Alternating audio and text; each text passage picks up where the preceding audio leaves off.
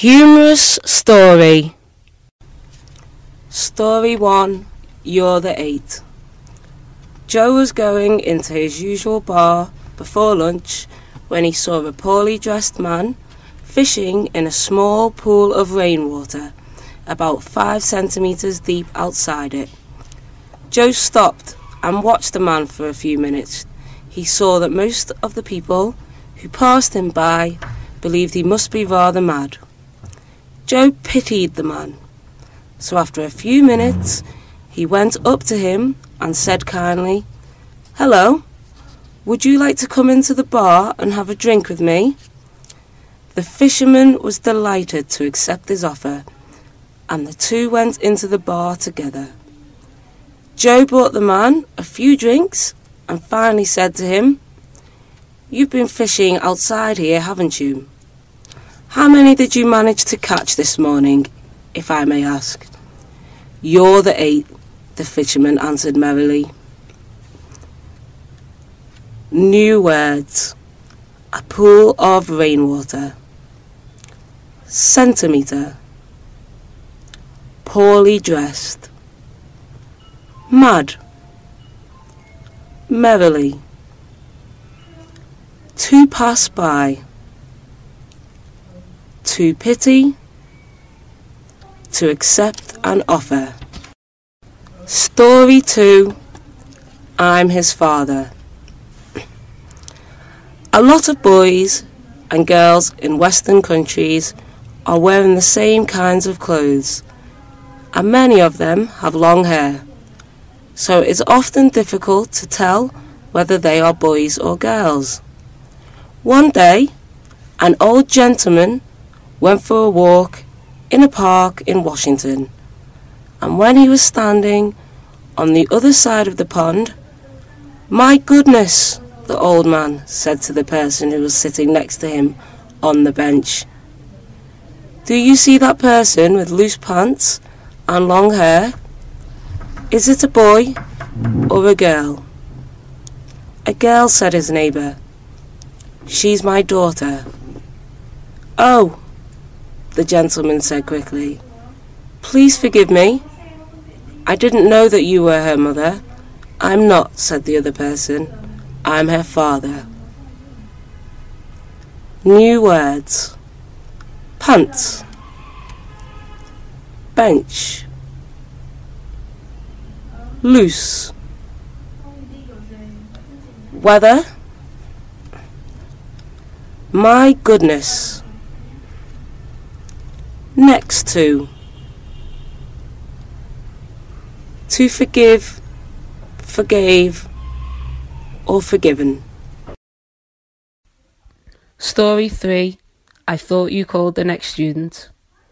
A teacher was asking a student a lot of questions, but the student couldn't answer any of them. Then the teacher then decided to ask him some very easy questions, so that he could get a few right. "What was Bunker Hill?" she said. The student thought for some time and then answered, "An airport?" "No, it was a battle," the teacher said. She was getting a little angry now, but she was trying not to show it. Then she asked, "Who was the first president of the United States?" The student thought for a long time but didn't say anything. Then the teacher got very angry and shouted, "George Washington." The student got up and began to walk towards his seat. "Come back," the teacher said. "I didn't tell you to go." "Oh, I'm sorry," the student said. "I thought you called the next student." New words. Battle. Seat. To get up. To shout. To decide. President. The United States. Story 4. Turn out. A small boy was back home from school when reaching near the door. He suddenly heard a male voice courting his mother come from inside the house. "That night, I will wait you at the usual place. Remember to be on time, my little cucumber." So angry, but didn't know what to do, the boy took a brick and threw it at the door. His mother ran out and shouted, "What do you do so noisily?" "Nothing. I just threw a cat intending to eat stealthily a cucumber in our kitchen cabinet." The man understood, turned pale, bent his head and ran away. New words. Be on time. Cucumber. Pale. Run away. Story 5. Polite. As you know, English people are very polite. If your employer wants to fire you, he will use the most polite sentences. And here are popular sentences. I don't know how we will work without you, but we will try.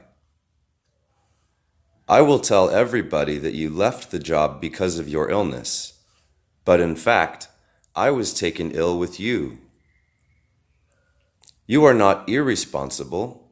The problem is you are responsible for many disasters than anyone in your position. I have good news for you. You will not have to worry about going to work late anymore. Tell me, how long have you worked here, except tomorrow? New words. Polite. Because of something. To worry about something or doing something.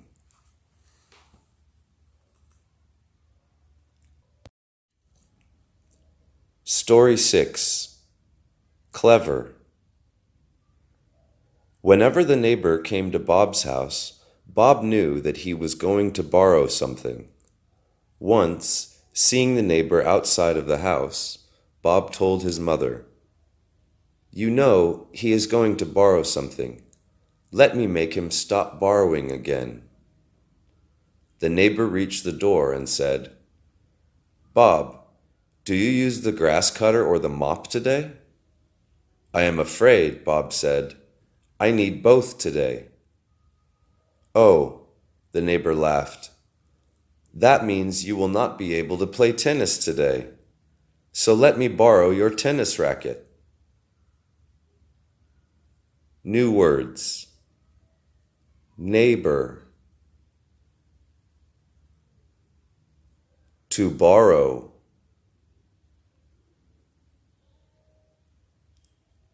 Let somebody do something.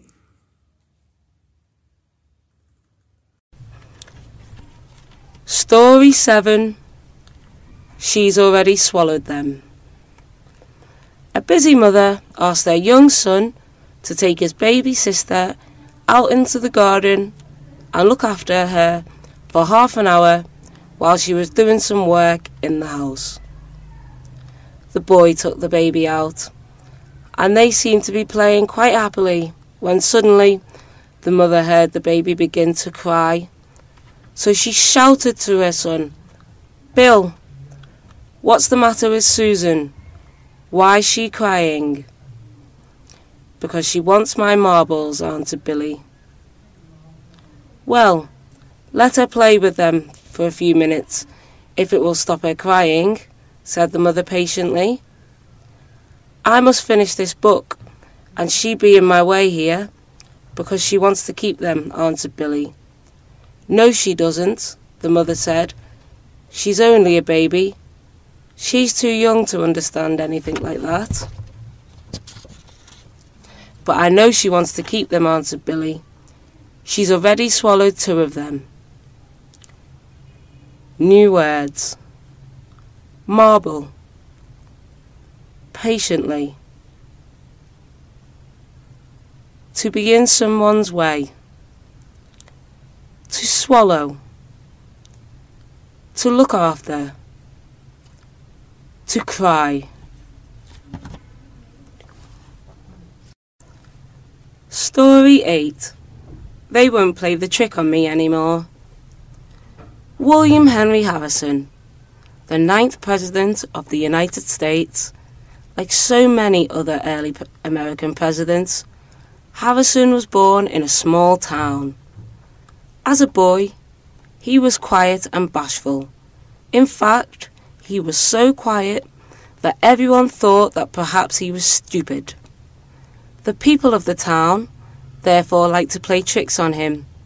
For example, they often put a nickel and a dime in front of him, and they told him to choose which one he wanted. He always chose the nickel, and then they all laughed at him. One day, a certain woman took pity on him. She said, "William, why do you always choose the nickel instead of the dime? Don't you know that a dime, although smaller than a nickel, is worth much more than a nickel?"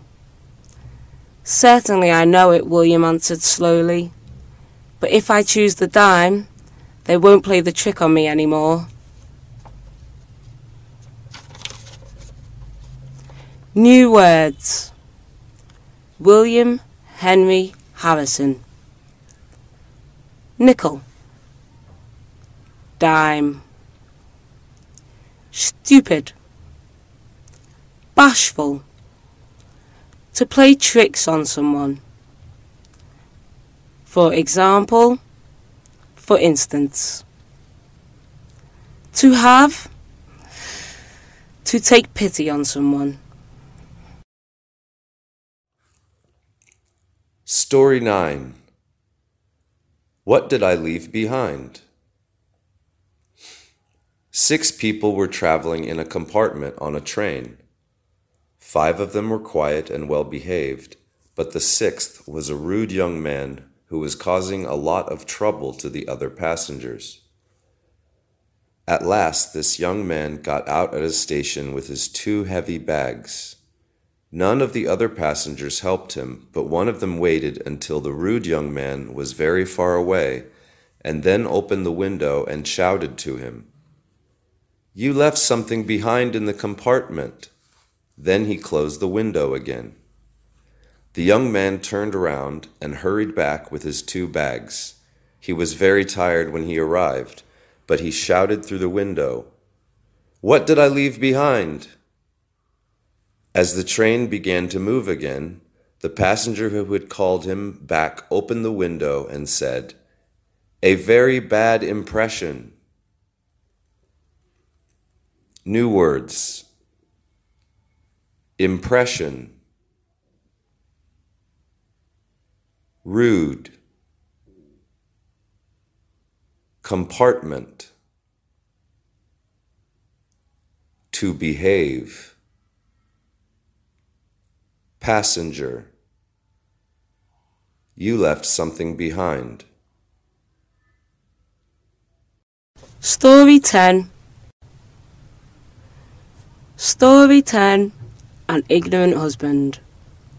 One morning, Mrs. Perry said to her husband, "Jack, there's a meeting of our ladies' club at Mrs. Young's house at lunchtime today, and I want to go to it. I'll leave you some food for your lunch. Is that all right?" "Oh yes," her husband answered. "That's quite all right. What are you going to leave for my lunch?" "This tin of fish," Mrs. Perry said, "and there are some cold boiled potatoes and some beans here too." "Good," Mr. Perry answered. "I'll have a good lunch." So Mrs. Perry went to her meeting. All the ladies had lunch at Mrs. Young's house, and at 3 o'clock Mrs. Perry came home. "Was your fish nice, Jack?" she asked. "Yes, but my feet are hurting," he answered. "Why are they hurting?" Mrs. Perry asked. "Well, the words on the tin were, 'Open tin and stand in hot water for 5 minutes.'" New words. Tin. Boil. Hurt. Cold. Story 11. The Widow of the Unknown Soldier. Just after the last war, people were very willing to give money to help those who had suffered from it. but not everyone who collected money was honest. The newspapers were full of stories of people who had been cheated by men who went from house to house, saying that they were collecting for soldiers who had been seriously wounded in the war, or for people who had lost their homes, or for some other noble causes, while all the time they were putting the money they collected into their own pockets instead of using it for the purposes they claimed to be collecting it for. One day, Mr. Smith came back with another story of this kind. He told his wife that a group of people had collected thousands for the widow of the unknown soldier.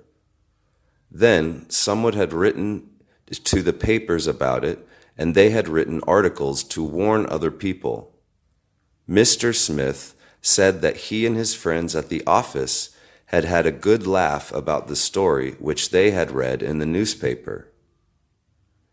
Can you imagine anyone being so stupid as to believe that story and give money for the widow of the unknown soldier? He asked his wife. She looked puzzled at first, but then her face brightened.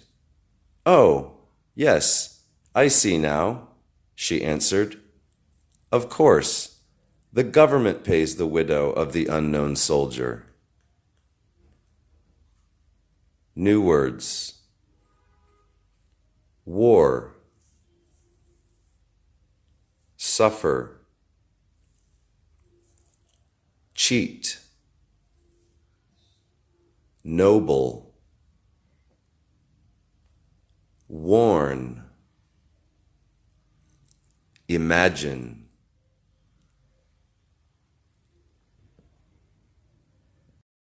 Story 12, Delayed by Fog.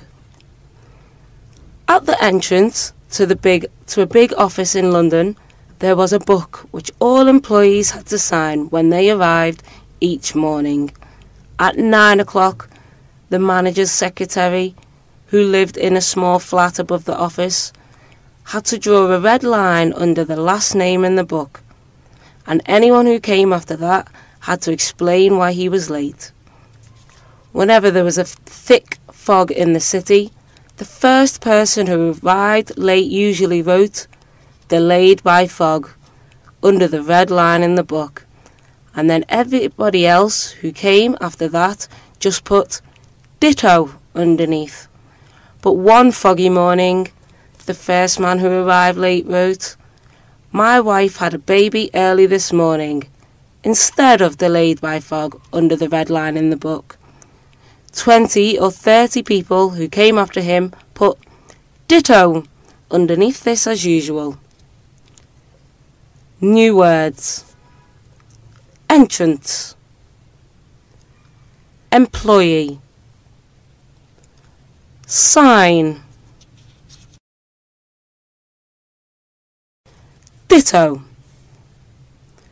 underneath, delay,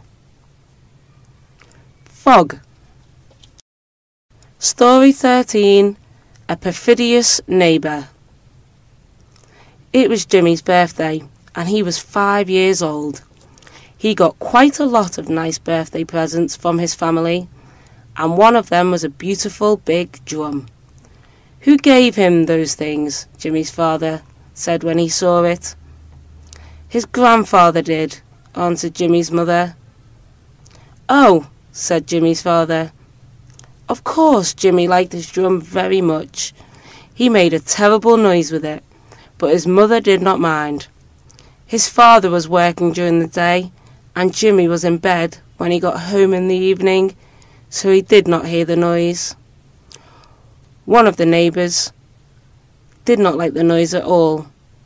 So one morning, a few days later, she took a sharp knife and went to Jimmy's house while he was hitting his drum. She said to him, "Hello, Jimmy. Do you know there's something very nice inside your drum? Here's a knife. Open the drum and let's find it." New words. Perfidious, present, drum, terrible, knife. Story 14. A Careless Teacher. A history teacher was talking to his class about the ancient Romans. They were very strong, brave people, and they were good soldiers, he said. They always wanted to have strong bodies, so they played a lot of games. Did they like swimming? One of the girls asked. That makes people's bodies strong. She was very good at swimming. Oh, yes. Some of them swam a lot, the teacher answered. Then he told them a story about one famous Roman.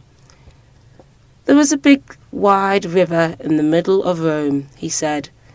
It was the Tiber, and his man swam across it 3 times every day before breakfast. The girl laughed when she heard this. Why are you laughing? The teacher asked her angrily. Have I said anything funny? Well, sir, the girl answered. Why didn't he swim across the river 4 times and get his clothes back again? New words. Ancient. Brave. Funny. Class. Man.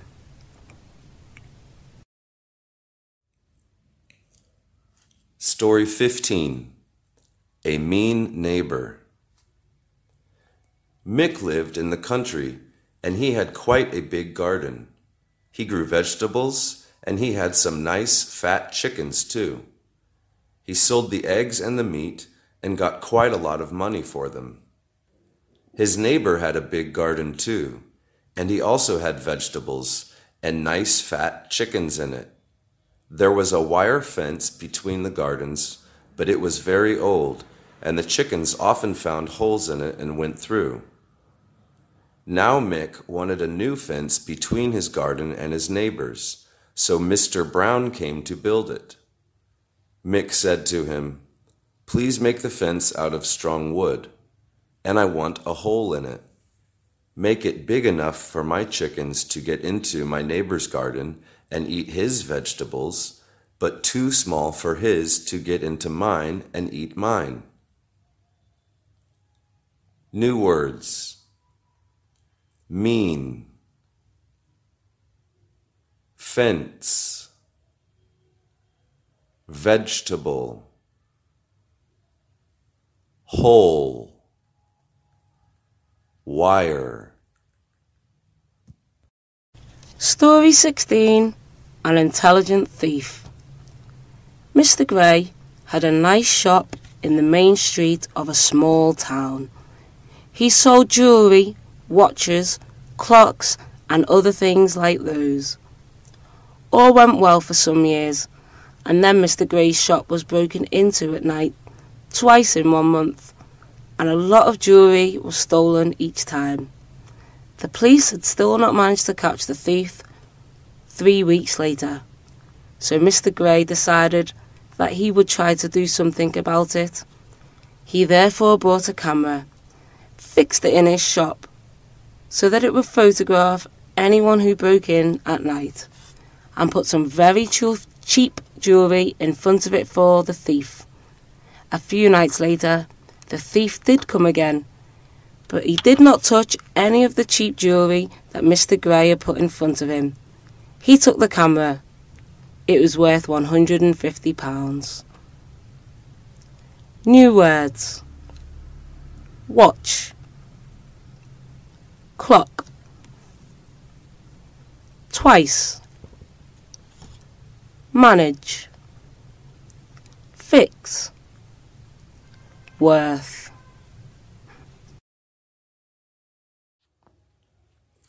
Story 17. The Witness.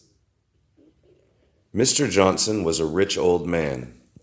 He lived in a beautiful house in the country with lots of servants, but his wife was dead, and he did not have any children. Then he died suddenly, and people said, "His servants killed him because they wanted his money." But the servants said, "No, he killed himself." The police came and asked the servants a lot of questions, and after a few weeks, there was a big trial. There were 2 famous lawyers and several important witnesses. "Tell me," one of the lawyers said to a witness one day, "did Mr. Johnson often talk to himself when he was alone?" "I don't know," the witness answered. The lawyer repeated angrily, "You don't know? But you were his best friend, weren't you? Why don't you know?" "Because I was never with him when he was alone," the witness answered. New words. Witness, servant, trial, famous, lawyer.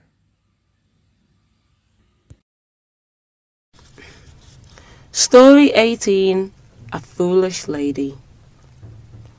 The ladies' club always had a meeting every Friday afternoon, and someone came to talk to them about important things. After that, they had tea and asked questions. One Friday, a gentleman came and talked to the club about food. "There is not enough food in the world for everybody," he said. "More than half the people in the world are hungry, and when they get more food, they have more babies, so they never stop being hungry. Somewhere in the world, a woman is having a baby every minute, day, and night. What are we going to do about it?" He waited for a few seconds before he continued, but before he began to speak again, one of the ladies said, "Well, why don't we find that woman and stop her?" New words. Foolish, gentleman, everybody, hungry, somewhere, continue. Story 19, Love of Mothers. Mrs. Donna and Mrs. D were talking about their sons. Mrs. Donna talked. "My son is a saint. He works very hard, doesn't smoke, and doesn't pay much attention to women for 2 years now." Mrs. D continued, "My son is also a saint. He doesn't look at any woman and drink any drop of wine for 3 years." "Oh," Mrs. Donna shouted, "you must be very proud of him." "Yes, of course," Mrs. D replied, "and next month, when he is released from the prison, I will organize a big party to welcome him." New words. Pay attention to somebody or something. Saint. To be released from the prison.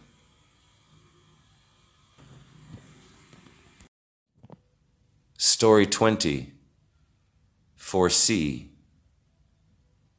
A filmmaking group was shooting a film in a desert. One day, an Indian came and talked to the director. "Tomorrow it will rain." Actually, the next day it rained. A week later, the Indian came back again. "Tomorrow there will be a storm." And there was a storm on the next day. The director decided to employ this man because of his foresight. However, in the next 2 weeks, he did not forecast anything else. Finally, the director said, "Tomorrow we will make an important scene. I believe in you. Tell me, how will the weather be?" "I don't know." The Indian shrugged his shoulders. "My radio is broken." New words. Talk to somebody. Come back.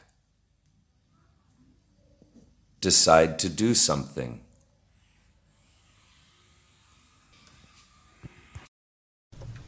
Story 21. Forget. A tourist went to the countryside for holidays, came to an inn and shouted, "Please help me. My mother-in-law has just fallen in a marsh and her legs are going to be sunk." "Don't worry," the local people said. "Wait till after I finish this cup of wine. I will help your mother-in-law by pulling her legs out of the marsh." "Thank you," the tourist said. "I also drink one cup while waiting for you." "Let's go." After drinking that cup of wine, the local people said, "Now maybe the sand reaches to your mother's knees." "Maybe not," the tourist said. "I forgot telling you that she fell upside down." New words. Marsh. Mother-in-law. Father-in-law. Knee. Story 22. Knowledge. A girl asked a psychiatrist, "Doctor, how to know whether a person whose appearance is completely normal has mental problems or not?" "Very easy," the doctor answered. "Ask that person a simple question which can be answered easily. If he can't answer or splutter, it means he has mental problems." "What question, for example?" The girl was curious. "Can you make a try on me?" "For example, Captain Cook went around the world in 3 times and he died in one of those 3 times. In which of these 3 times did he die?" The girl thought for a few minutes and said with a worried smile, "Could you ask me another question? I think I don't know much about history." New words. Splutter. Curious. Psychiatrist.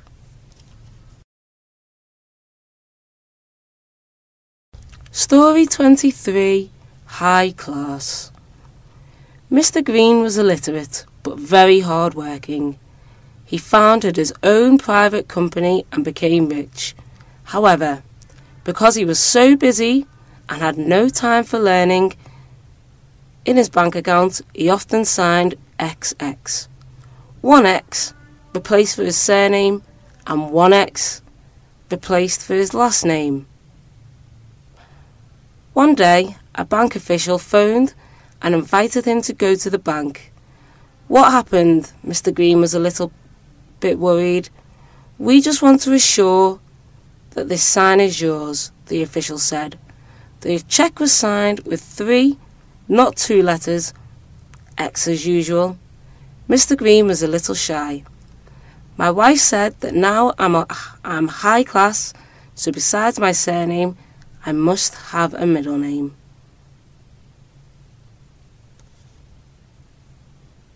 New words. Illiterate. Found. Account. Check.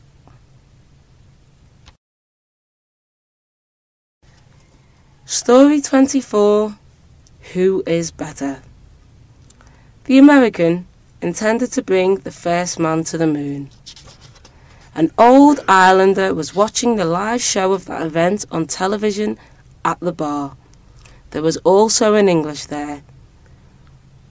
He told to the old islander, "The American is quite intelligent.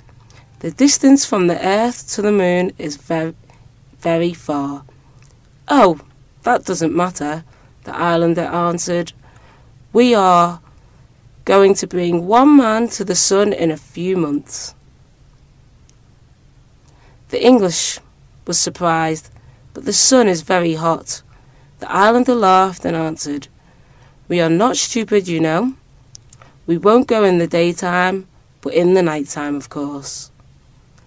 New words. Intended to do. Distance. Story 25. Talking Clock. While proudly showing off his new apartment to friends, a college student led the way into the den. "What is the big brass gong and hammer for?" one of his friends asked. "That is the talking clock," the man replied. "How's it work?" the friend asked. "Watch," the man said, and proceeded to give the gong an ear-shattering pound with the hammer. Suddenly, someone screamed from the other side of the wall, "Knock it off, you idiot! It's 2 o'clock in the morning." New words. Show off. Proudly. College student. Brass gong. Hammer. Reply. Knock it off.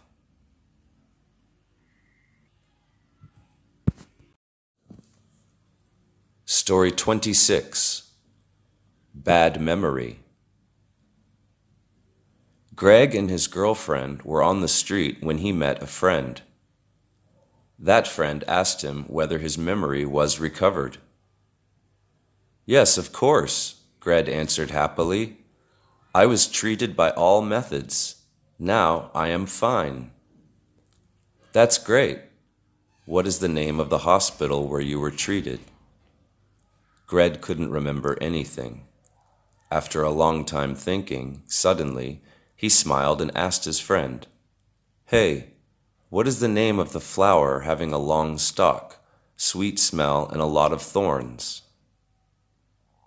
"Is that a rose?" "Yes, that's right." Greg was very pleased. "It is a rose." Then he turned to his girlfriend. "Rose, do you remember the name of that hospital?" New words. To be recovered. Treat. Stalk. Smell. Thorn.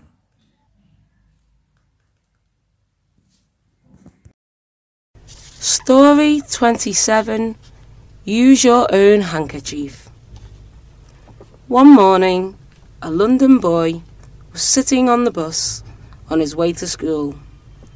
He was sniffing all the time and making noises with his nose that the other people on the bus began to shake their heads.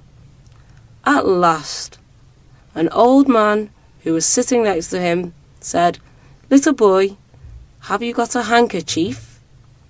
"Yes, I've got a clean handkerchief in my pocket," said the boy, "but I can't let you have it. Mother said it's not polite to ask anybody for a handkerchief. You must use your own." New words.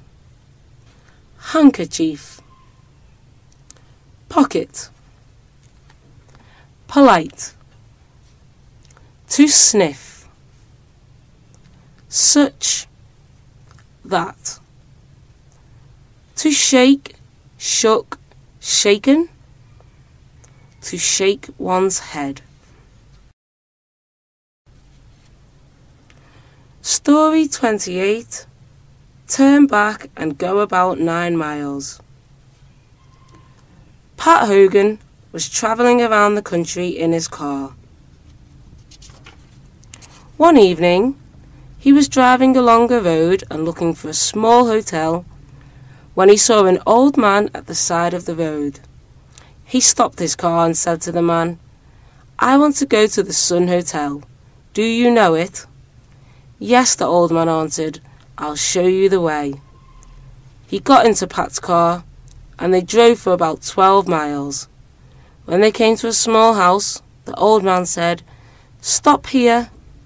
Pat stopped and looked at the house. "But this isn't a hotel," he said to the old man. "No," the old man answered. "This is my house, and now I'll show you the way to the Sun Hotel. Turn back and go about 9 miles, then you'll see the Sun Hotel on the left." New words. the side of the road. Mile, along, to look for, to show the way, to turn back. Story 29. Deepest Sympathy. For a long time, Dr. Jackson had wanted to get a permanent job in a certain big modern hospital, and at last he was successful. He was appointed to the particular position which he wanted, and he and his wife moved to the house which they were now to live in. The next day, some beautiful flowers were delivered to them, with a note which said, "Deepest Sympathy." Naturally, Dr. Jackson was annoyed to receive such an extraordinary note, and telephoned the shop which had sent the flowers to find out what the note meant.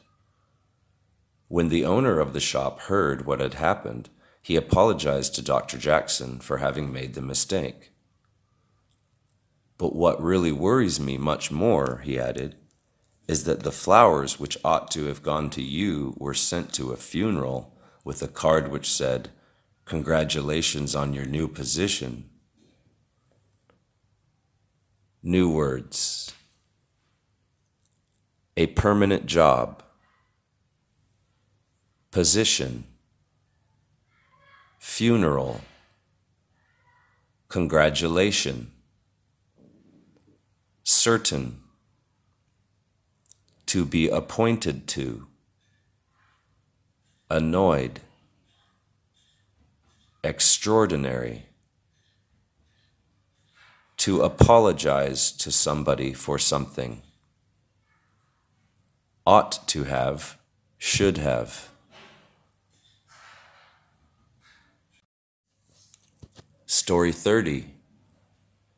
Each new one was worse than the last. Mr. Lewis was a dance teacher. He was a nice man and always had a lot of students who used to come to his class every week. One day, he moved to a new town and was soon teaching a lot of students in the dance school there, but then he decided to move again to a big city where he would have more work. When one of the ladies who regularly came to his classes heard that he was going to leave, she said to him, "The teacher who takes your place won't be as good as you are." Mr. Lewis was happy when he heard this, but he said, "Oh no, I'm sure he'll be as good as I am or even better."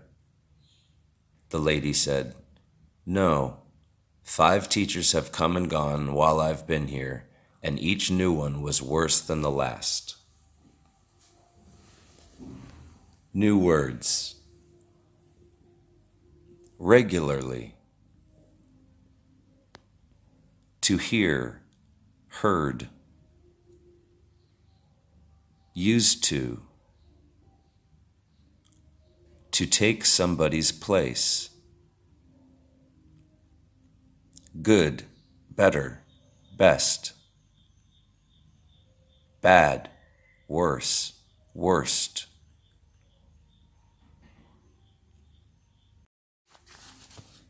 Story 31. I can easily cross the street alone when the light's green. Alice was 23 years old, and she was a nurse at a big hospital. She was very kind, and all the patients liked her very much. One day she was out shopping when she saw an old woman waiting to cross a busy street. Alice wanted to cross the street too, so she went over to offer help to the woman.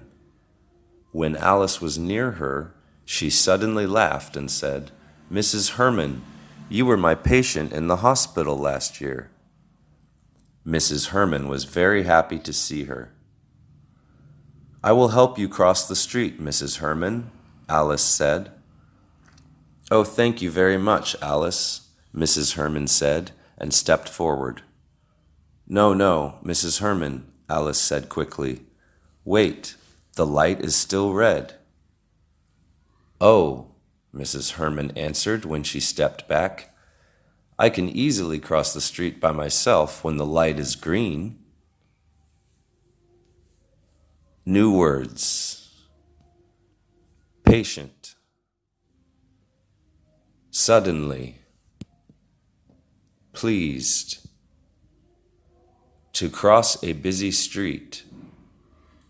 To step forward. To step back.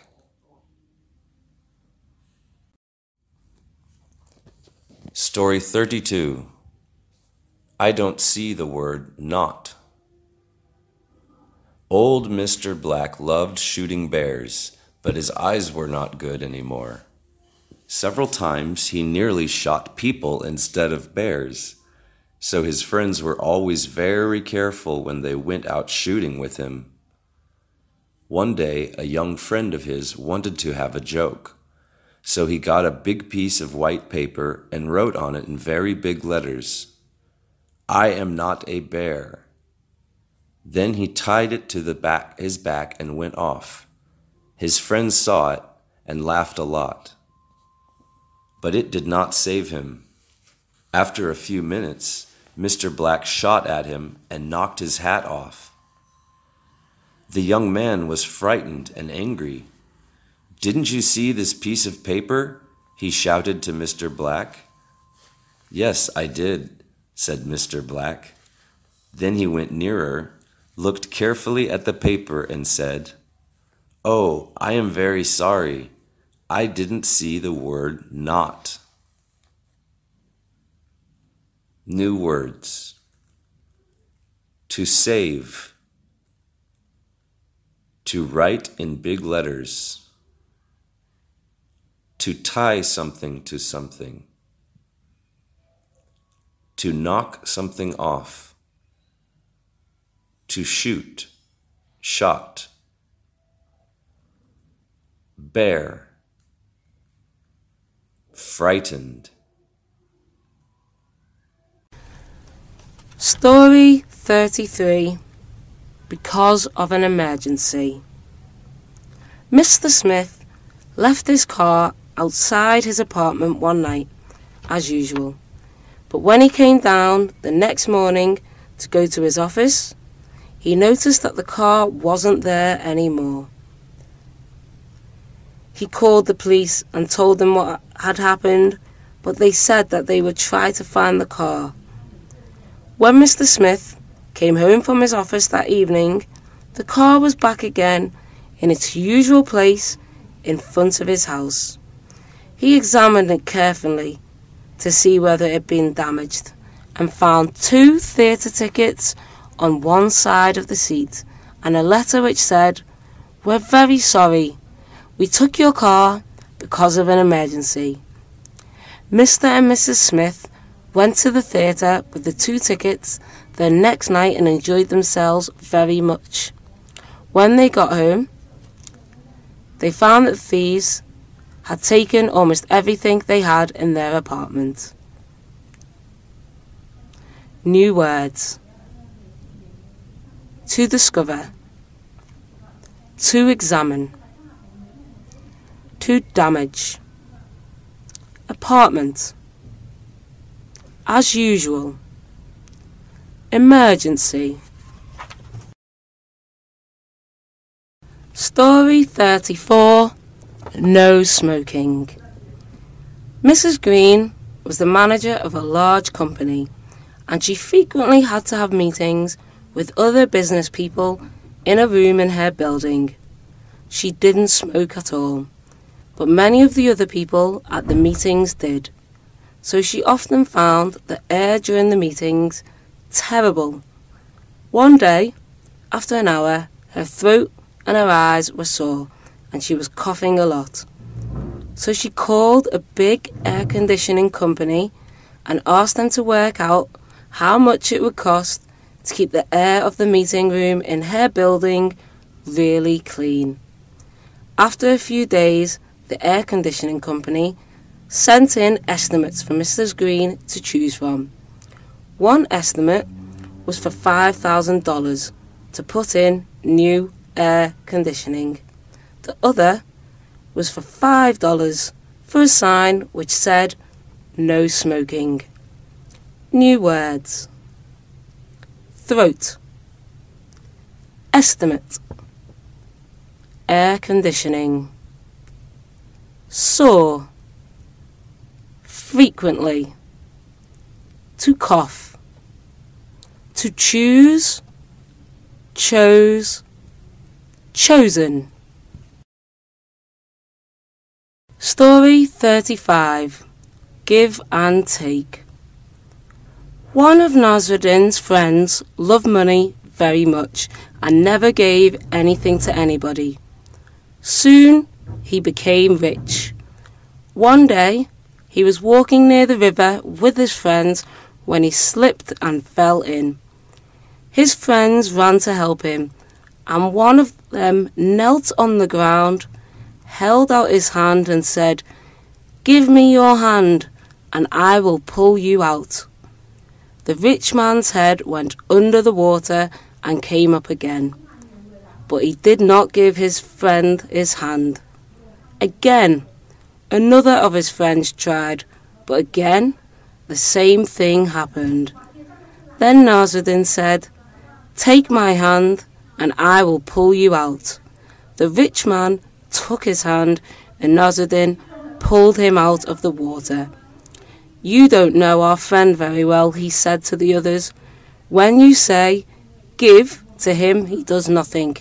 But when you say 'take,' he takes." New words. To slip. To fall, fell, fallen. To kneel, knelt. To hold out one's hand. He knelt on the ground. He loved money very much.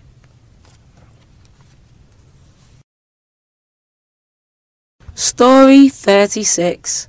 They'll Wake Us Up. Bill and Fred were students at a university, and they were friends. They didn't have much money.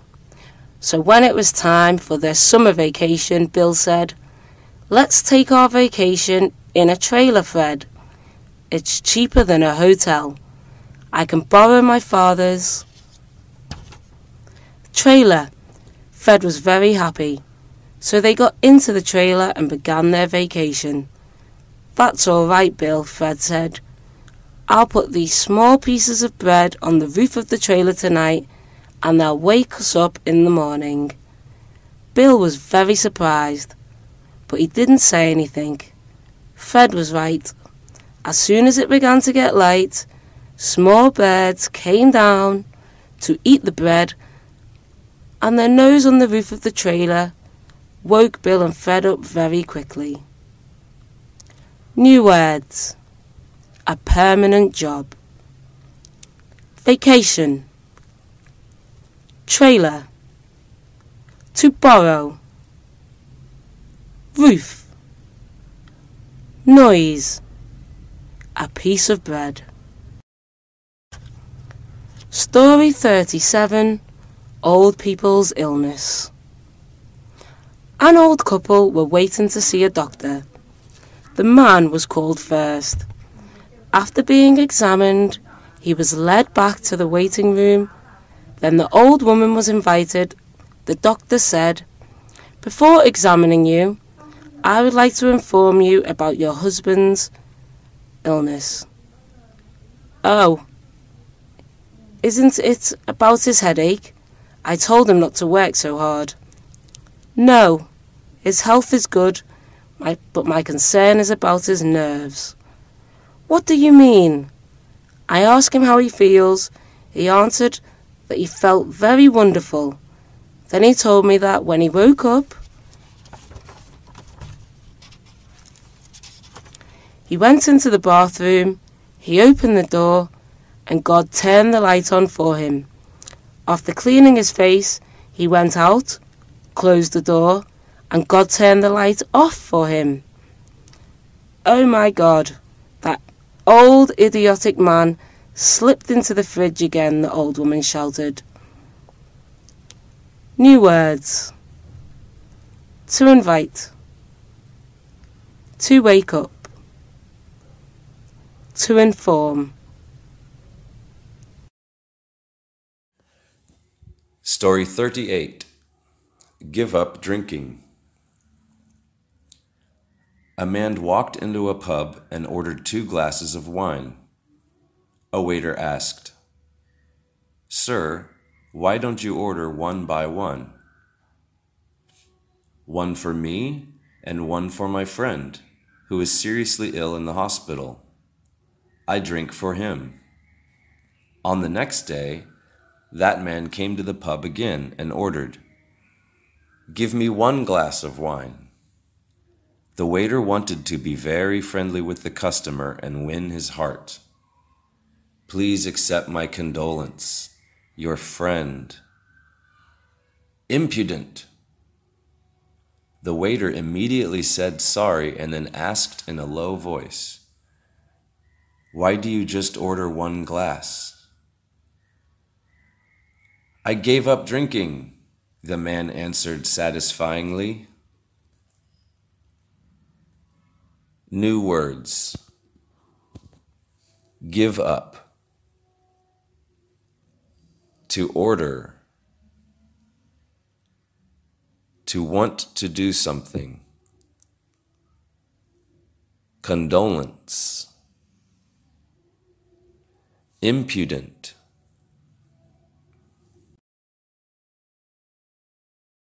Story 39, Clever Child.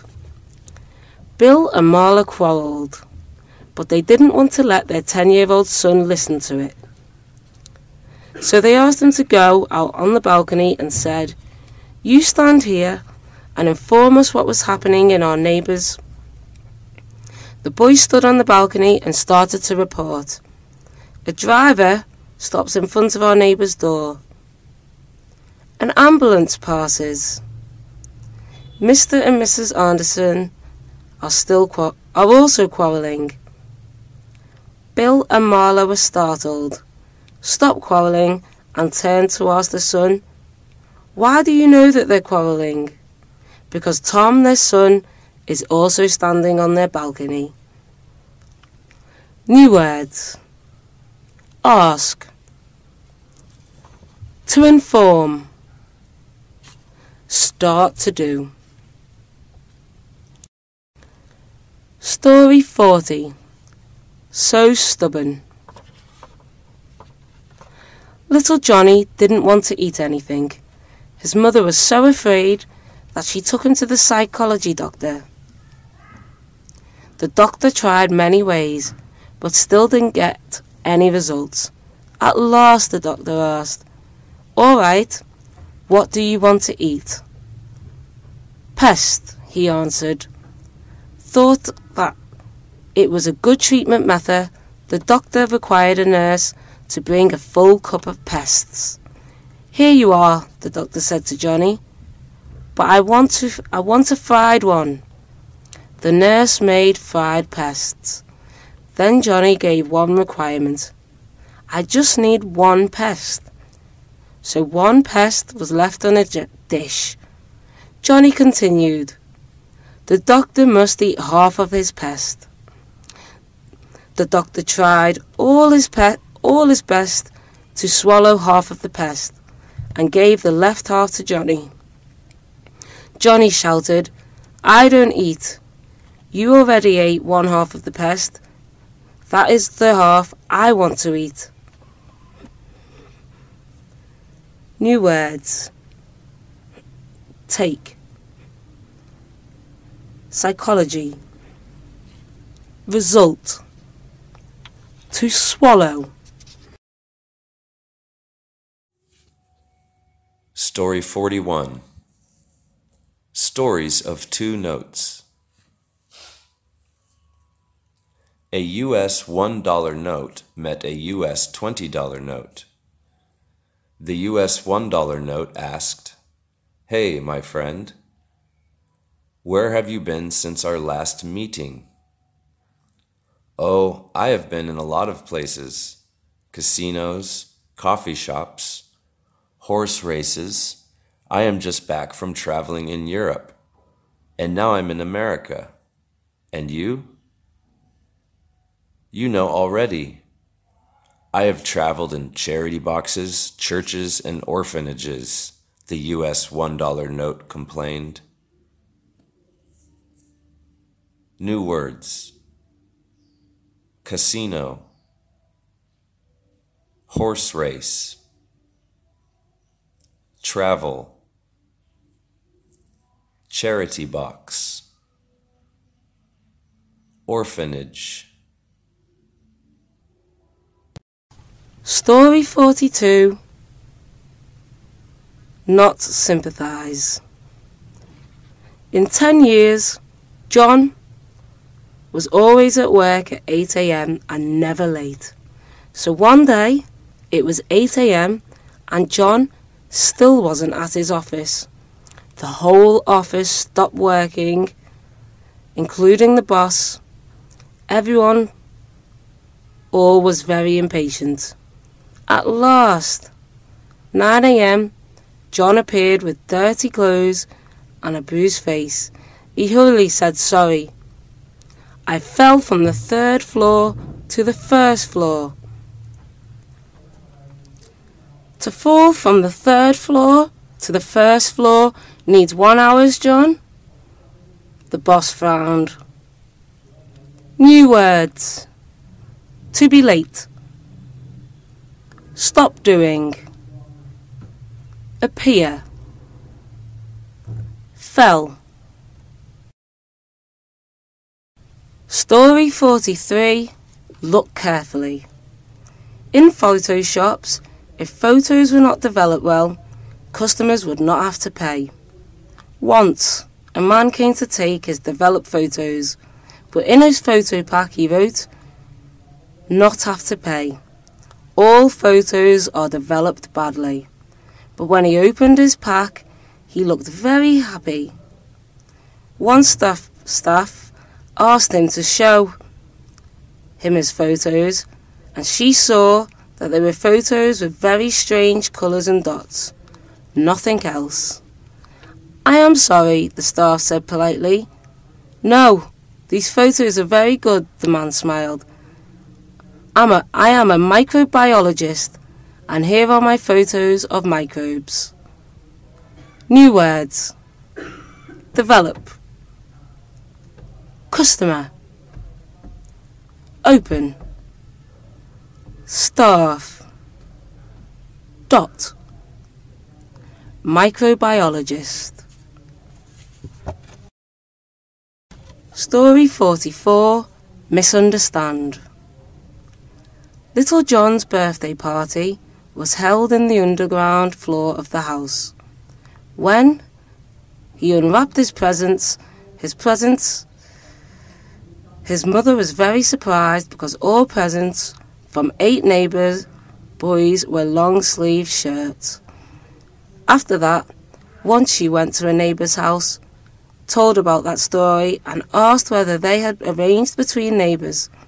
The mother of one of the boys answered, "You wrote in invitations what kind of presents you wanted to receive from us." John was very surprised. Then she realised that, because the party was held in the underground floor, it was a little colder there, so she added a note in her invitations, "Please remember to bring long-sleeve shirts." New words. To be held. To be surprised. Invitation. Want to do. Remember to do. Story 45. Fishing. The Watsons invited their new neighbour to Spitz to dinner. During the dinner, Mr. Spitz asked Mr. Watson about his job.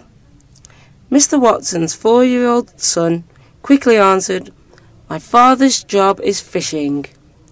Hearing that, Mrs. Watson said, "Brian, why do you say so? Your father is a broker, not a fisherman." "No. Every time we went to the father's office, we see that after he puts his telephone down, he always laughs and says, 'I catch one more fish.'" New words. Invite. Put down.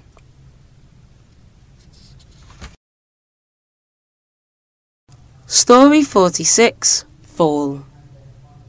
A good boy suddenly one day broke the window glass. His father said, "Go to your room and think about your mistake. I will come and give you some floggings." He was never flogged before, so he didn't understand what that meant. A few minutes later, his father came and gave him a floggings on his bottom. The boy cried for a while, then suddenly stood up, took off his trousers, then mirrored his bottom. Only 1 minute later, he rushed to find his father and shouted, "Are you satisfied? Your floggings breaks my bottom." New words. Flog. Understand. Stand up. Take off. Rush. Story 47, Confession. A man living in Amsterdam went to a priest and confessed, "Father, I have made a sin. During the whole World War II, I hid a homeless and wealthy Jew in a secret room of my house to escape from fascists." "No problem. It was good," the priest said. "But Father, I forced him to pay me $5 per day. It was not so proud of, but I did it with your goodwill. Thank you, Father. What you said makes me feel peace in mind. But I still have one more question, that whether I need to tell him that the war is ended." New words. Priest. Confess. Escape. Force. Story 48, Guardian Angel. A man who was walking in the street suddenly heard a voice. "Stop. If not, there will be a brick falling at your head and you will die." He stopped, and at that time a brick fell right in front of him. So, surprisingly, the man was stunned for a while, but then he carried on walking.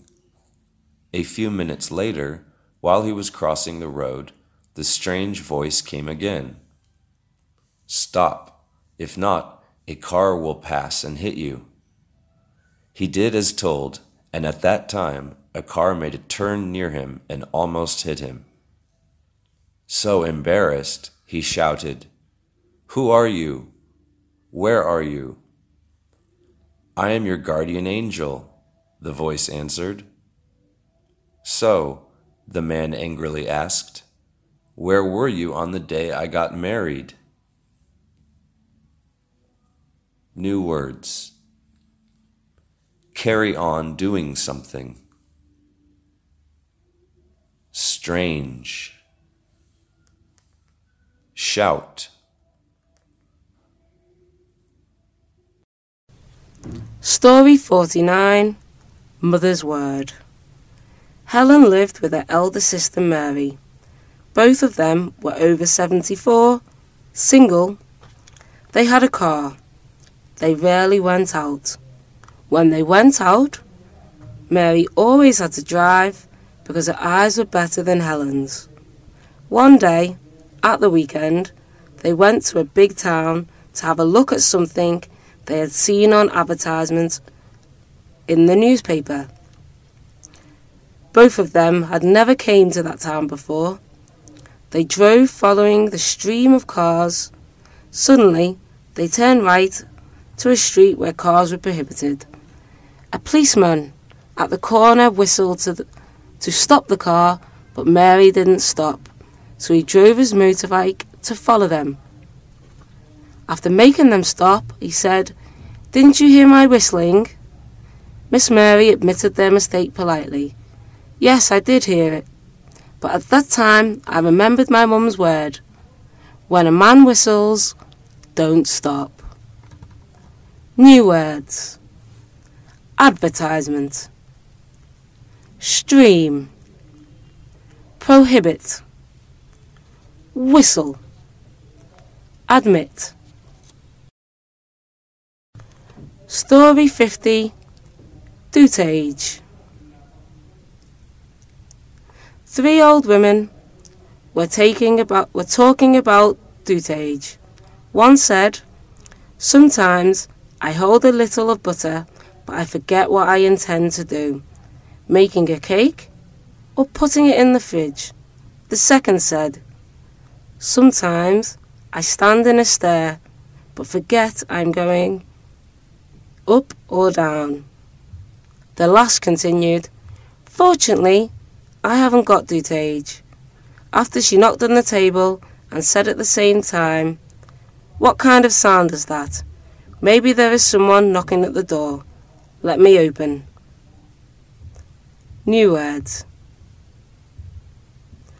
Intend to do. Fridge.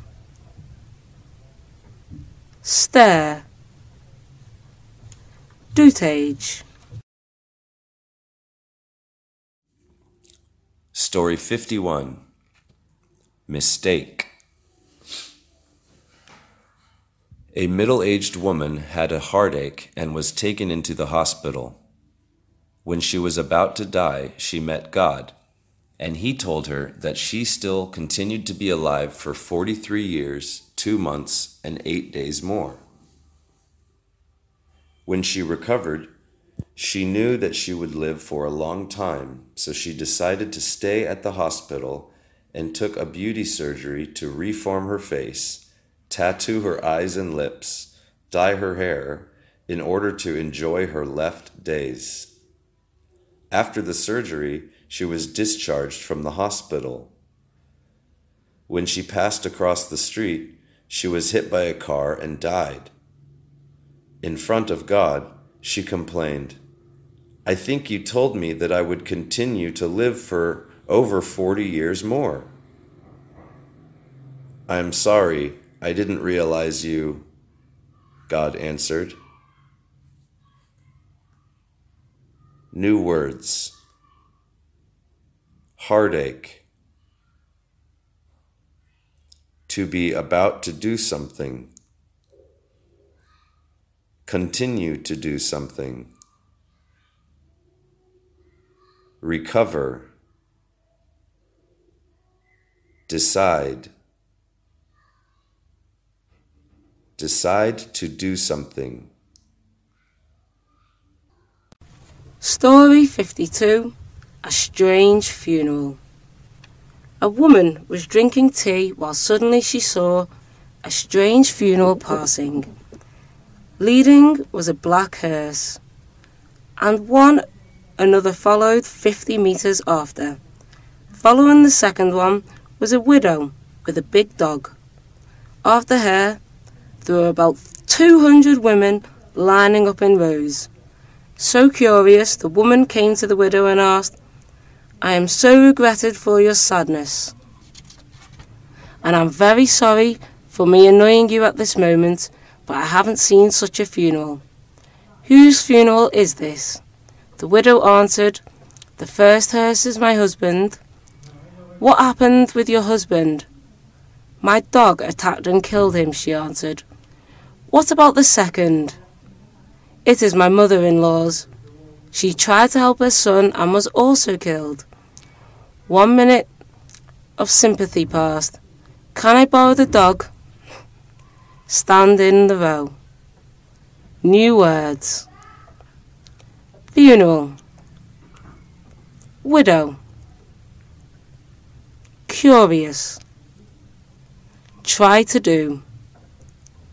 Stand in row.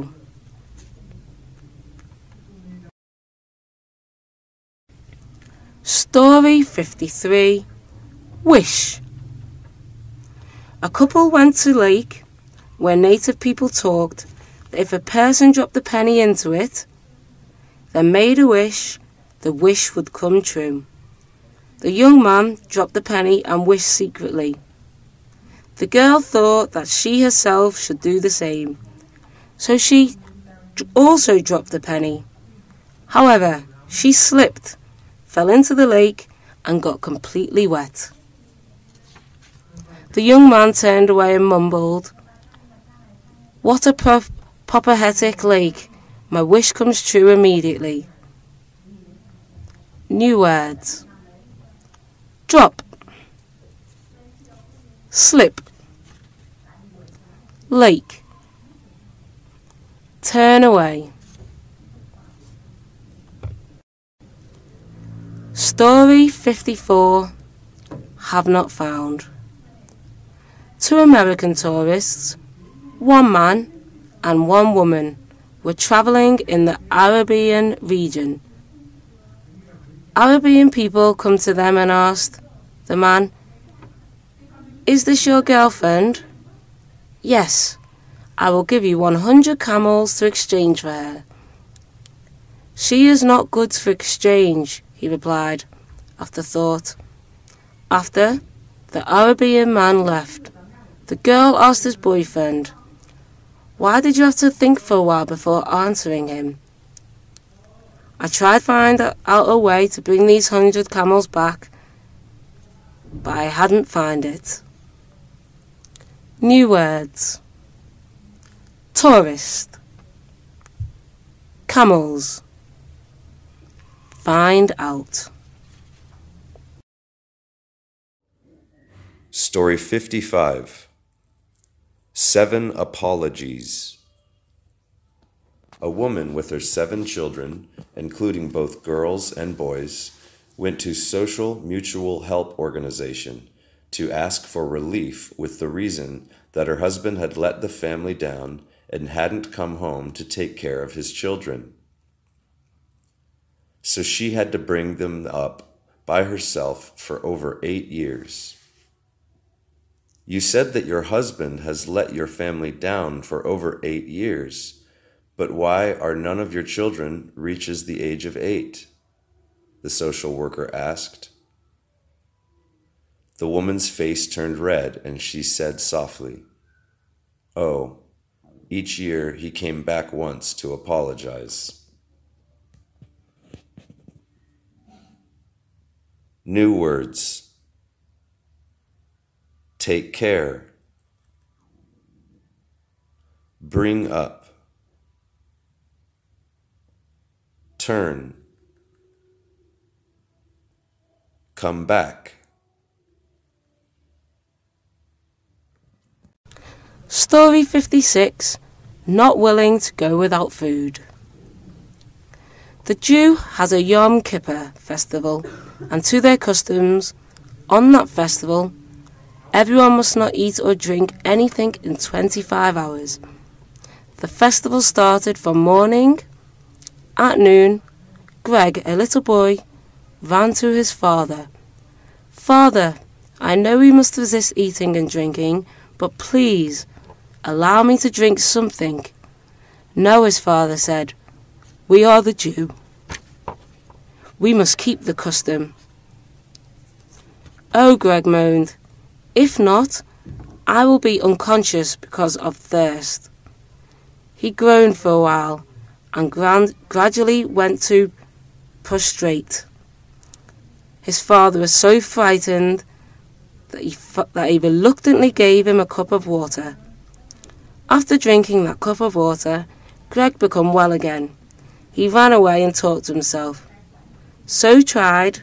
Next time I will never have salted fish on this festival." New words. Festival.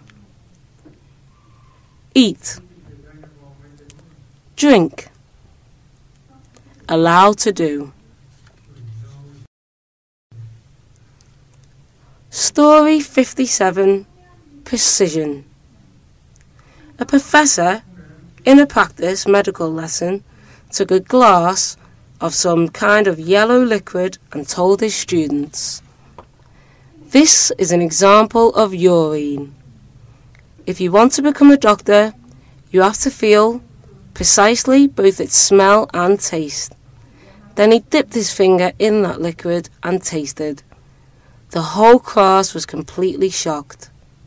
But because of listening to the professor's words, the glass was passed round one by one around the class. After the whole class tasted that liquid, the professor shook his head and said, "You are very brave.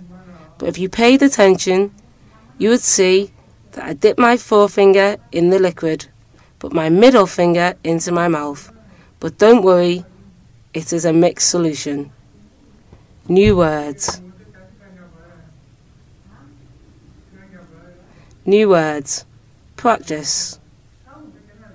Dip. Brave. Liquid.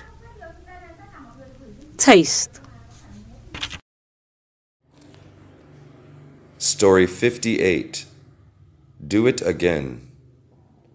Little Sammy, 5 years old, swallowed a penny. She cried and thought that she was going to die.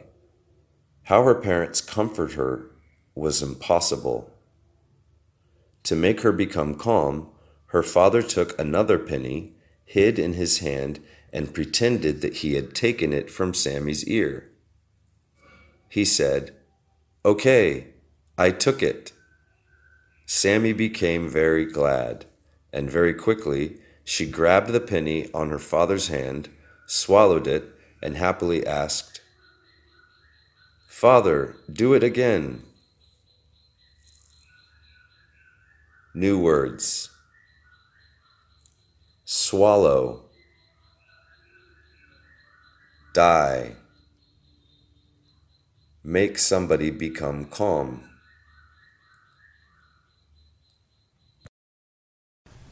Story 59. Too difficult to follow. A man went fishing in an iced river. He was digging a small hole on the ice surface, casting a fish line down, and waited. Time slowly passed, and there was no fish caught. He was going to go back home. Suddenly, he saw a little boy sitting behind him. The little boy also casted a fishing line down, but only a short time later he caught a fish, and his reel was full of fish. The man asked the boy, "Hey boy, you come here after me. But why can you catch so much fish like this when I cannot even catch one fish?" "You must keep warm." "What?" "You must keep warm. I cannot understand what you say." He spat something on his hand and said clearly, "You must keep warm. Warm. Cold water makes them die." New words. Dig. Cast. Worm. Keep. Full of fish.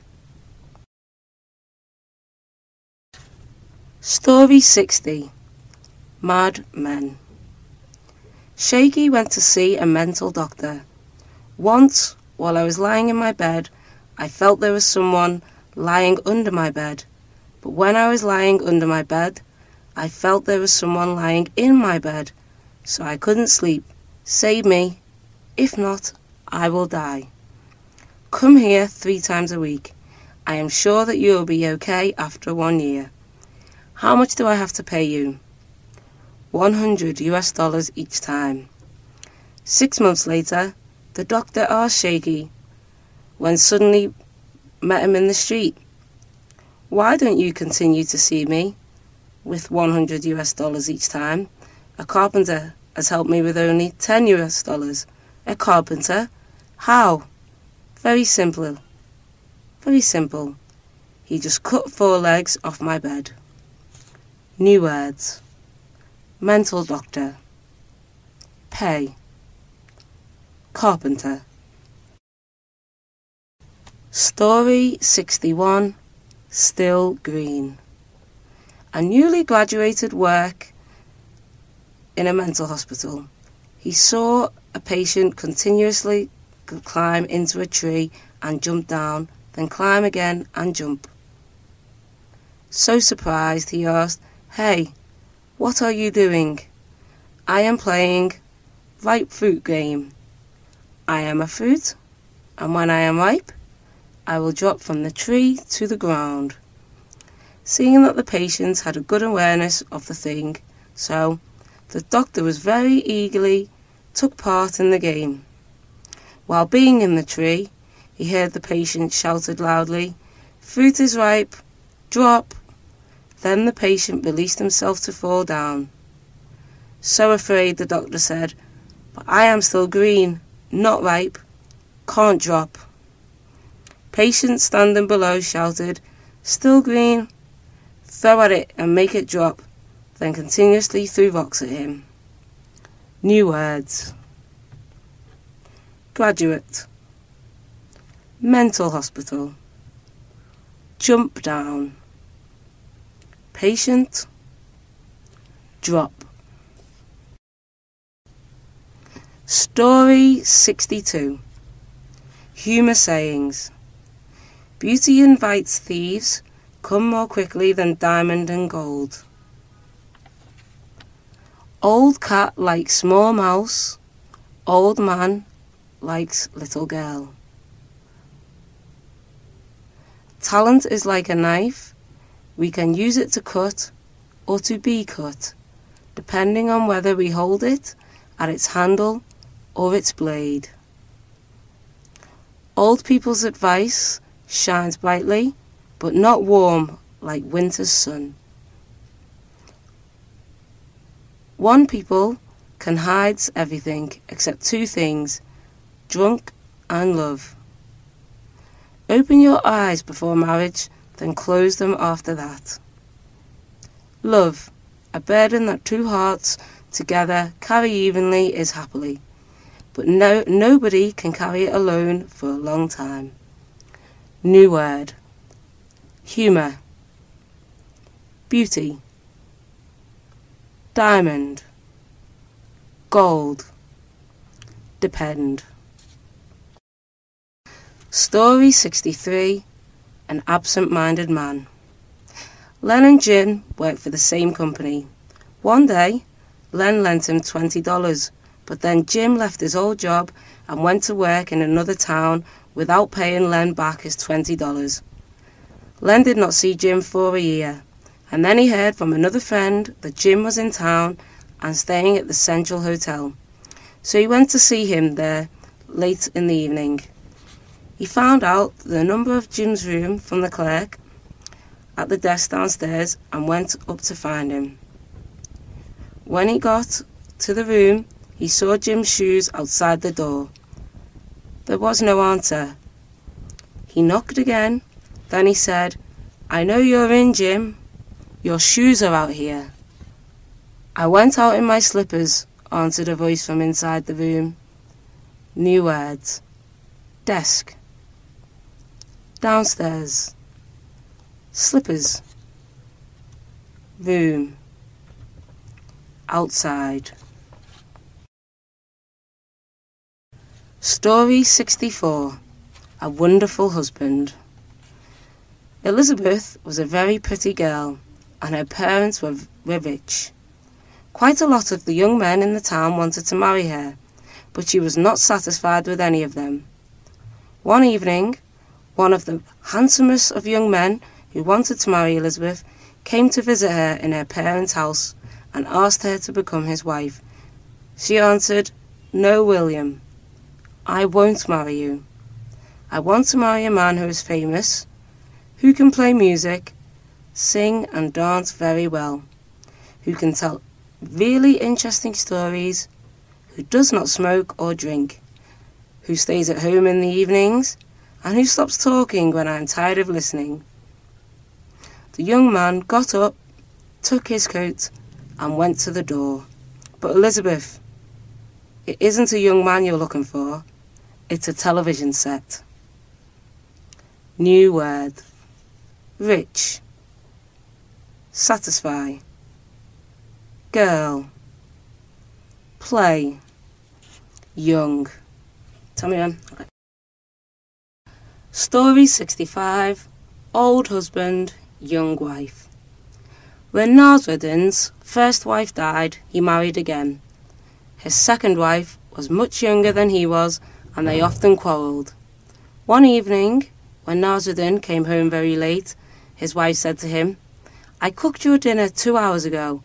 It is quite spoiled now." She was strong, and he was lod and weak. He fell down the stairs. One of Nasruddin's neighbours, who was always eager to know what was happening in everybody else's house, was listening, and when she heard the noise that Nasruddin made when he fell down the stairs, she came to his front door and knocked.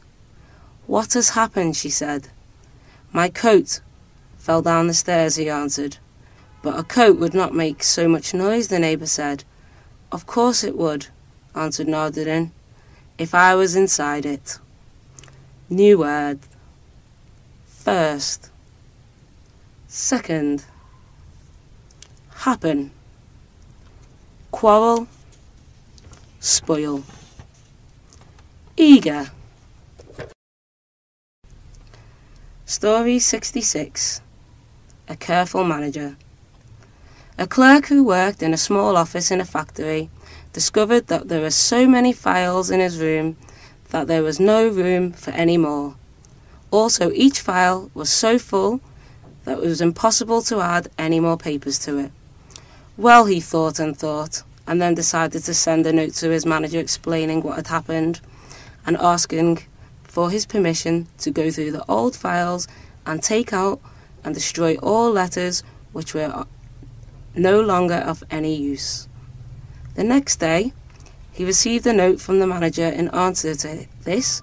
It said, "All right, you have permission to do as you suggest, but you must make copies of all letters before destroying them." New words. Discover. File. Impossible. Permission. Destroy. Suggest. Story 67. A farmer. A poor farmer who had always lived in the country and had never visited a big town won a lot of money. So he decided that he could now afford a holiday in an excellent hotel by the sea. When lunchtime came on his first day there, he decided to go and eat in the restaurant of the hotel. The head waiter showed him to his table, took his order, and went away. When he looked at the farmer again, he had a surprise. The farmer tied his table napkin around his neck.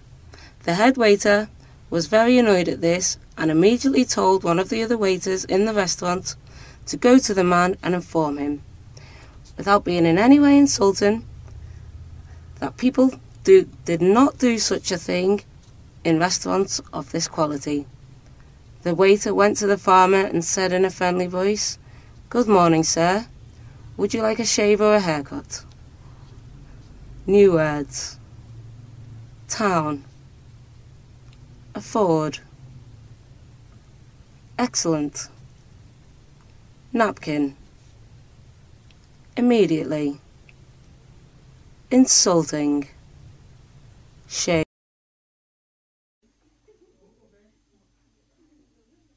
Story 68. The Bum.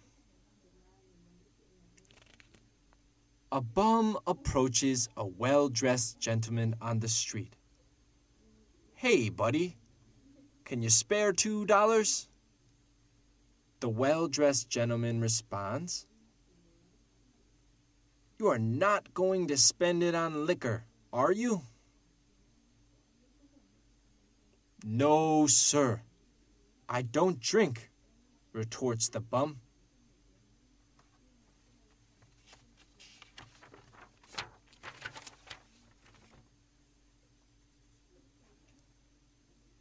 "You are not going to throw it away in some crap game, are you?" asked the gentleman. "No way, I don't gamble," answers the bum. "You wouldn't waste the money at a golf course for greens fees, would you?" asked the man. Never, says the bum. I don't play golf. The man asked the bum if he would like to come home with him for a home-cooked meal. The bum accepts eagerly. While they are heading for the man's house, the bum's curiosity gets the better of him. Isn't your wife going to be angry when she sees a guy like me at your table? Probably, says the man, but it will be worth it. But it will be worth it. I want her to see what happens to a guy who doesn't drink, gamble, or play golf. New words. A bum. Well dressed. Liquor. Retort. Gamble.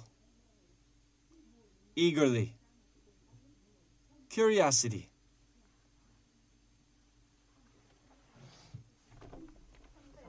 Okay, I messed up many times. Story 69, A Greedy Girl. Jack was a young sailor. He lived in England, but he was often away with his ship.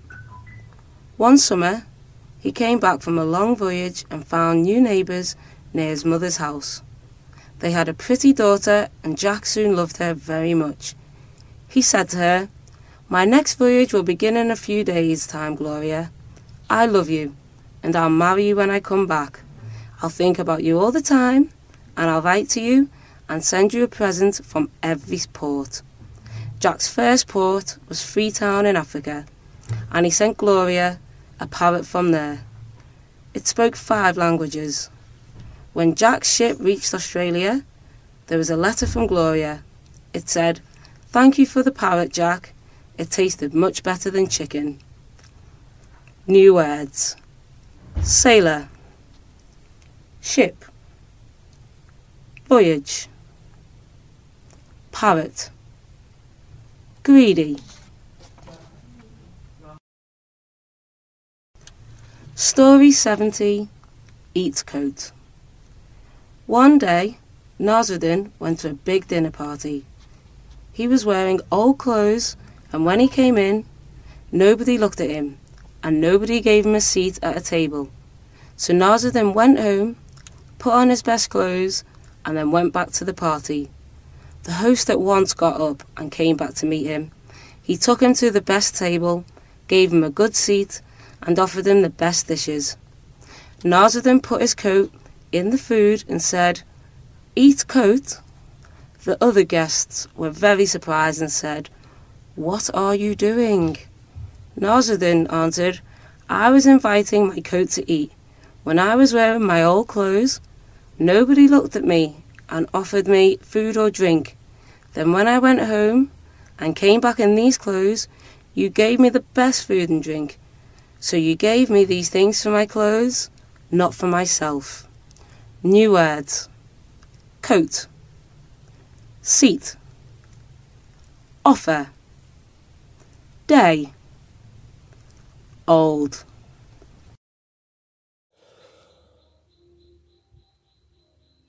Story 71. It had been a bee. One day, when Mr. Smith came home from work, he found his wife very annoyed about something. Mr. Smith always thought that he was more sensible than his wife, so he started to give her a lecture on the importance of always remaining calm. Finally, he said, "It's a waste of your strength to get excited about small things. Train yourself to be patient like me. Now, look at the fly that has just landed on my nose.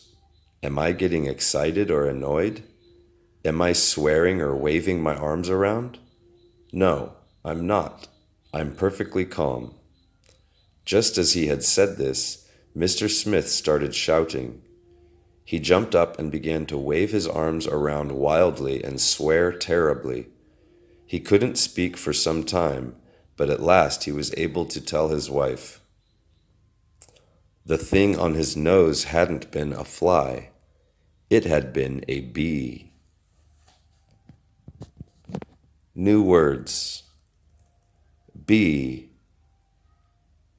Fly. Sensible. Perfectly.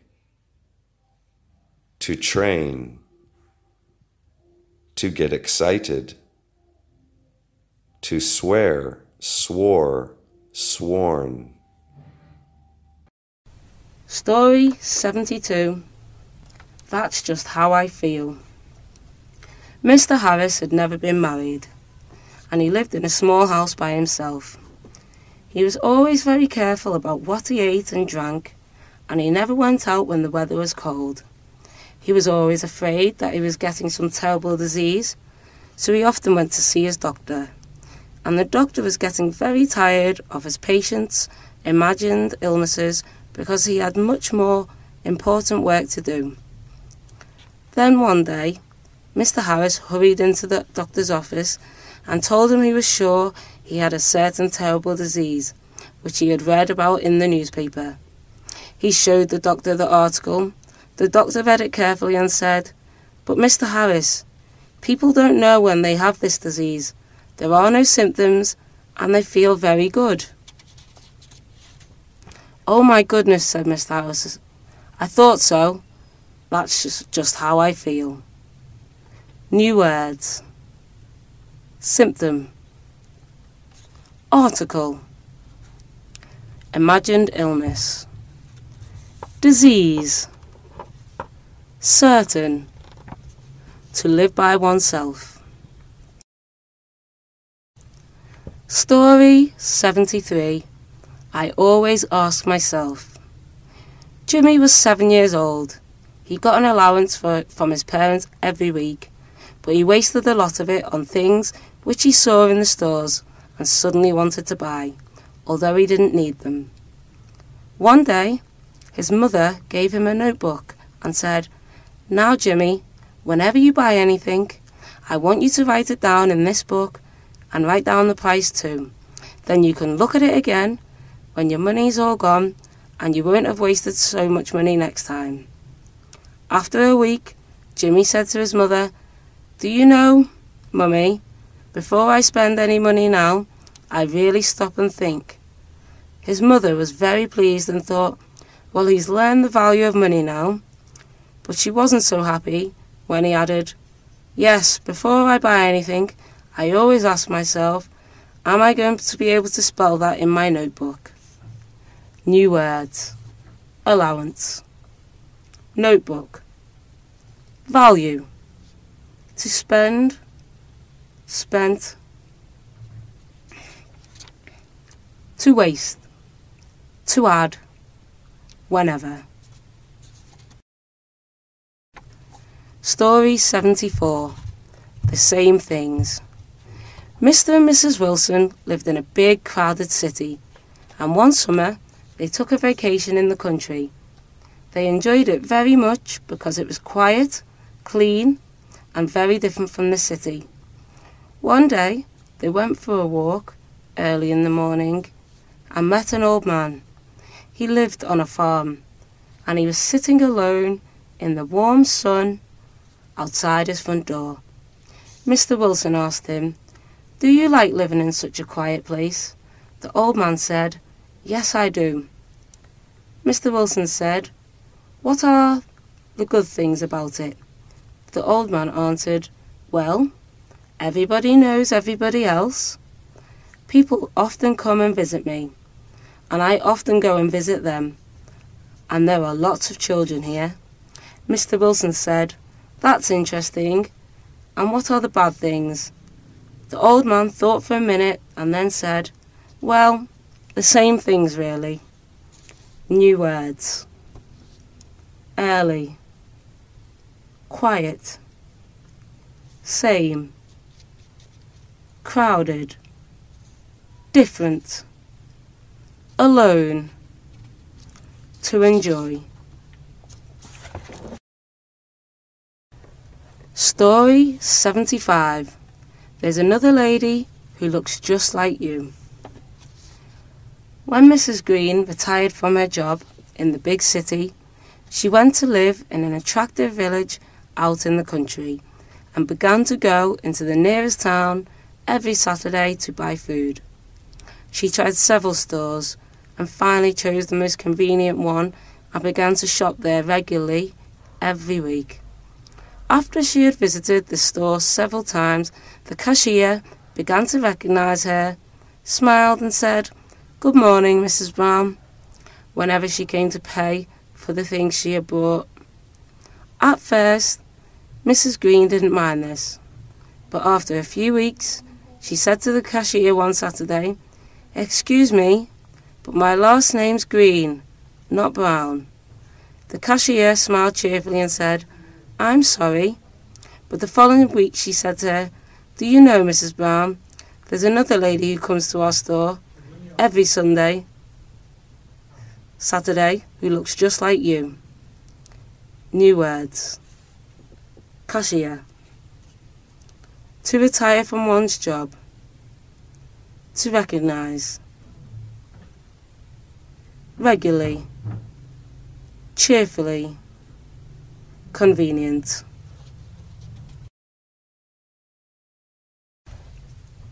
Story 76. Do you know who I am? Mr. Marsh was a senator in the government.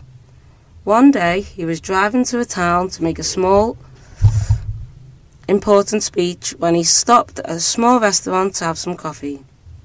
When he saw that the restaurant had some nice fresh rolls, he asked the waitress for one, and she brought it.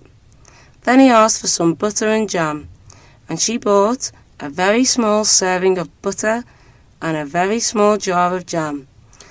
"I'd like some more jam, please," Mr. Marsh said. "I'm sorry," she answered, "but we only give one serving of butter and one jar of jam with each roll."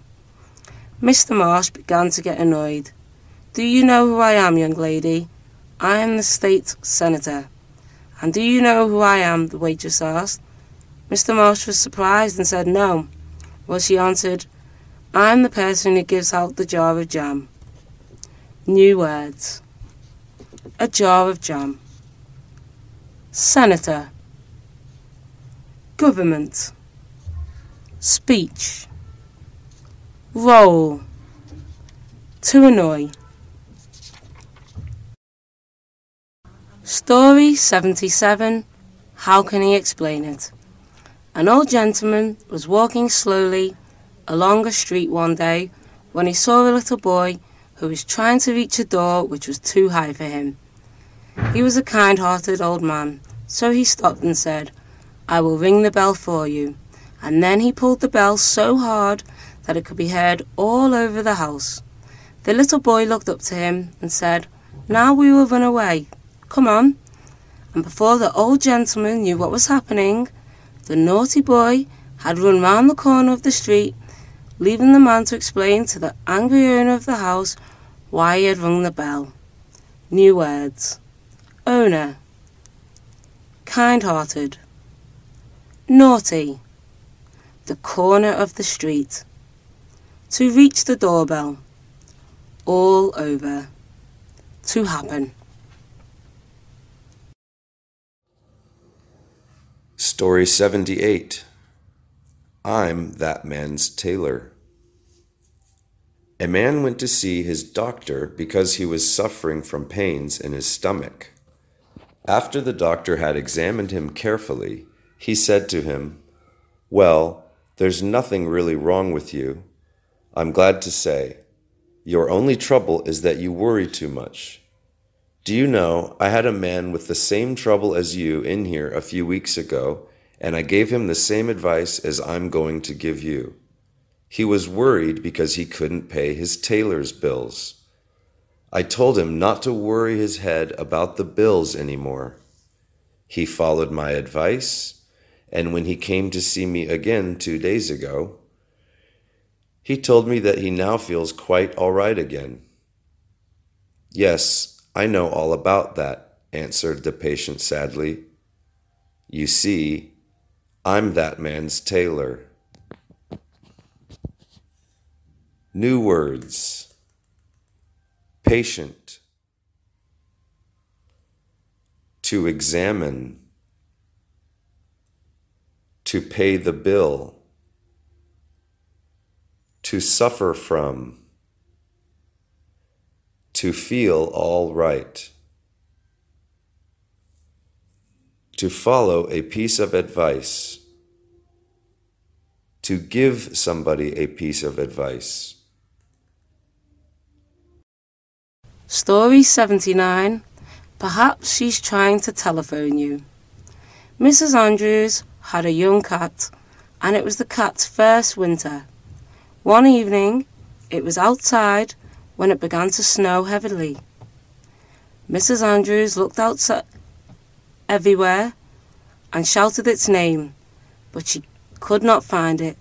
So she telephoned the police and said, "I have lost a small black cat.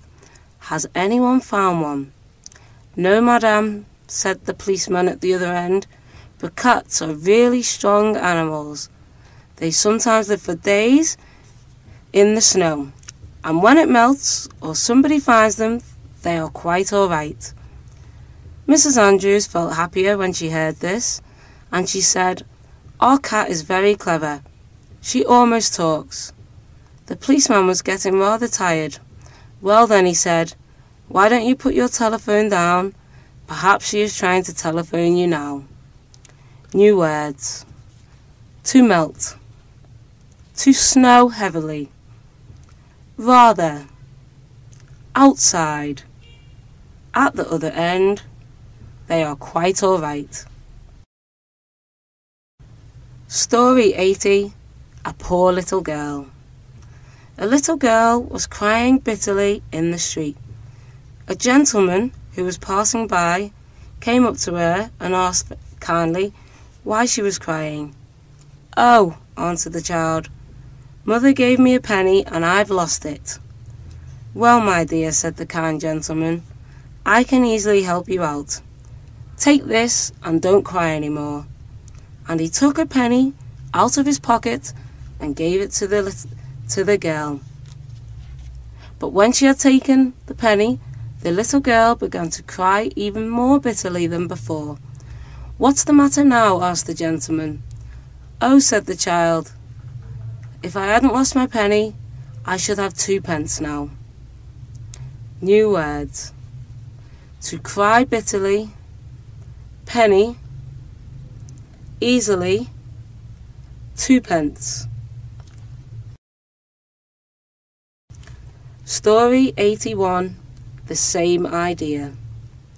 Some villagers were going to celebrate an important wine festival in a few days' time, so they borrowed a huge barrel from the nearest town, put it in the village square, and determined that each of them should empty a bottle of the best wine he had into it, so there would be plenty at the feast. One of the villagers thought he would be very clever. "If I pour a bottle of water in instead of wine, no one will notice," he said to himself, "because there will be so much excellent wine that the water will be lost in it." That night of the feast arrived. Everybody gathered in the village square with their jugs and their glasses for the wine. The tap on the barrels opened, but what came out was pure water. Everyone in the village had the same idea. New words. Feast. Jug. Barrel. Square. The tap on the barrel.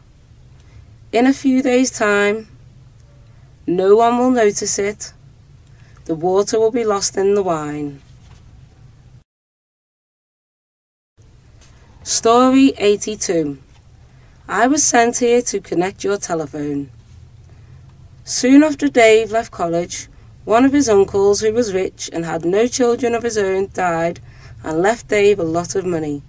So he decided to set up his own real estate agency. He found a nice little office, bought some new furniture and moved in. He had only been here for a few hours when he heard someone coming towards the door of his office. "It's my first customer," he thought. He quickly picked up the telephone and pretended to be very busy answering an important call from someone in New York who wanted to buy a big, expensive house in the country. The man knocked at the door, and while this was going on, came in and waited politely for the agent to finish his conversation. Then he said to him, "I'm from the telephone company, and I was sent here to connect your telephone." New words. To pretend. To set up. To knock at the door. Real estate. Agency. Politely. Agent. Story 83. An anecdote about Mark Twain. One of Mark Twain's hobbies was fishing, and he used to go fishing even in the closed season when fishing was not allowed. Like many other fishermen, he sometimes invented stories about the number of fish he caught. One day during the closed season, Mark Twain went fishing under a little bridge. A man crossing the bridge saw him fishing there. The man stood watching Mark Twain for a while and then asked, "Have you caught many fish?" "Not yet," Mark Twain answered. "I have only just begun. But yesterday I caught 30 big fish here." "That's very interesting," the man said. "Do you know who I am?" "No," Mark Twain said. "I don't think I ever saw you before." "I am the fishing inspector in this district," the man said. Mark Twain thought quickly. "Do you know who I am?" he asked aloud. "No, of course not," said the inspector. "I'm the biggest liar on the Mississippi," Mark Twain told him. New words. Anecdote. Mark Twain. Mississippi. Liar. Inspector.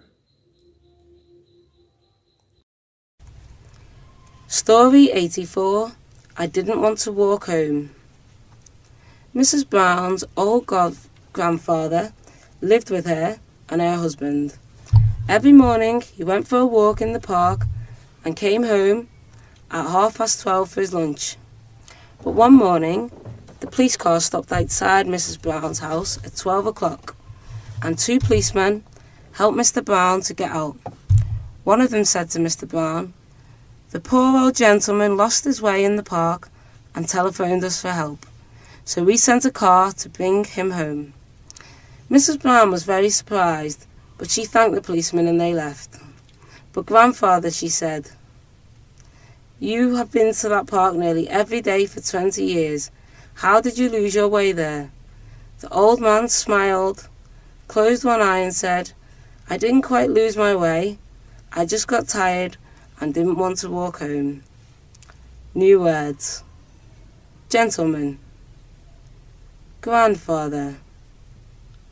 Police car. Surprised. To go for a walk. To lose one's way. I just got tired. Story 85. It's just what I've wanted. A man was tired of living in his old house in the country and wanted to sell it and buy a better one. He attempted to sell it for a long time but was not successful, so at last he decided to solve the problem by using an estate agent. The agent promptly advertised the house, and a few days later the owner saw a very attractive photograph of it with a wonderful description of its garden in an inexpensive magazine. After the house owner had read the advertisement, though, he hastened to telephone the estate agent and said to him, "I'm sorry, Mr. Jones, but I decided not to sell my house after all. After reading your advertisement in that magazine, I can see that it's just the kind of house I've always wanted to live in all my life." New words. To solve a problem. To hasten. To advertise. Advertisement. Estate agent. Description.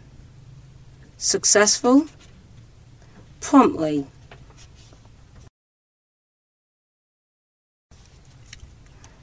Story 86. I didn't have any trouble with it. Mr. Day was a teacher at a school in a big city in the north of England. He usually went to France or Germany for a few weeks during his summer holidays, and he spoke French and German quite well. But one year, Mr. Day said to one of his friends, "I'm going to have a holiday in Athens, but I don't speak Greek. So I'll go to evening classes and have Greek lessons for a month before I go." He studied very hard for a month, and then his holiday began and he went to Greece. When he came back a few weeks later, his friend said to him, "Did you have any trouble with your Greek when you were there in Athens, Dick?" "No, I didn't have any trouble," answered Mr. Day, "but the Greeks did." New words. Greece. Greek. Germany. German. France. French. To have trouble with. Summer holidays. Evening classes.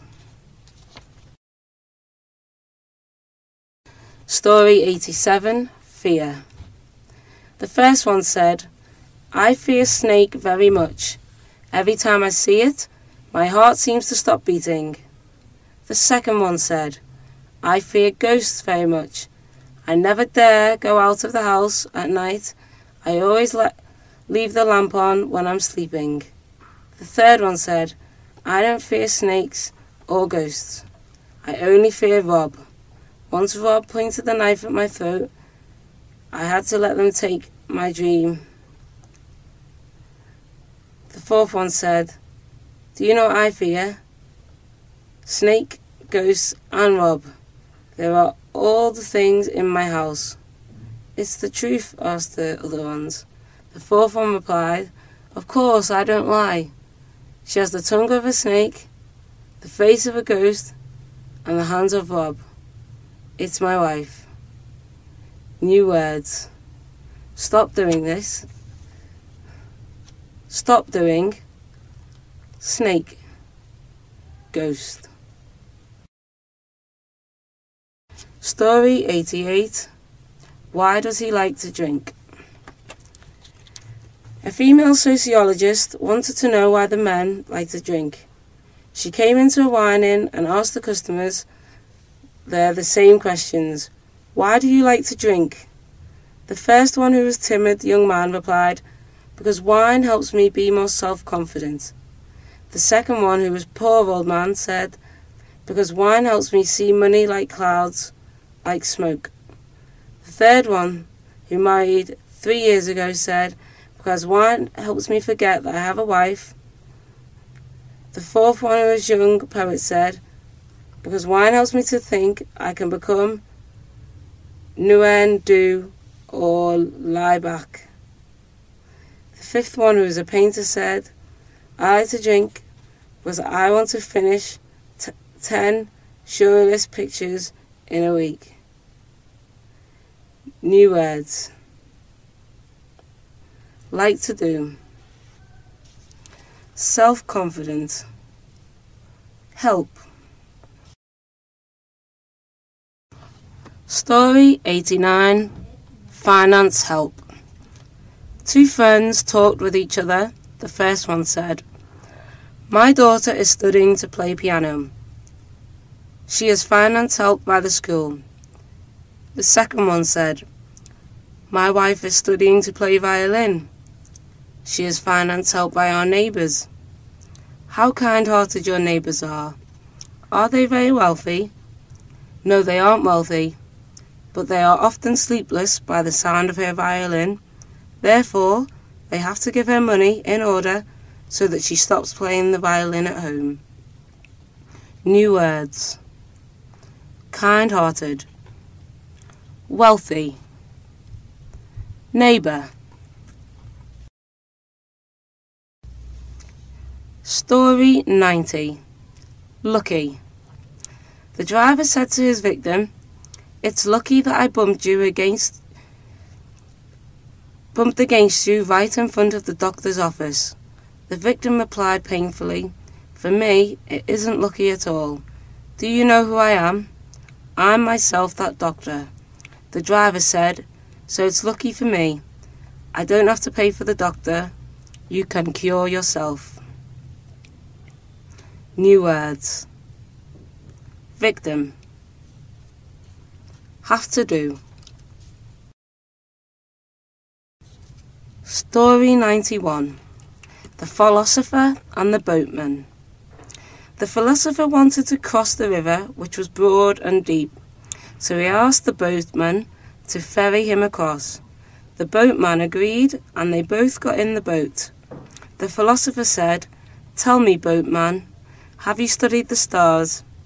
The boatman replied, "No, I have never studied them." The philosopher said, "Oh, you have wasted a third of your life. Have you studied history?" "No, I haven't."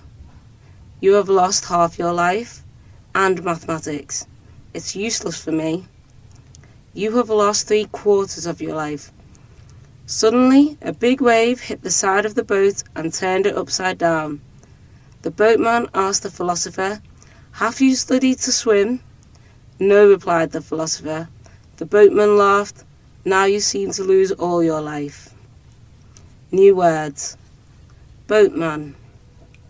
To ferry. History. Mathematic. Story 92. The Two Brave Fighters. Two Mexicans had accused each other of cheating, and both of them were getting angrier and angrier. "I'll kill you," shouted Jose. Miguel laughed rudely and answered, "You could never kill me, but I could kill you." "Just try," Jose shouted back. "We'll fight a duel in the park at 5 o'clock tomorrow morning." "No, not in the park," Miguel answered. "The police might see or hear us there. Let's go out to a quiet place in the country."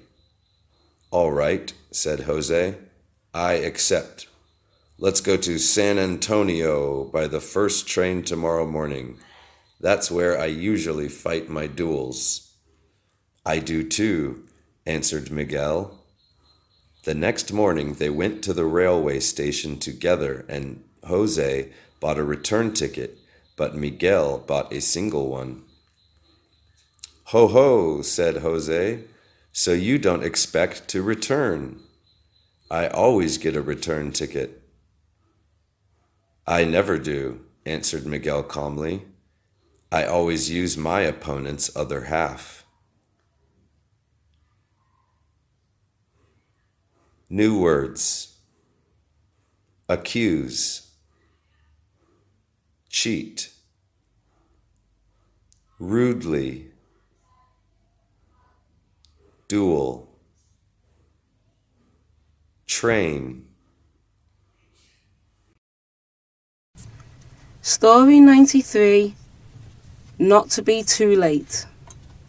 A pretty, well-dressed young lady stopped a taxi in a big square and to the driver, "Do you see that young man at the other side of this square?"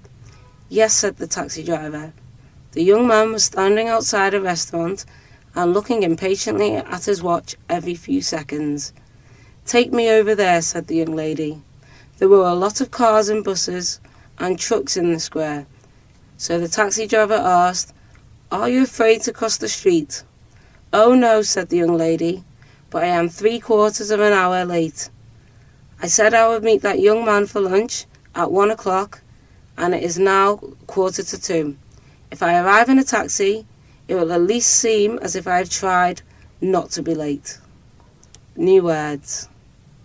Truck, square, impatiently, well dressed, funny, at least, to cross the street. Story 94. What an ordinary citizen must do. A priest who was walking through a small town saw a blackboard outside a front door of a school. It had been washed and put out to dry in the open air. There was a piece of chalk at the foot of the blackboard, so the priest took it and wrote in large letters, "I'm a priest and I pray for you all." A lawyer happened to pass next, and when he saw what the priest had written, he added under it, "I'm a lawyer and I defend you all." Then the doctor came by, took a piece of the chalk and wrote on the blackboard, "I'm a doctor and I cure you all."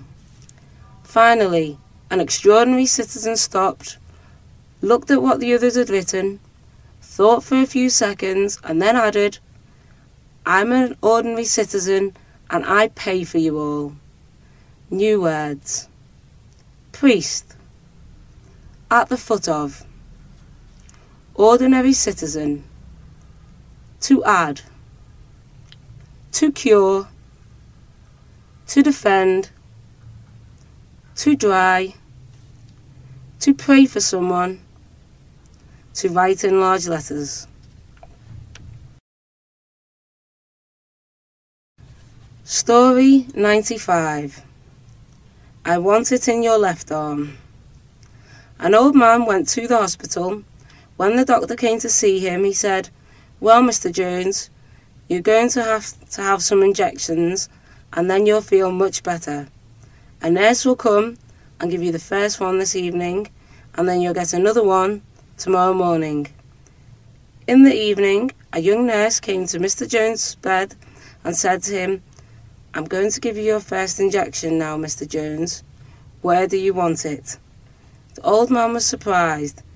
He looked at the nurse for several seconds and then he said, "Nobody's ever let me choose that before. Are you really going to let me choose now?" "Yes, Mr. Jones," the nurse answered. She was in a hurry. "Where do you want it?" "Well then," the old man answered with a smile, "I want it in your left arm, please." New words. Arm.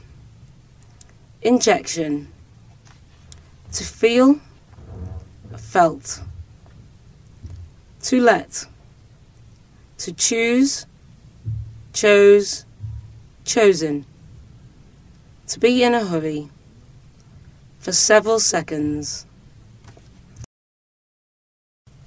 Story 96. I'm as strong as when I was a young man.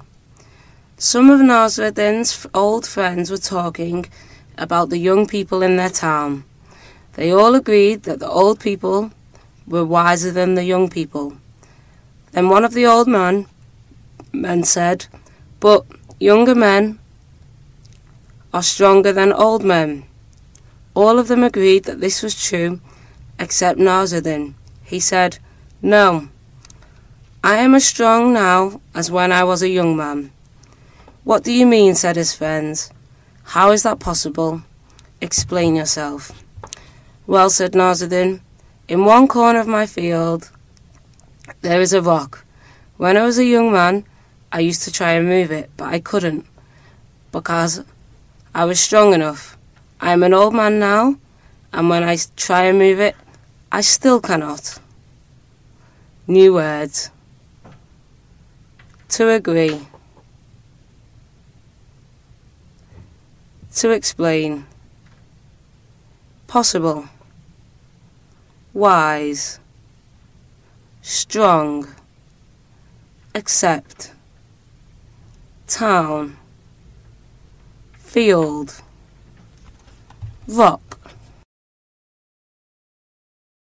Story 97. He will not want to be an artist anymore. An artist went to a beautiful part of the country for a holiday and stayed with a farmer. Every day he went out with his paint and his brushes and painted from morning to evening. And when it got dark, he went back to the farm and had a good dinner before he went to bed. At the end of his holiday, he wanted to pay the farmer, but the farmer said, "No, I do not want money, but give me one of your pictures. What is money? In a week it will all be finished, but your paintings will still be here." The artist was very pleased and thanked the farmer for saying such kind things about his paintings. The farmer looked and smiled and answered, "It is not that. I have a son in London.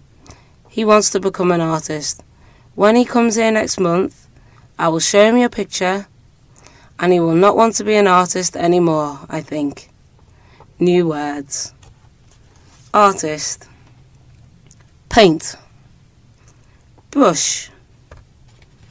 Painting. I will all be finished.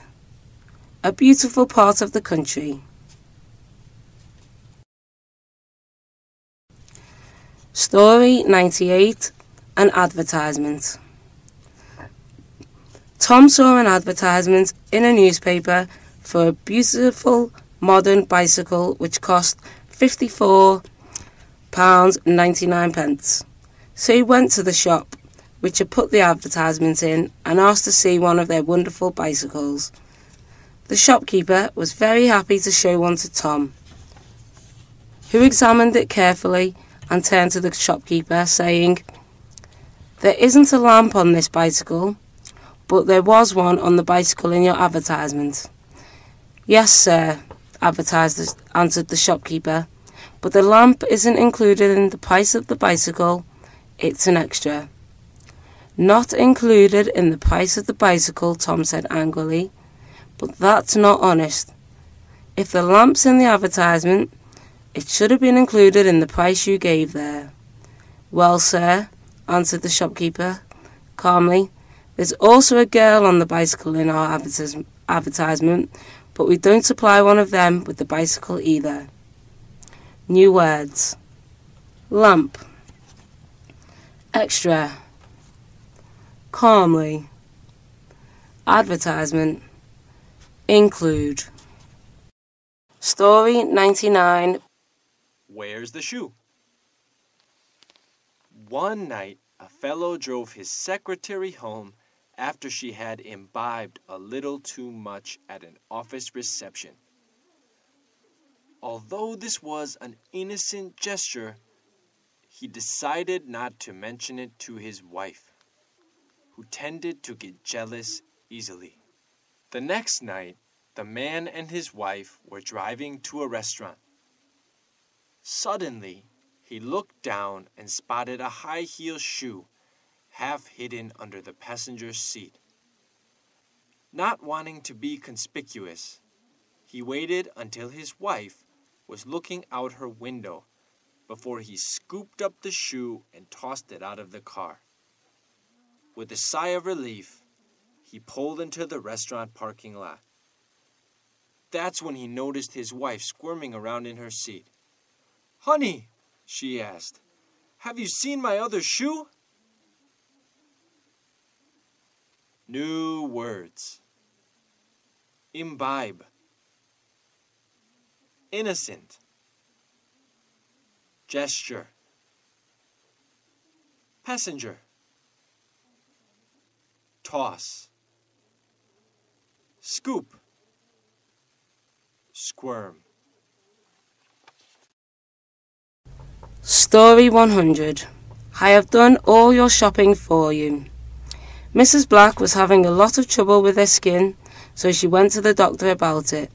He could not find anything wrong with her, however, so he sent her to the results of the tests direct to Mrs. Black's doctor. And the next morning he telephoned her to give her a list of all the things he thought she should not eat, as any of them might be the cause of their skin trouble. Mrs. Black carefully wrote all the things down on a piece of paper, which she left beside the telephone while she went out to a ladies' meeting. When she got back home 2 hours later, she found her husband waiting for her. He had a big basket full of packages beside him, and when he saw her, he said, "Hello, dear. I have done all your shopping for you." "Done all my shopping?" she asked in surprise. "But how did you know what I wanted?" "Well, when I got home, I found your shopping list beside the telephone," answered the husband. "So I went down to the shops and bought everything you had written down."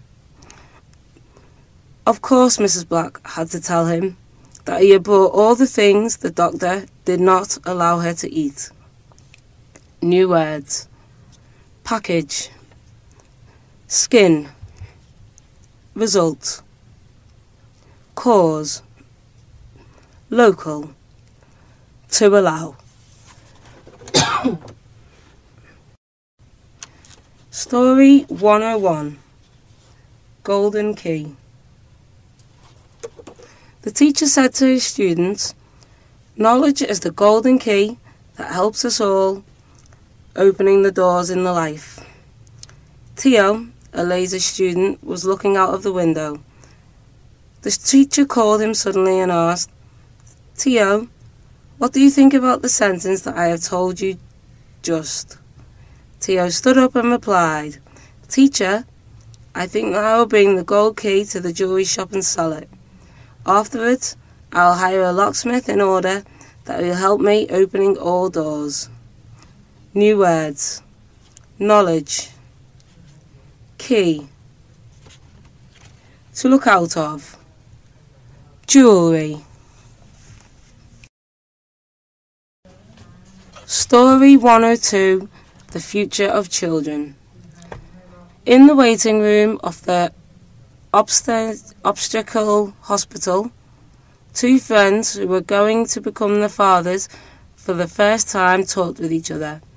The first one said, "If my child is a girl, my daughter will become a teacher." The second one replied, "If my daughter is a girl, my daughter will become a headmistress." The first one asked, "If your child is a boy, what will he become?" "He will become a famous football player," replied the second one. The first one laughed and said, "If my child is a boy, he will become a FIFA referee." New words. Hospital. Daughter. Headmistress. Famous. Referee. Story 103. Because of love. The sociologist asked four young men with the same question, "Why did you marry?" "Because I loved her," replied the first one. "Because she loved me," replied the second one. "Because we loved each other," replied the third one. The fourth one stammered, because I loved her house." New words. Because of. Sociologist. To reply. To stammer.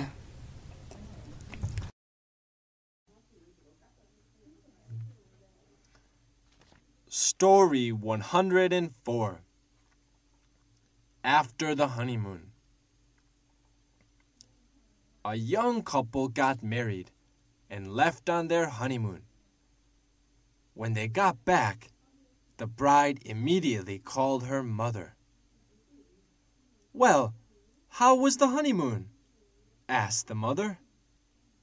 "Oh, Mama," she exclaimed, "the honeymoon was wonderful, so romantic." No sooner had she spoken the words than she burst out crying. "But Mama, as soon as we returned, Sam started using the most horrible language. He's been saying things I've never heard before. All these awful four-letter words. You've got to come get me and take me home." "Now, Sarah," her mother answered, "calm down. Tell me, what could be so awful? What four-letter words has he been using?"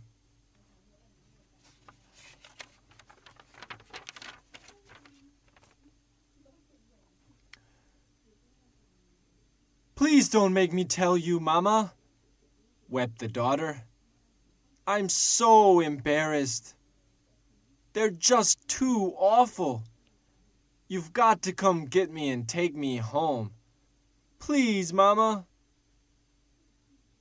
Darling, you must tell me what has you so upset. Tell your mother these horrible 4-letter words.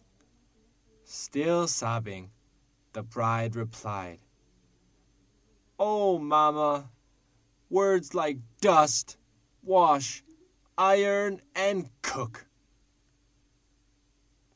New words. Honeymoon. Exclaim. Burst out crying. Horrible. Immediately. Story 105, Nothing Common. In the court, the judge asked a married couple, Why do you want a divorce? The husband replied, Judge, after 22 years living together, I don't have anything of my own. No, not a little freedom, not a piaster in my pocket. The wife shouted, Judge, I want a divorce because we have nothing in common. Even the people that we dislike are so different. New words. To want to do. To divorce. Freedom. Common. Story 106, The Remains. The husband complained to his wife, You have had lots of clothes. Why do you buy this length of cloth for? The wife replied, For making a necktie for you. Thank you, but this length of cloth is 10 meters long. Too much for a necktie. After making a necktie with the remains, I will make some long dresses. New words. Remain. Necktie. Long dress.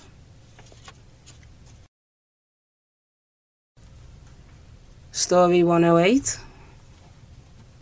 Signature and hand wave. The man whose wife is the director of the company said to his friend, Do you know, every signature of my wife costs millions in pastries. The friend laughed and said, My wife doesn't need signature. Every hand wave costs 3 million pastries. What's your wife? Is she the director of the bank? No, she's only a housekeeper. 3 million pastries is my monthly salary. New words. Signature. Director of a company. Director of a bank. Housekeeper. Story 109. Cooperate. A man came to the doctor's consultation room. The doctor said, Are you sick? Please come into the next room. I will examine you. The man replied, I'm not sick at all. I come to meet you because I want to cooperate with you. Sir, are you the director of the hospital or the chemist? No, I'm the director of burying service company. This is my name card. New words. Cooperate. Consultation room. To be sick. To examine. Burying service company. Story 110. All things are golden. A parvenu boasted to his old friends, All things in my house are golden. Hearing, he said so, that the plumber asked, The water pipe in your house is golden, isn't it? Yes, of course, replied proudly he. The electrician asked him, Is the electric line in your house golden too? Yes, of course, the bricklayer laughed and said, "The bricks building your house are so golden, aren't they?" Yes, they are exactly so that. New words. Plumber, water pipe, electrician, bricklayer. Story 111, Lawyer and Judge. A young man said to his friend, "In my family, a person is a lawyer, a person is a judge." "Do they work at the court?" asked the friend. The young man replied, "No, they work right in my house. I have come to your house many times. Why didn't I meet them?" "You met them many times. The judge is my mother-in-law. The lawyer is my wife." New words. Lawyer, judge, court. Story 112, Body and Soul. The soul of a man left his body, flew up and met St. Pierre in front of the Paradise Gate. St. Pierre said, "You are a good man. Before entering into the paradise, I let you look down on earth for the last time." The soul looked down on earth and laughed loudly.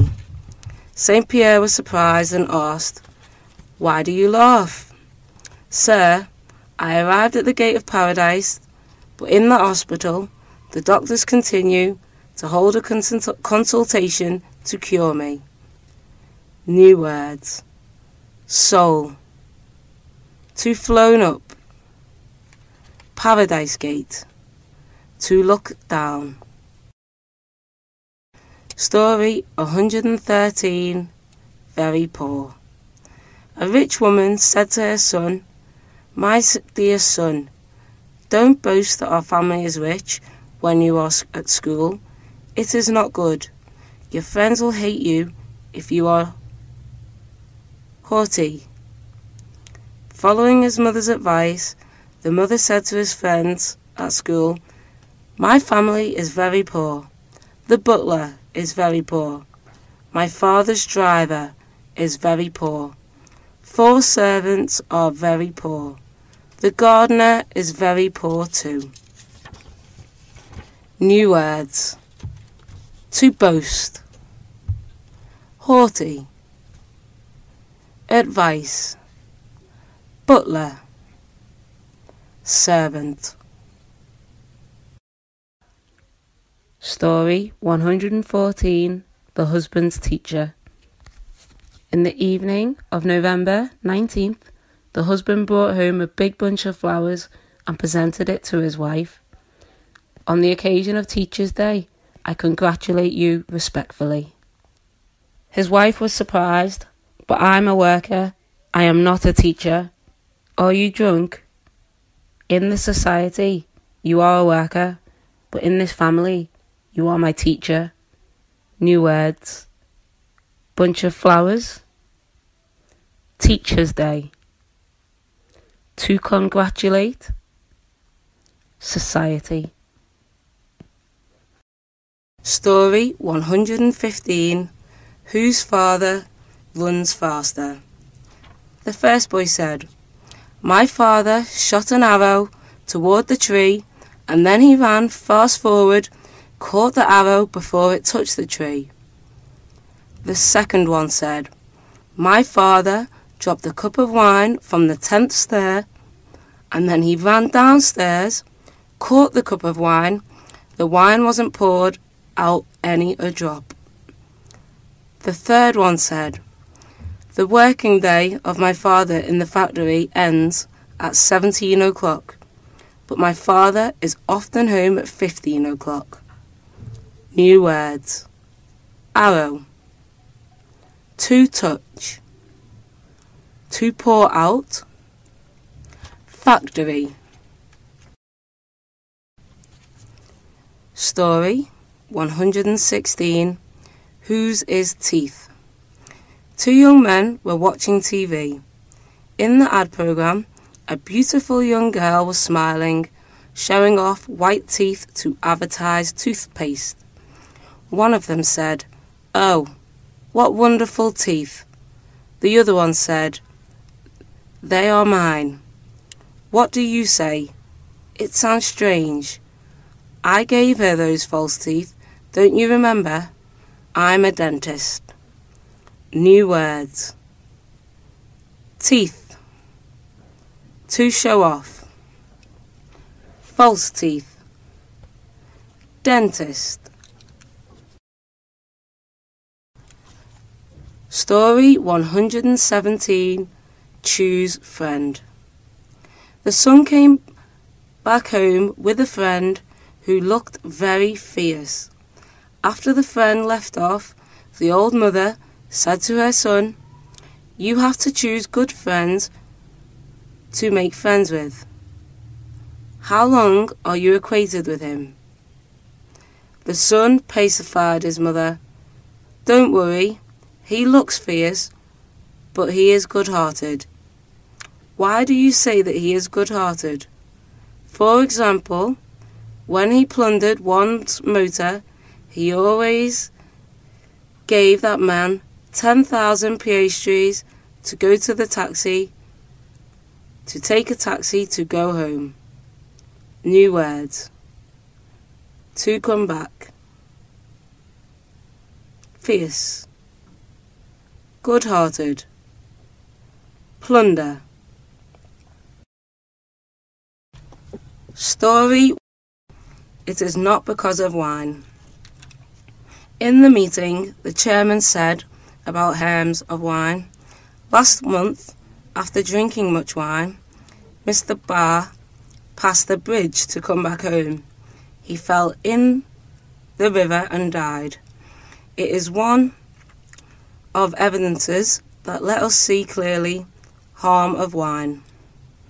A drunken man stood up and said, "I think Mr. Barr died because he drank too much water, not because of wine." New words. Chairman. Pass. To fall in. Evidence. Because of. Story 119. Don't like to be king. One day, the king, dressed in disguise as a civilian, came to the village.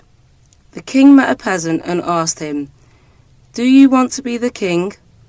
The peasant answered at once without thinking, "No, I don't. Having only one wife, I suffered too much, while the king has hundreds of wives. It is unfortunate for him." New words. To dress. Civilian. At once. To suffer. Story 120. Vocational Guidance. In the vocational guidance class, the teacher asked his students, "What do you want to be in the future?" A student replied, "Sir, I want to be a soldier." "Why?" "I and the other soldiers will protect our country." Another student stood up, "Sir, I want to be a teacher." "Why?" "Sir, because the teacher doesn't have to learn lessons, do exercises, and homework." New words. Soldier. To stand up. To have to do. Story 121. Slow but sure. One day, a hare met a tortoise. The hare laughed at the slow tortoise. The tortoise said, "Race with me. I will beat you." The hare felt sure he would win. He agreed to run the race. A day was fixed for the race. On that day they started together. The hare ran off very swiftly. The tortoise went on at a slow, steady pace.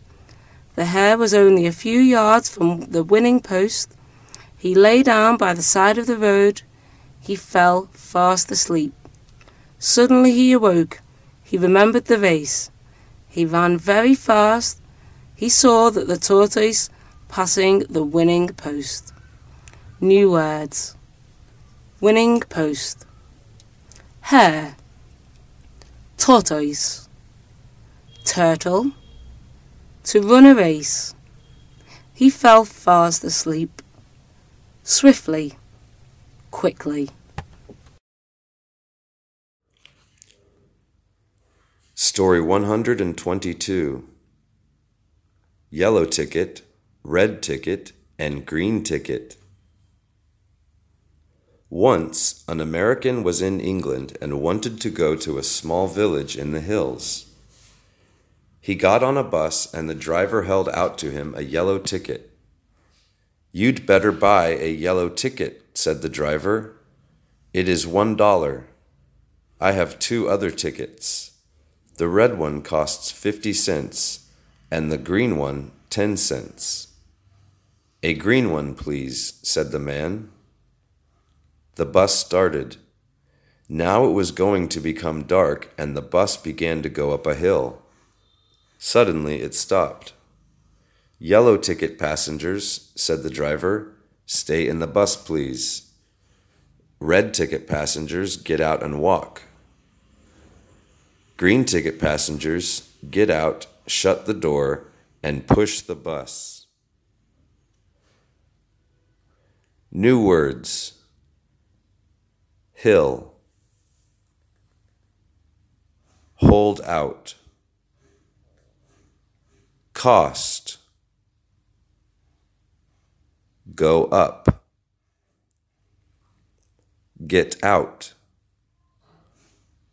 Push. Story 123. A Cunning Boy. Mrs. Williamson had 2 sons. One morning, during the holidays, when she was doing the washing for the family, her youngest son came and asked her for some money for sweets. "Sweets are bad for your teeth," Mrs. Williamson said. "Take these 2 oranges instead and give one to your older brother." One of the oranges was quite a lot bigger than the other, and as the small boy liked oranges, he kept that one for himself and gave his brother the smaller one. When the older boy saw that his brother had a much larger orange than his own, he said to him, "It's selfish to take the bigger one for yourself. If Mother had given me the oranges, I'd have given you the bigger one." "I know you would," answered his brother. "That's why I took it." New words. Son. Family. Sweet. Instead. Selfish. Story 124. Unlucky number. At the coffee shop, the friends talked together. The first one said, 13 is the unlucky number. Last week, I had a tour to the seashore city. My room in the hotel was the 13th one. I lost all my luggage there. The other one argued, "It's too old. In the present day, nobody believes that 13 is unlucky. To me, 3 is really the unlucky number." "Why do you think so?" asked the friend. "My 3rd daughter was born in March. On 3rd, my salary was showered down 1 level because of breaking the birth plan." The eldest of them laughed and said, "To me, 30 is the unlucky number. Why? Because on 13th every month my whole salary, 3 million piastres, is taken by a woman that my children call mother." New words. Seashore city. To lose. Birth plan.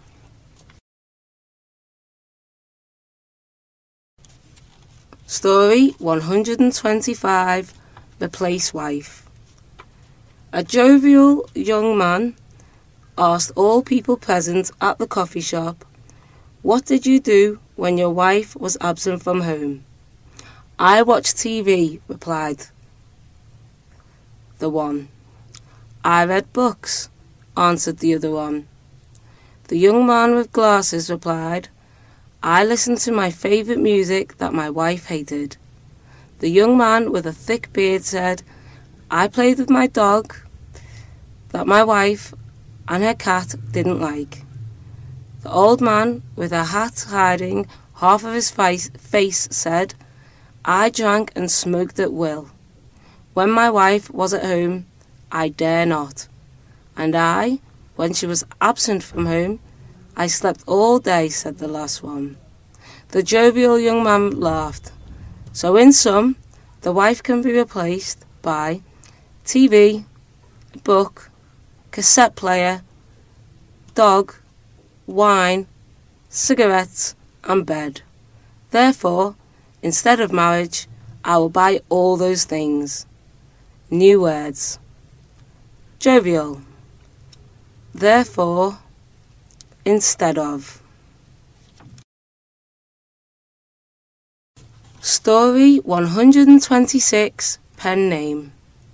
The young girl asked her father, who's a journalist, "Daddy, why does each journalist, each reporter, or each writer have to sign so many differential pen names?" The father thought for a moment and replied, "He has to do such that because he wants to practice his profession for a long time." The young girl looked at her father, appearing that she couldn't understand what the father had just said. Her father explained more clearly. "For example, last month my report was printed on the newspaper. I earned 200,000 piastres from the royalty of it.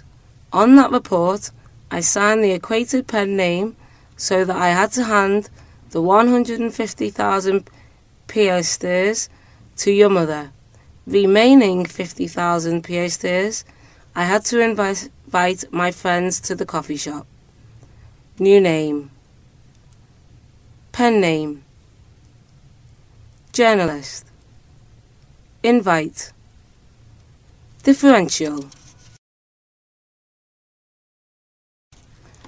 Story 127, Leap Year.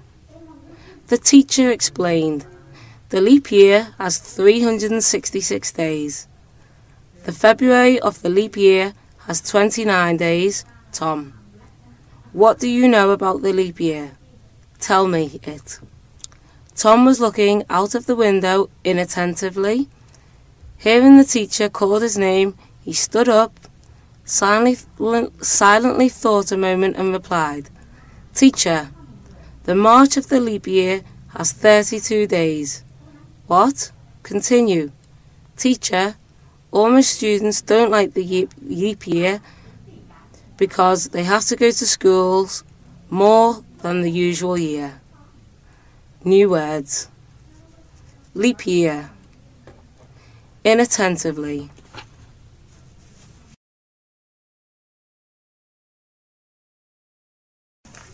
Story 128, Bribery. A young man had to go to court, and he asked his lawyer which judge would be hearing his case. His lawyer told him, and then said, "Do you know him?" The man answered, "No, but I wanted to know his name so that I could send him a dozen bottles of good wine." The lawyer was terribly shocked. "You can't do that," he said. "You would be breaking the law very seriously, and you would be sure to lose the case."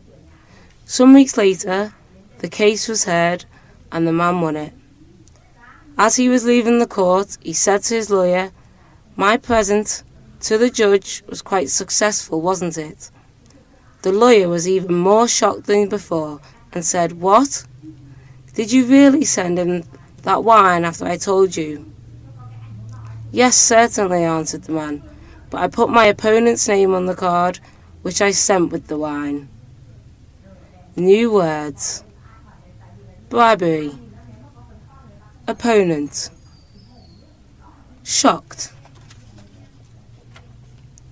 To win the case. To lose. To hear the case.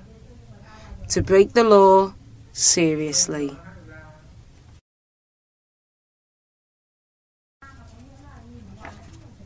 Story 129. I am wearing my trousers. Billy was 4 years old and he was a very bad boy. Every day after lunch, his mother took him to his bedroom and put him on his bed to rest for an hour. But Billy never slept and usually made a lot of noise and got off his bed every few minutes. One afternoon, Billy's mother put him on his bed and then went to her bedroom to do some sewing. After 10 minutes, she heard a noise, so she went to Billy's room. He was not there, but his trousers were lying on his bed. She looked in the other rooms upstairs, but he was not there either. So he went to the top of the stairs and shouted down angrily, "Are you running about down there without your trousers?" "No, madam," answered the man's voice. "I bought your vegetables, and I am wearing my trousers." New words. Trousers. A pair of trousers. The top of the stairs. Upstairs. To get off one's bed. To do some sewing. To lie. Lay. Lane. Not either. Neither.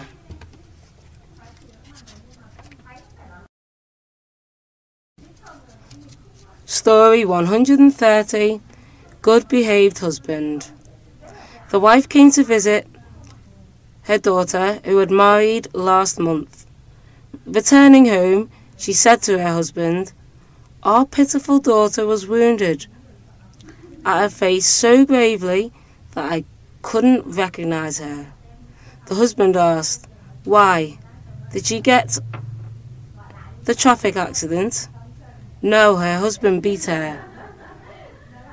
Did she forage her husband's wallet for money? How do you know? Shouted the wife. She is your daughter, so that her behaviour is just like yours. I know it like the back of my hand. The wife was angry and shouted, "If you are well talented, why don't you do that to me?" The husband sighed. In this world, there aren't all husbands who are as good behaved as me. New words. Pitiful. Traffic accident. Well talented.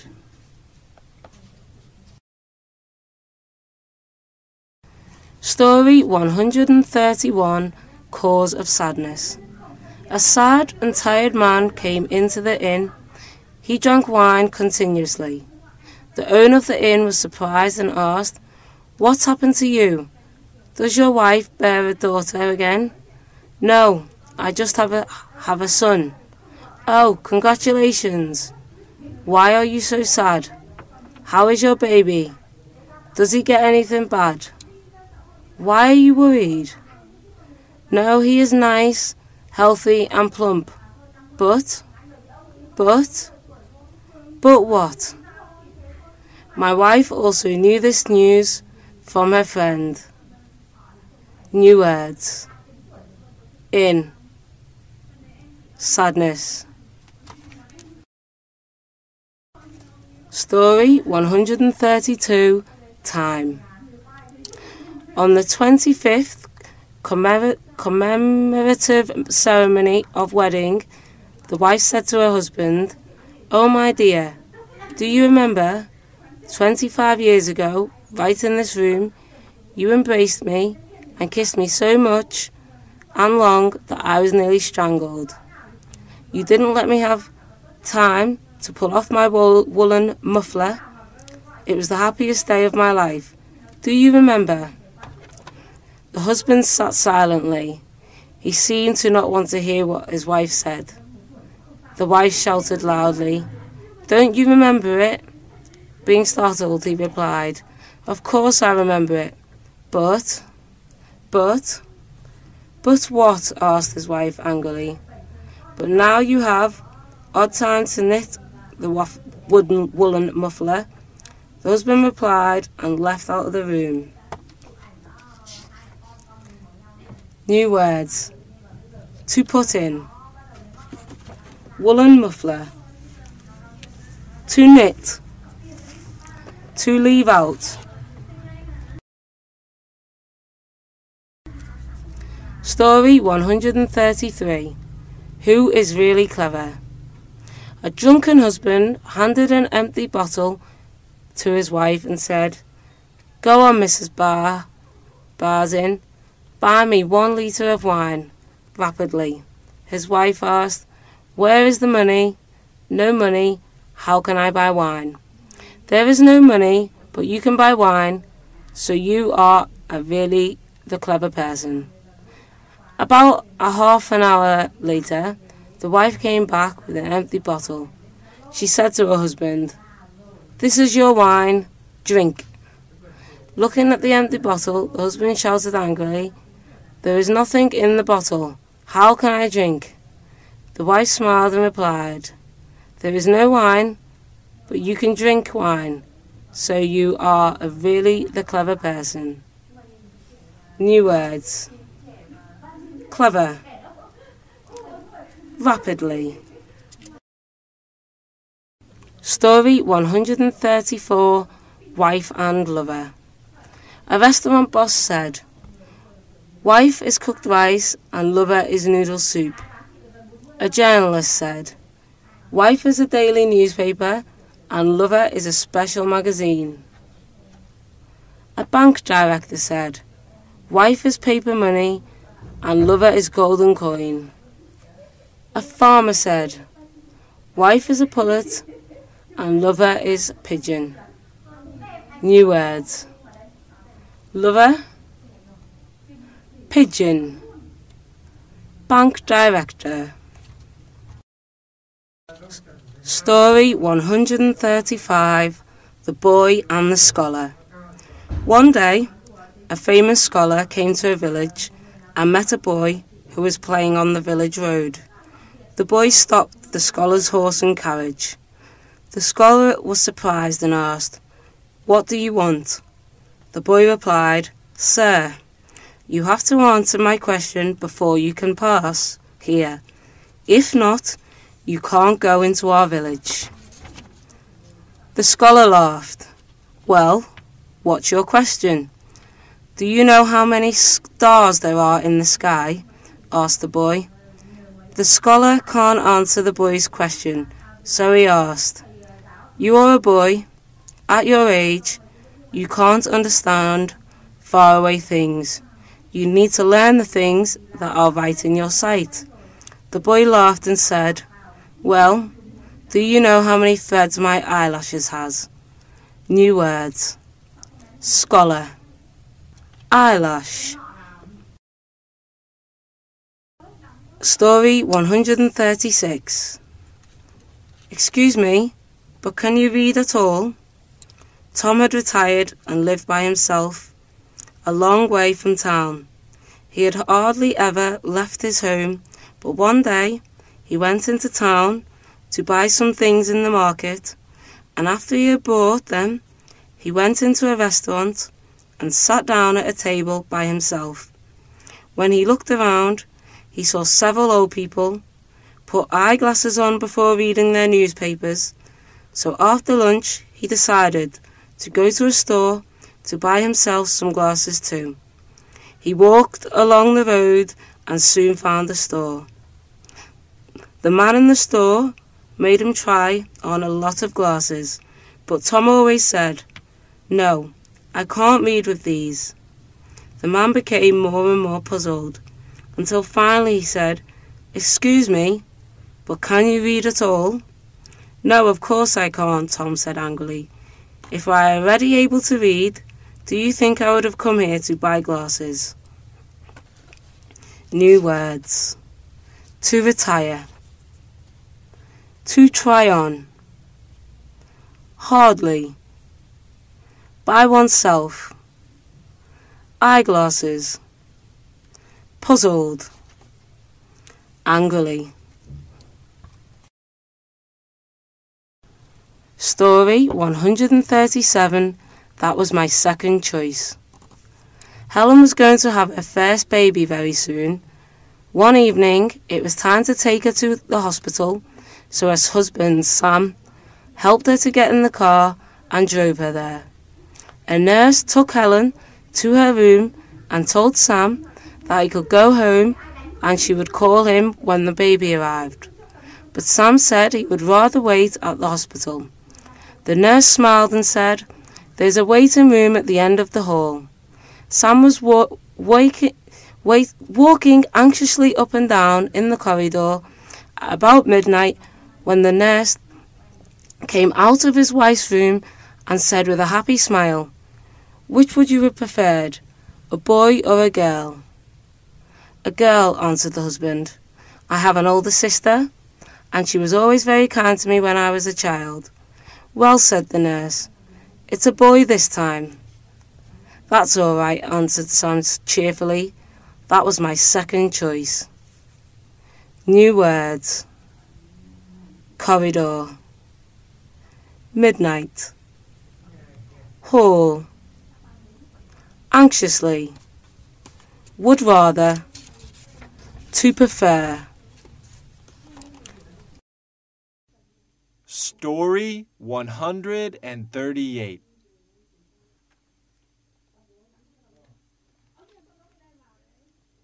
Like a gentleman.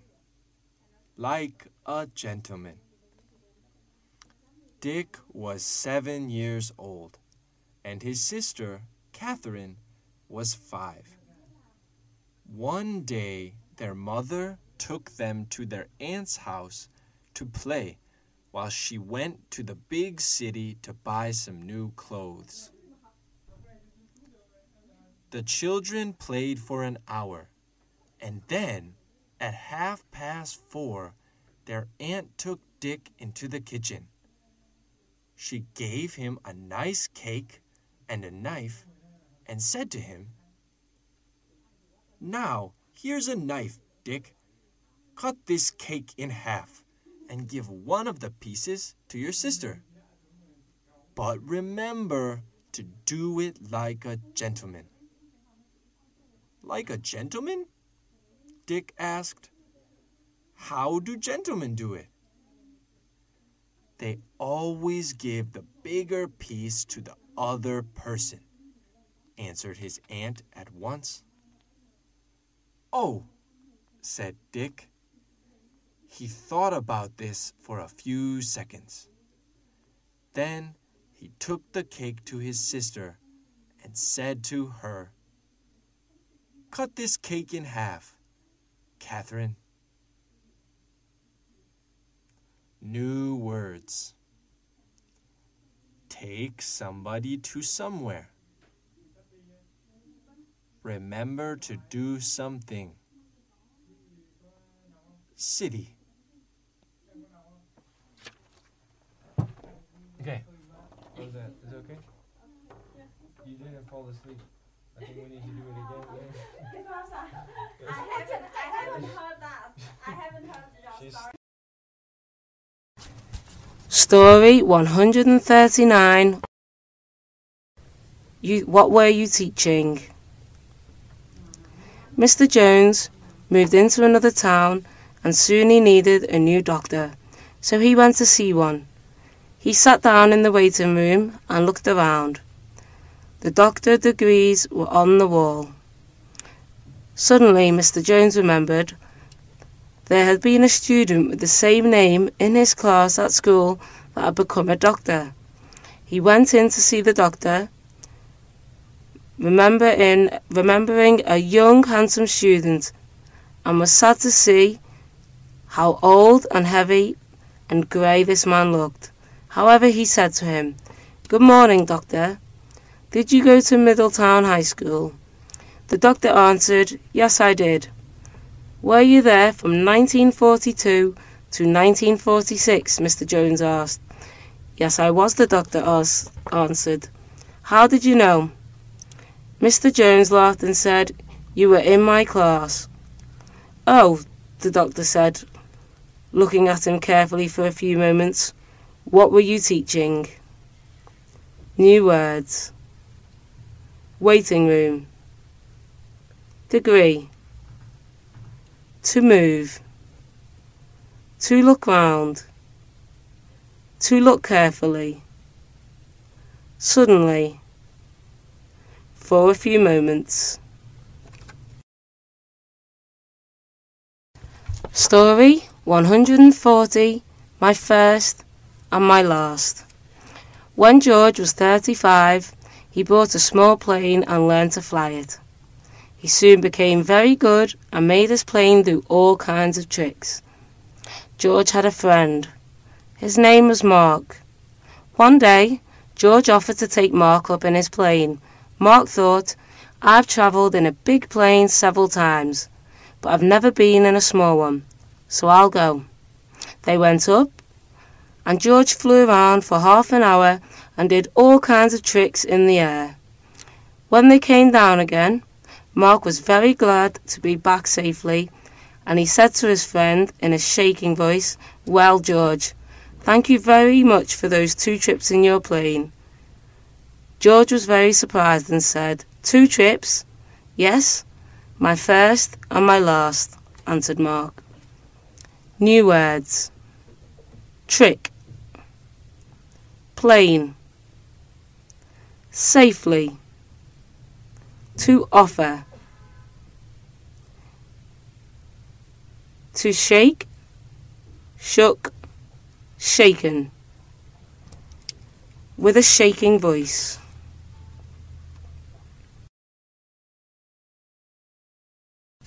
Story 141, An Avaricious Husband. It was 2 weeks before Christmas, and Mrs. Smith was very busy. She bought a lot of Christmas cards to send to her friends and to her husband's friends, and put them on the table in the living room. Then when her husband came home from work, she said to him, "Here are the Christmas cards for our friends, and here are some stamps, a pen, and a book of addresses. Will you please write the cards while I am cooking dinner?" Then Smith did not say anything, but walked out of the living room and went to his study. Mrs. Smith was very angry with him, but did not say anything either. Then a minute later, he came back with a box full of Christmas cards. All of them had addresses and stamps on them. "These are from last year," he said. "I forgot to post them." New words. Avaricious. Card. Stamp. Angry. Forget. Post. Story 142, The End of the World. One day, the boys of Nazarin's village said to him, "You have a nice, fat sheep. Will you invite us to a party to eat with you?" Nazarin did not want the boys to eat his sheep, so he said, "It is not fat enough yet."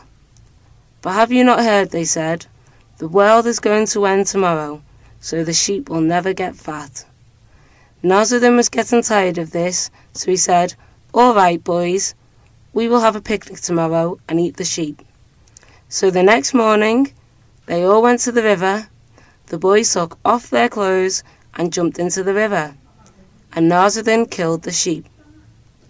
When the boys came out, their clothes were not there. "Where are our clothes, Nazarin?" they asked. "Oh," he answered, "I made the fire to cook the sheep with your clothes. You will not need them again. The world is going to end today. Don't you remember?" New words. Sheep. Jump. Today. World. Water. Story 143, Love, an Important Word. A man had come to work. A man had some work to do in Switzerland, so he said goodbye to his wife at the airport, got into an aeroplane and left. After 10 days, his work in Switzerland was finished, so he bought a ticket for his journey back home and then went to the post office to send a telegram to his wife. He wrote the telegram, gave it to the clerk and said, "How much will this cost?" She told him and counted his Swiss money. He had not quite enough. "Take the word love off my telegram," he said, "and then I will have enough money to pay for it." "No," the girl said. She opened her bag, took the money for the word love out of it, and said, "For the word love, I will pay the money. Wives need that word from their husbands." New words. Airport. Aeroplane. Journey. Post office. Cost. Count. Handbag. Story 144. Money is everything. During the Second World War, Winston Churchill was the British Prime Minister. One day, he had to go to the British Broadcasting Corporation, the BBC, to make an important speech to the nation. An hour before the time of his speech, he stopped the taxi in the street and asked the driver to take him to the BBC. But the taxi driver, who did not recognise him, said he could not take him anywhere just then because he wanted to go back to his at the other end of London to hear Churchill make a speech on the radio. Churchill was so pleased when he heard this answer that he gave the man £1, which was quite a lot in those days. "All right, get in," said the driver happily, opening the door of the taxi. "I'll take you, and to hell with Churchill and his speech." New words. Speech. Recognise. Anywhere. Here. Money.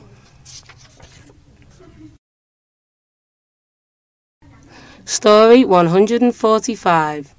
Our children are very good. The poet said, "My 10-year-old son can write a poem for 5 minutes. In the future, he will become a famous poet." The painter said, "My 7-year-old daughter can draw surrealist pictures. In the future, she will be more famous than Picasso." The trader said, "My 5-year-old son brought notebooks, rulers, erasers into class and sold them to his friends. In the future, he will exactly become a famous trader." The drunken man said, "My 2-year-old daughter can realize taste of wine in her mother's milk. In the future, my daughter will become a famous owner of a wine inn." New words. Painter. Surrealist. Eraser. Trader. Story 146. About wife. 3 men talked with each other about their wives. The first one said, "My wife speaks in a servant's voice all day like a bird." The second one said, "My wife doesn't say at all, but she sleeps all day like that, and she only gets up to eat or drink. She never says to me a sweet word." The third one sat silently. The first one asked him, "And you? How is your wife?" The third one replied, "My wife is half like a bird, half like a cat, but..." "But what?" asked the other ones. The third one said in a sorrowful voice, "My wife is also like a bird, but an eagle. My wife is also like a cat, but a gigantic cat, a tiger." New words. Sweet word. Silently. Gigantic. Sorrowful voice. Story 147. Economize. The daughter was reading the magazine. Suddenly she pointed a woman's photograph in the magazine and said to her father, "Daddy, this woman's photo looks like my mother." The father looked at the photo and happily said, "Oh, very good. Let me cut off this photo and keep it carefully." "What will you do with this photo?" asked the daughter. "After your mother dies, we will put her on the altar, so we will economize a small sum of money." New words. Economize. Sum of money. Photograph.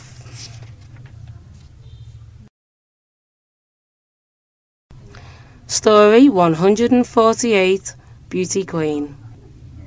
In the examination of Beauty Queen selection, after the figure and clothes test, the candidates took part in the oral exam.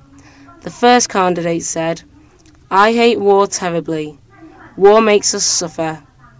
At home, I'm also a victim of the war that is broken out by my father and my mother." The second candidate said, "I love the poor, homeless children very much. If I am chosen as the beauty queen, I will give them a part of my reward. Journalists will photograph me and then to print on many newspapers. Everyone will praise my charitable heart. I will be famous in all the world." The third candidate said, "I love peace very much. If I become the beauty queen, I will buy many pigeons by my reward and breed them carefully, because the pigeon is the symbol of peace, and I also like the pigeon stew very much." New words. Examination. Victim. Homeless. Beauty queen.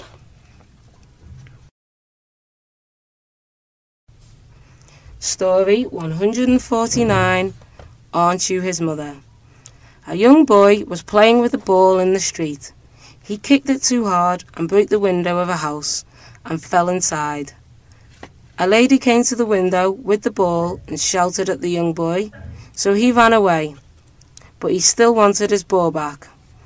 A few minutes later, he returned and knocked at the door of the house, and when the lady answered it, he said, "My father's going to come and fix your window very soon." After a few more minutes, a man came to the door with tools in his hand, so the lady let the boy take his ball away. When the man finished fixing the window, he said to the lady, "That will cost you exactly $10. "But aren't you the father of that young boy?" the woman asked, looking surprised. "No," he answered, equally surprised. "Aren't you his mother?" New words. To fix. To shout at someone. To knock at the door. To cost. Tool. Exactly.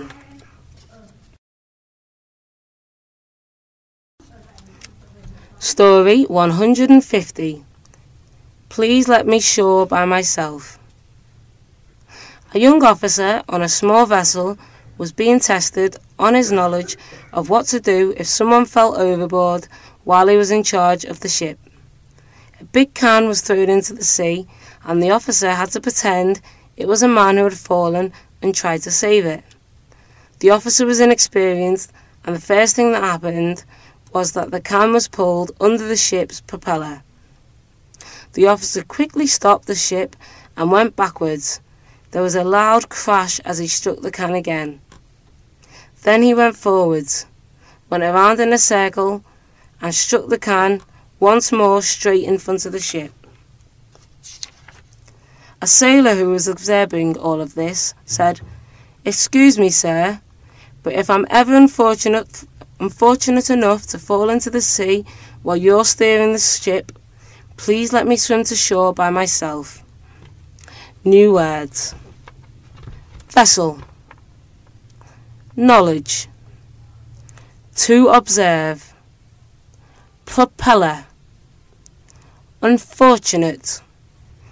inexperienced. Story 151, Truth Will Conquer. Sir William Thompson was very deaf, but he did not like people to know this. One evening, he had invited several friends to dinner, and while they were sitting at the table, one of the friends told a funny story.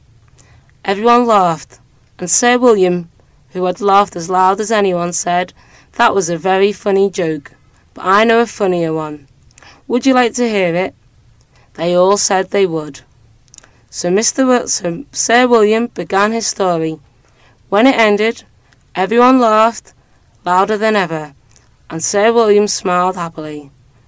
But he didn't know that the reason for their laughter. He told the very same story that his friend had just told. New words. Laughter. Very. Deaf. He told the very same story. Story 152, Atlantic or Pacific. At the Lake Hotel, where I worked in downtown Chicago, the official maxim was, give the customers what they want. Our ability to meet that goal was tested one day when a large tour group crowded the registration area. One impatient man forced his way through the crowd, banged his fist on the front desk and demanded, "I want a room that faces the ocean," in a voice that all could hear. The young clerk answered, "Certainly, sir, Atlantic or Pacific." New words. Maxim. Ability. Goal. Registration. Impatient. To demand. To bang one's fist. Story 153, Woman. The weather forecaster said, "Woman and weather forecaster are similar. They only confess that they mistake, but they aren't wrong." The writer said, "Woman is a novel that begins but doesn't end." The painter said, "Woman is an abstract picture that in 300 years we can't understand them."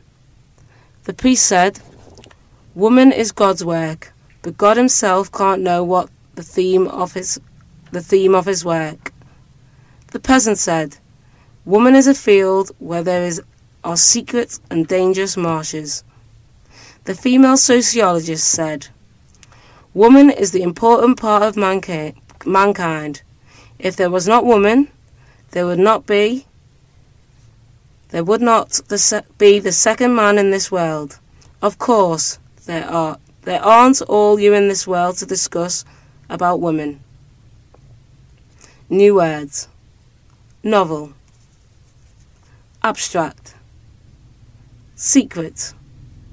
Sociologist. Story 154, read from right to left. Two tourists came into a restaurant. The first one said to his fellow traveller, "Before coming here, it is said that this is a wealthy country. Life is very comfortable, but now I think it isn't true. Why do you say that? I see that everything is very good here. Houses, vehicles, shops, supermarkets, restaurants are here, as good as in France or England. The economy is retrograding here. Don't you see all local diners read the menu from right to left?"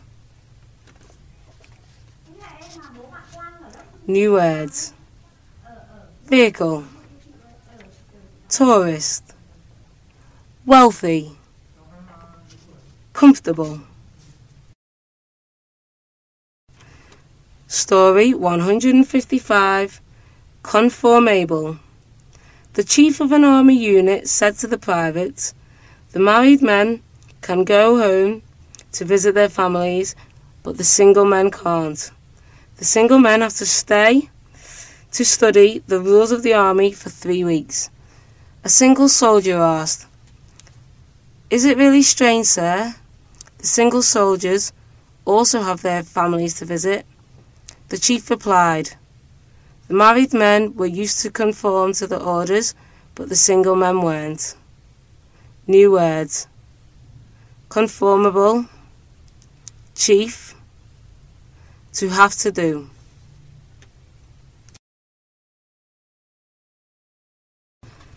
Story 156. Careful. A young girl came to the food tuft store. She said to the seller, "Please sell me all tomatoes and eggs that you have here." His seller was surprised and asked, "What do you buy loads of tomatoes and eggs for?" "For retail." The young girl smiled secretly. "I prepare for the music show tonight." The seller looked at the young girl silently. After thinking and considering in a moment, the seller said to the young girl, "Excuse me, you have hated the singer so much, haven't you? I advise you not to do that. It's too cruel to do that, and you have to spend too much money for those tomatoes and eggs." The young girl smiled, replied, "Don't worry, please sell them all. I'm myself the singer. It's better to be careful." New words: seller, secretly, to advise, cruel, to spend.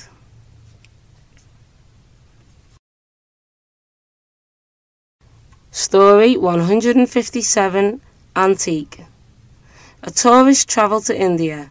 He came to a far village and bought a pipe with price of $500 from a native old man. On this pipe there were pretty designs and strange words.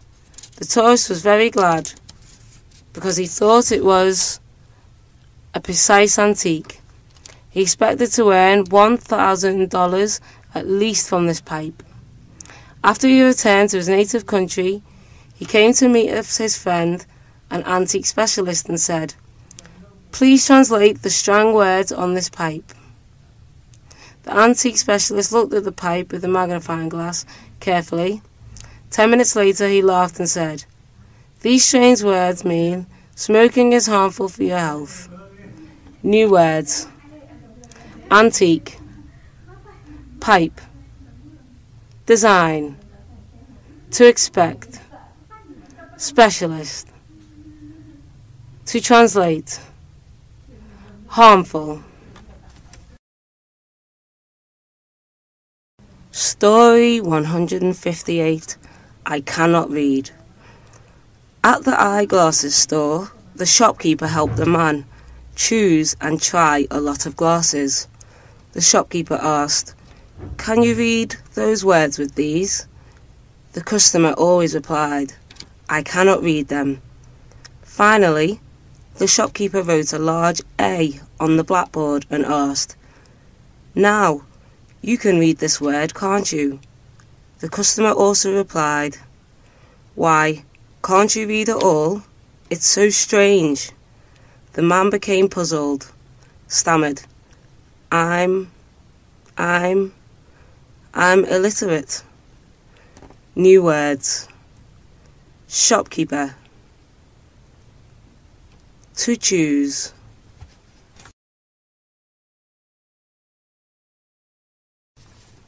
Story 159. The Wonderful Wife. After a long time, two friends met each other.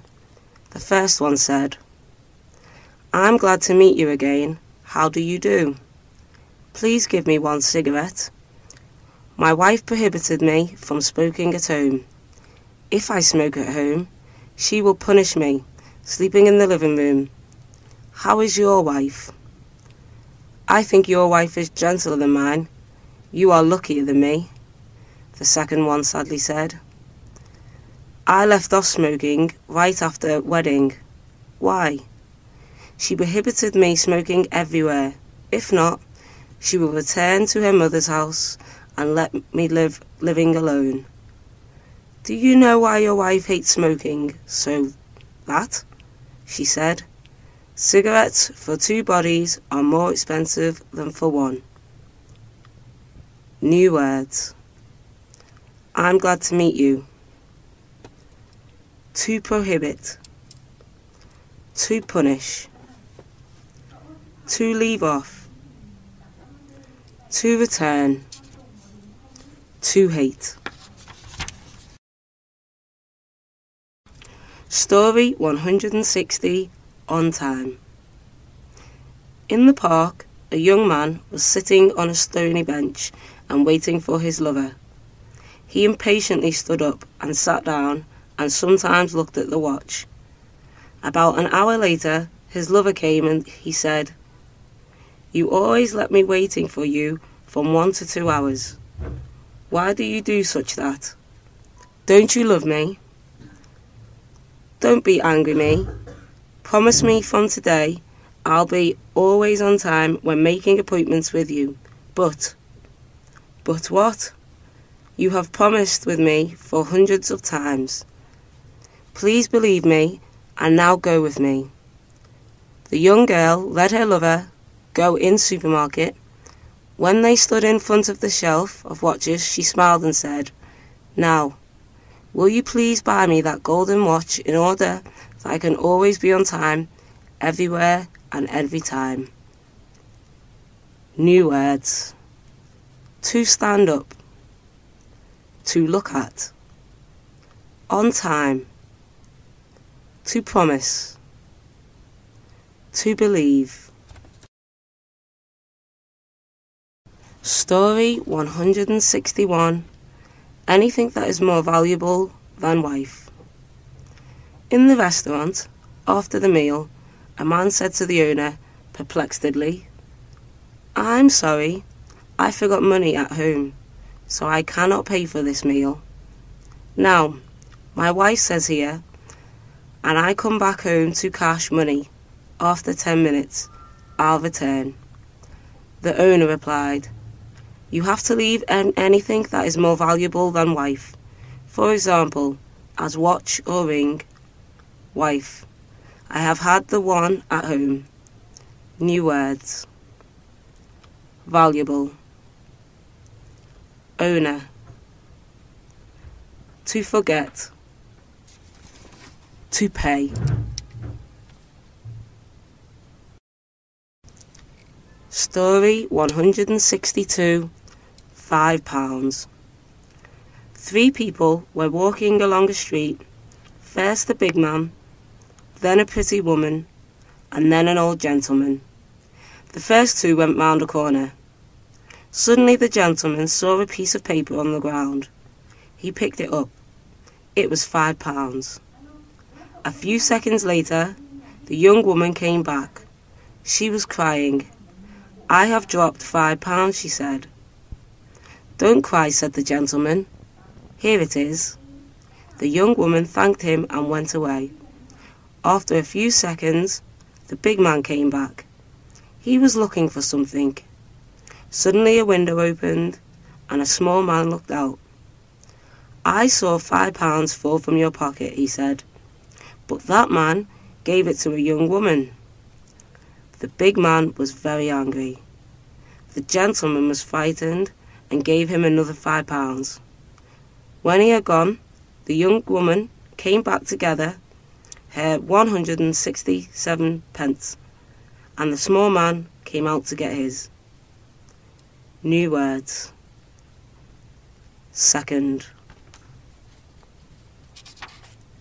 Pocket. Frightened.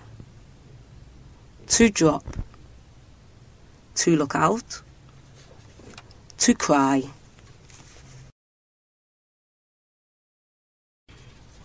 Story 163.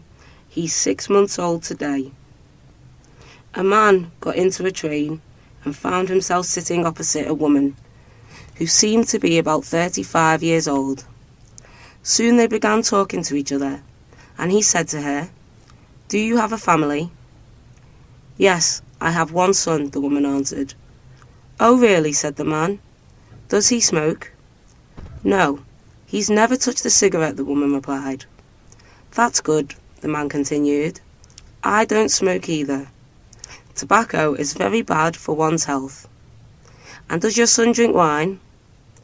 Oh, no, the woman answered at once. He's never drunk a drop of it. Then congratulate you, ma'am, the man said. And does he ever come home late at night? No, never, his neighbour answered. He's got to bed immediately after dinner every night. Well, the man said, he's a wise young man. How old is he? He's 6 months old today, the woman replied proudly. New words. Tobacco. Opposite. To be bad for one's health. To touch. To congratulate. Proudly. Story 164. I'll save all of my electricity. John left the United States in 1969 to work for Africa. Africa was hot, and when John came back to the United States in 1979, he said to himself, "It's much colder here than it was before." I left. I'm going to buy an electric heater. Also, everything is much more expensive. John went to a store the next day to buy an electric heater. The salesman showed him 3 or 4 different kinds and then said, "And this is our best electric heater. It costs a lot of money, but it saves half of your electricity. And electricity is very expensive now, isn't it?" "Yes, it's very expensive," John answered, "and it's becoming worse every year." He looked at the electric heater carefully, thought for a few seconds and then said, "Well, I'll take 2 of these, please, and then I'll save all of my electricity." New words. Salesman. Electric heater. Electricity. Africa. To save. Expensive. Story 165. Is this the second road on the right? One day, Mr. Parker said to himself, "I haven't seen my brother David for a long time, and he's living in a new house now. I'm going to drive there and see him this afternoon." He took his brother's address, got into his car, and started out. He drove for a long time, but he didn't find the house, so he stopped and asked somebody to help him. "Go straight along this road for 2 miles, the man said, then turn left, and then take the second road on the right." Mr. Parker went straight along the road and turned left after 2 miles, but then he got lost again. He drove for another mile, and at last he saw a road on his right and stopped.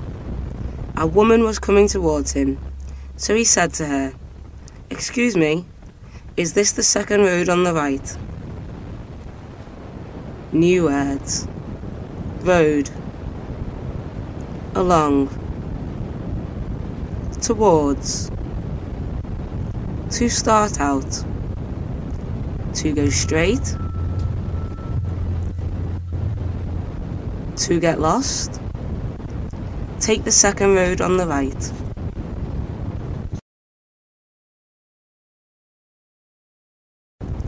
Story 166. You're a year older than I am.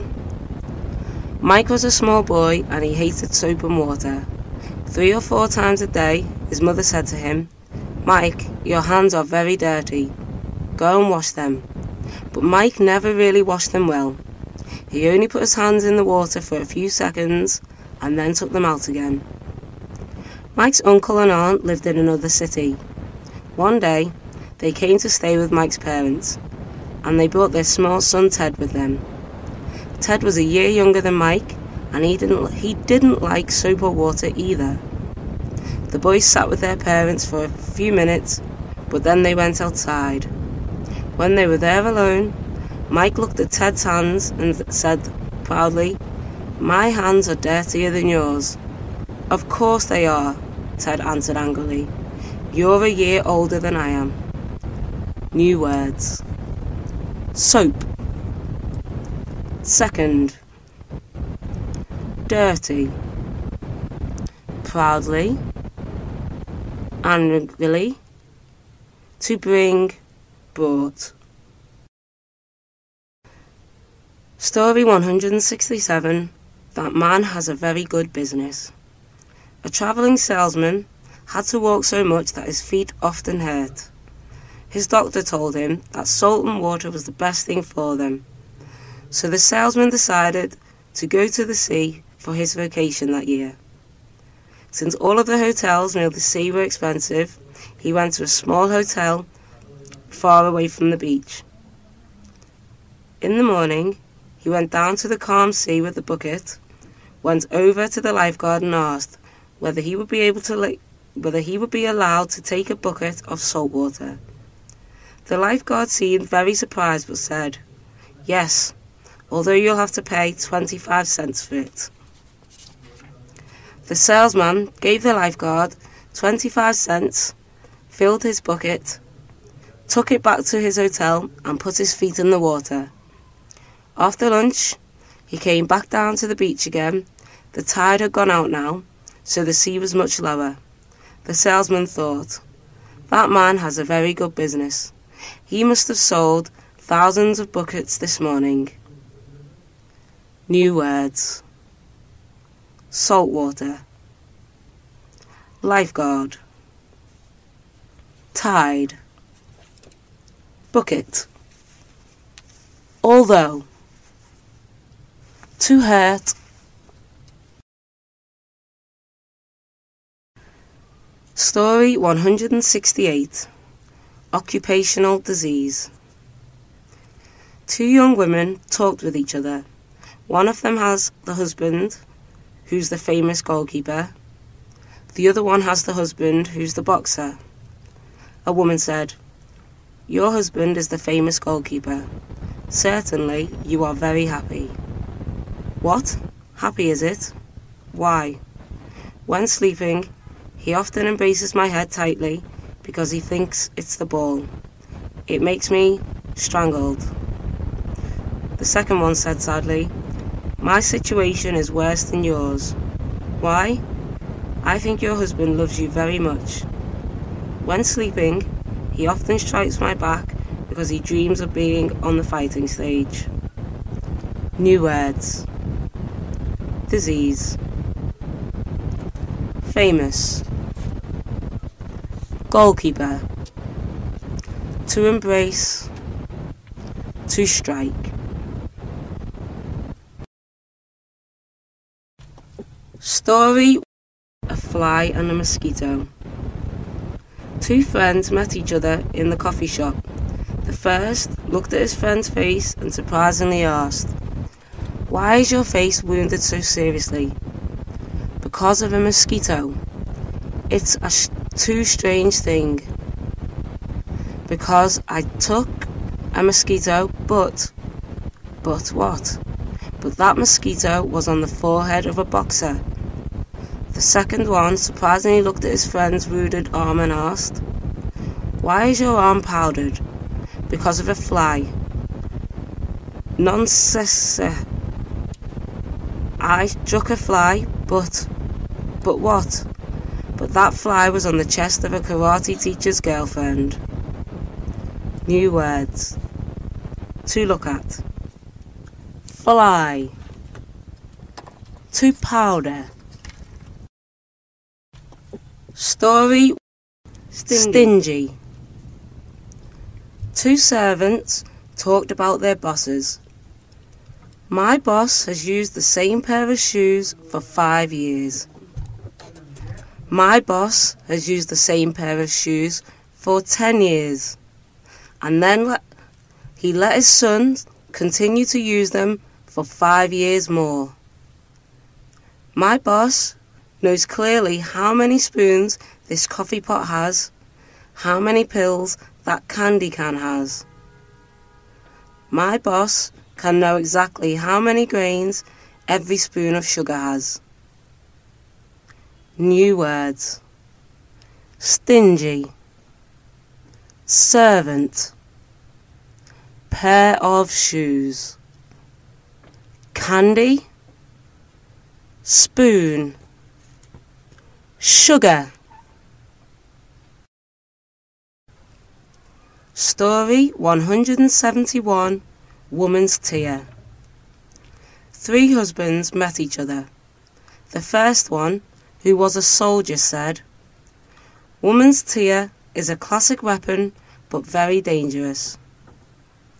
The second one, who was a weather forecaster, said, "Woman's tear is a light shower, but it can become a flood that can dip many persons dead." The third one, who was a chemist, said, "Woman's tear is a special chemical that can ruin steely hearts." New words. Weapon. Dangerous. Chemist. To ruin. Story 172, Because of Being Too Poor. Russian welcomes guest with bread and salt. While the teacher was explaining this lesson, T.I. and T.O. talked with each other. Suddenly, the teacher asked, "T.I., what have I just said?" T.I. stood up and said, "Teacher, I think you said that you don't like to be a guest of Russian. Bread and salt. How can they give you good appetite?" T.O., what do you think of it? T.O. stood up and said, "Teacher, I think Russian is too poor, therefore they don't have fish and meat to welcome guests." New words. Poor. Guest. Bread. To think of.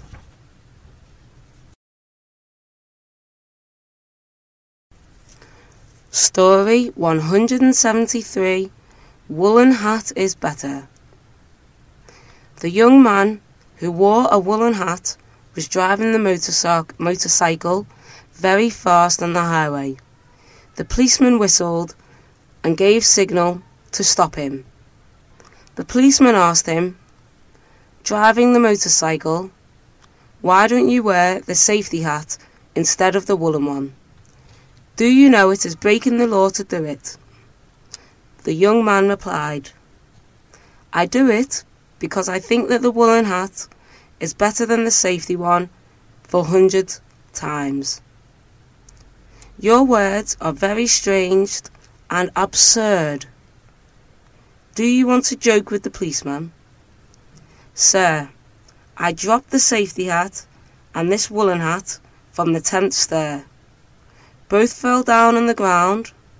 The safety hat was broken into 100 pieces, but this woolen hat was still intact." New words. Woolen. Instead of. Strange. Absurd. To want to joke. To fall down. To break out.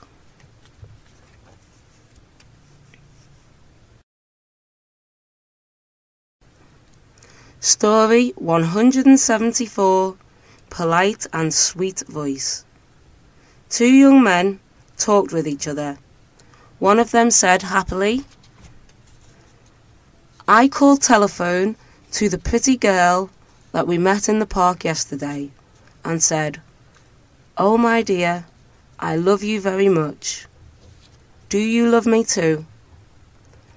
'How did she answer?' asked his friend. His voice was very polite and sweet. 'But what did she tell you?' 'She said, "Our dear customer, this telephone number is not real. Your call had no result. Thank you. New words. Police. Sweet. Voice. Customer. Result.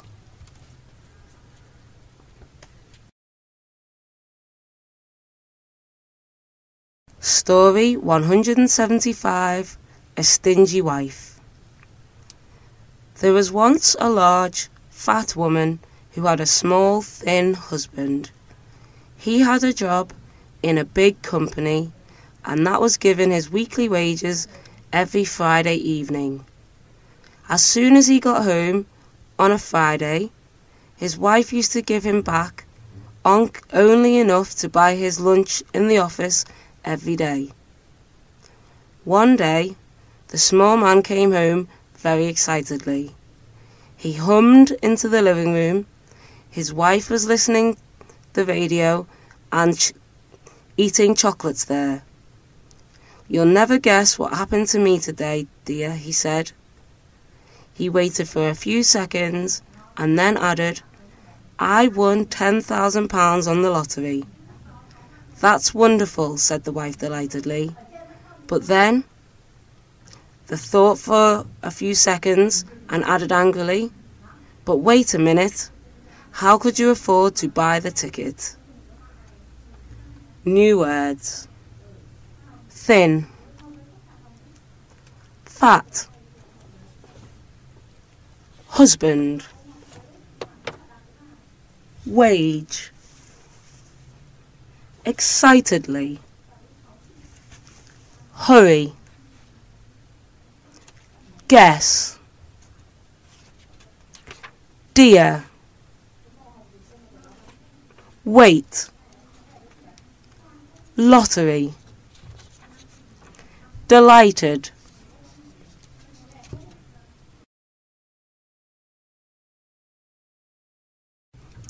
Story 176.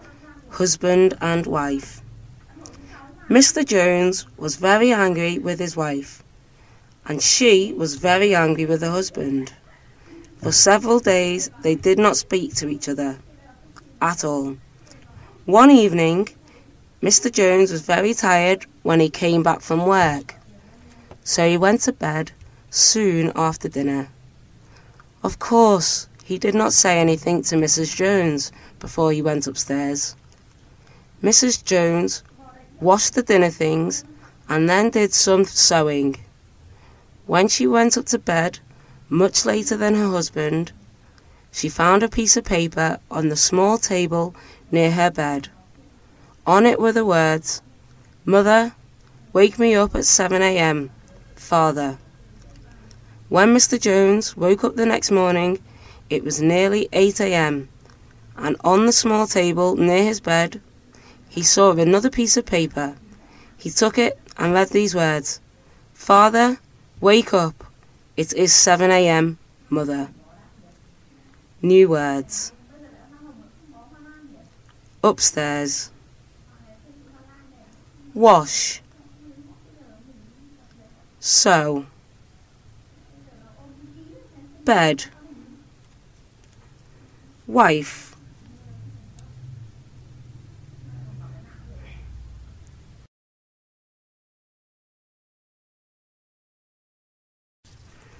Story 177. Look what they're doing to you. George and Carol were medical students at the same college, and like many other college students, they enjoyed playing jokes on people. Both of them smoked, but they knew that their professors were strongly against it, because smoking was dangerous to one's health. One day, they decided to play a joke on their professor. At one of their medical lectures, there was always a skeleton in the room, so that the professor could show the students the different bones in the human body. That afternoon, Carol and George put a cigarette in the mouth of the skeleton that was to be used for the next lecture. When the professor came in, he began talking, and then noticed the cigarette. He went up to the skeleton, took the cigarette out of its mouth and said, "You really should give them up, old boy. Look at what they're doing to you." New words. Lecture. Skeleton. To be against smoking. To be dangerous to one's health. To play jokes. To give up.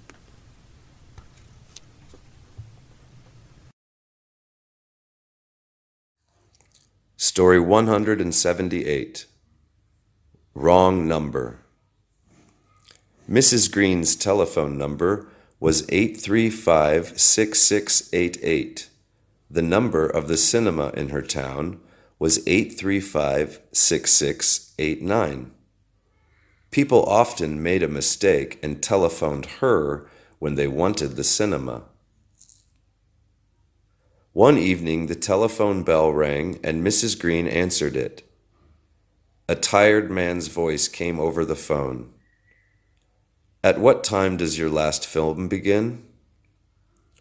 "I'm sorry," said Mrs. Green, "but you have the wrong number. This is not the cinema." "Oh, it began 20 minutes ago," said the man. "I'm sorry about that.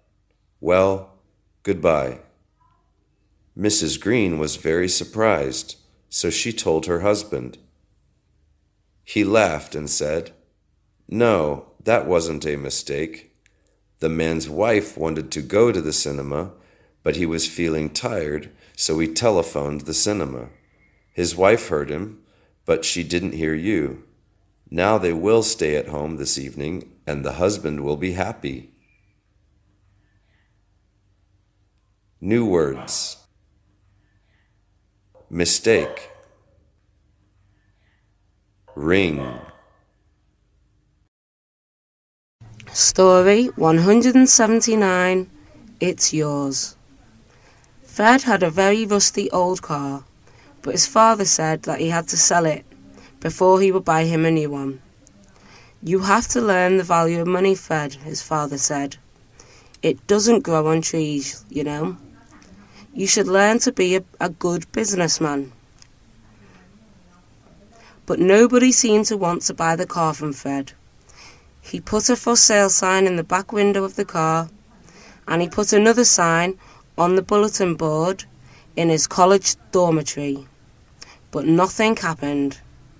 Then one day, he was driving to another town and stopped at the entrance to a toll booth, where he had to pay before being allowed to use the road. The attendant said, $2.50. "I accept," said Fred. "It's yours." Then he put the car keys into the surprised attendant's hand and held out his other hand for the $2.50. New words. Dormitory. Toll booth. Bulletin board. Entrance. Attendant.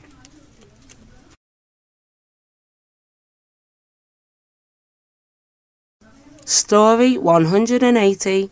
I've just sold those to someone else. A large store was having its spring sale on shoes and boots.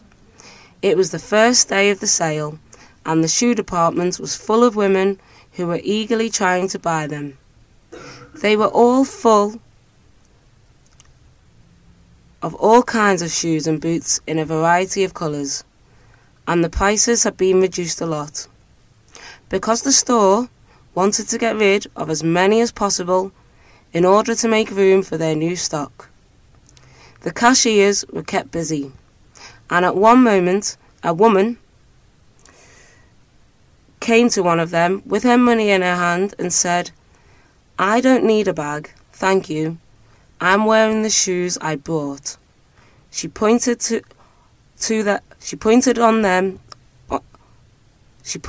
them on her feet. "Would you like a bag to put your old shoes in then?" the cashier asked politely. as she took the woman's money. "No, thank you," the woman answered quickly. "I've just sold those to someone else."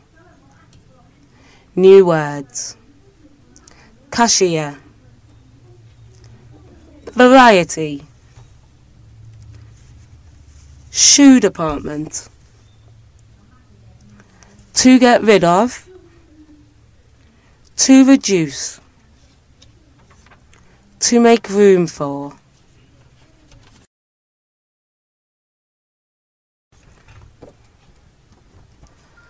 Story 181. You were there in my dream too. It was a Saturday morning in May when Mrs. Edwards opened her curtains and looked out. She smiled and said, "It's going to be a beautiful day." She woke her small son up at 8:30 and said to him, "Get up, Teddy. We're going to go to the zoo today. Wash your hands and face, brush your teeth, and eat your breakfast quickly. We're going to go to New York by train." Teddy was 6 years old. He was very happy now because he liked to go to the zoo very much, and he also liked to go by train. He said, "I dreamed about the zoo last night, Mummy." His mother was in a hurry, but she stopped and smiled at her small son. "You did, Teddy," she said. "And what did you do in the zoo in your dream?" Teddy laughed and answered, "You know, Mummy, you were there in my dream too." New words. Curtain. To wake someone up. To be in a hurry. To laugh. To smile. To dream. To brush one's teeth.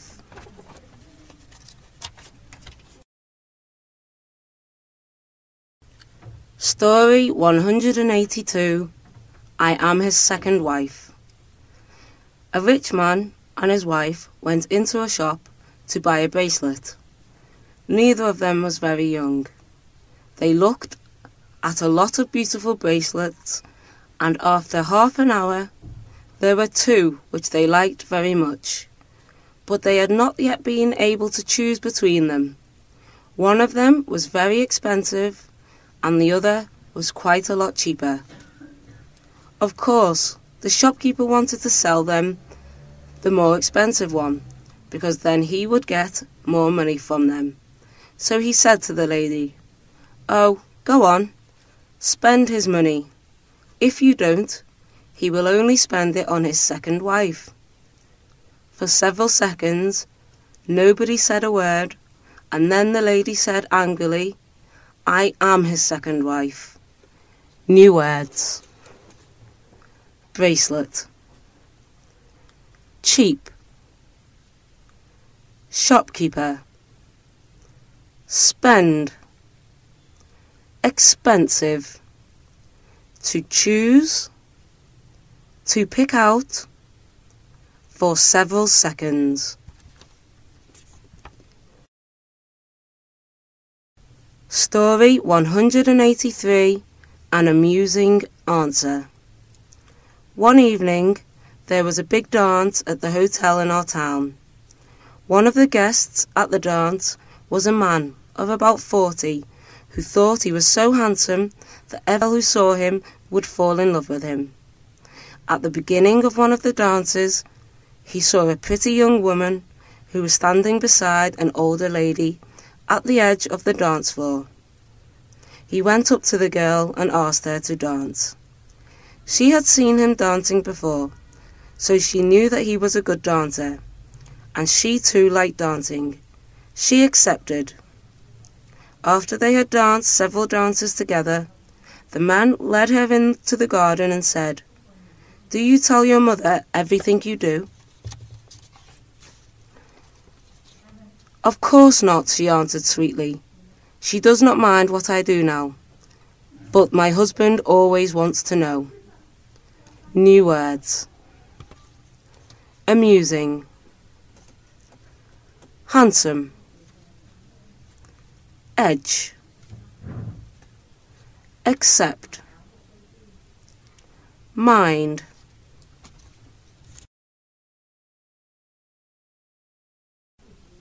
Story 184, The Honest Passenger. A few years ago, there were a lot of hijackings on aeroplanes. So now, people always search passengers and their luggage at airports before they let them get into an aeroplane, because they do not want them to take on guns or bombs or other dangerous things onto the plane with them. Mr. and Mrs. Smith were singers, and they travelled a lot. Whenever they went by plane, people searched them and their luggage, of course. One day, Mr. Smith came to the airport, and then the men searched him and his luggage first. He was ready to get on the plane. Then Mrs. Smith arrived. She was late and in a hurry, but the people searched her bag very carefully. Then Mr. Smith heard her laugh and say to the men happily, "Oh, that's very good. I've looked for those scissors for several days, and now you've found them for me. Thank you very much." New words. Honest, passenger, hijacking,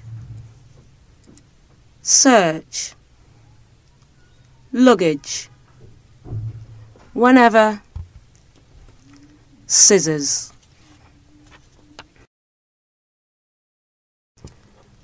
Story 185. My wife is waiting in our car for me to come back. It was Christmas, and there was a big party in the house. Guests came and went, but the party continued.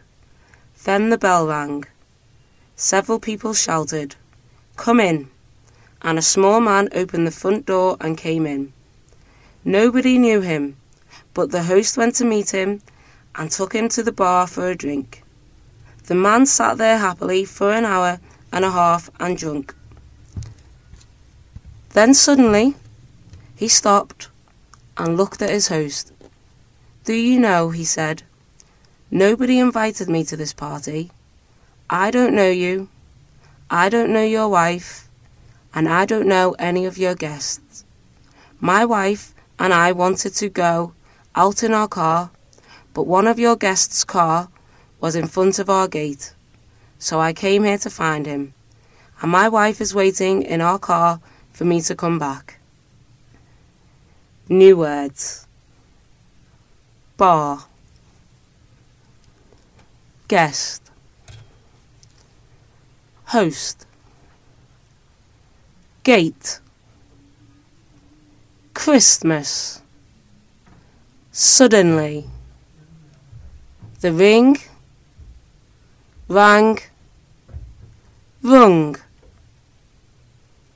to shout. We wanted to go out in our car.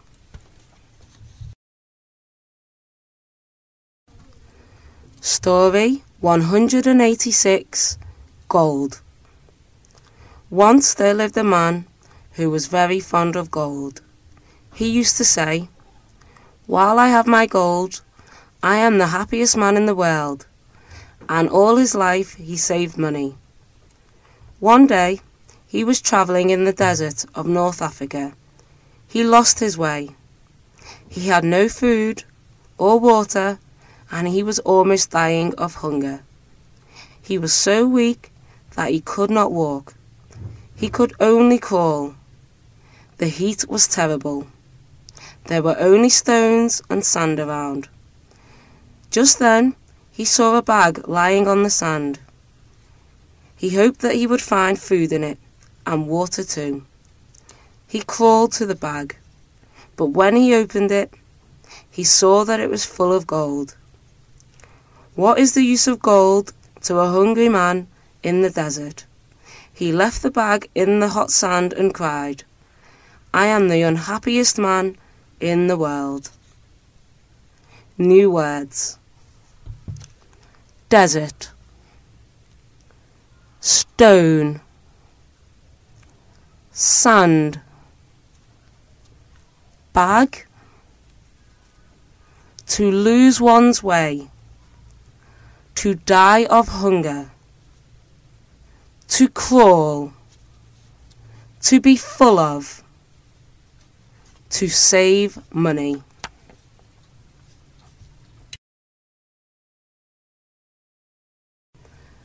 Story 187. I'm always sitting in this seat behind you. Mr. Smith lived in the country, but he worked in an office in the big city. So 5 days a week, he went to work by train every morning and came home the same way. One morning, he was reading his newspaper on the train, when a man sitting behind him, who Mr. Smith had never met before, leaned forward, tapped him on his shoulder, and spoke to him. The man said, "You're not leading a very interesting life, are you? You get on the same train, at the same train station, at the same time every morning. And you always sit in the same seat and read the same newspaper." Mr. Smith put his paper down, turned round, and said to the man angrily, "How do you know all that about me?" "Because I'm always sitting in this seat behind you," the man answered. New words. To turn round. To lean forward. To tap. To lead an interesting life. Seat. Shoulder.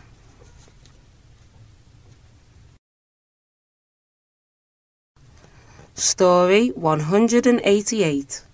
The door of his room was gone. The students at a certain American university used to play tricks on each other when one of them was going to receive his first visit from a new girlfriend. Usually, the trick was to take all the furniture out of the student's room so that when his girlfriend arrived, there was nothing to sit on. Ted Jones was a country boy who had never left his birthplace until his admission to the university. When he arrived there for the first time and heard about this behaviour, he disliked it and announced to the other students, "I'm determined that that's not going to happen to me. I'm going to lock my door." His confident words were greeted with laughter by the other students. When Ted brought his girlfriend to his room for the first time, he was astonished to find that all the furniture was there, but the door of his room was gone. New words.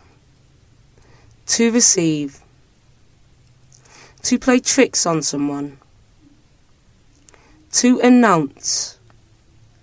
Behaviour. Furniture. Laughter. Astonished.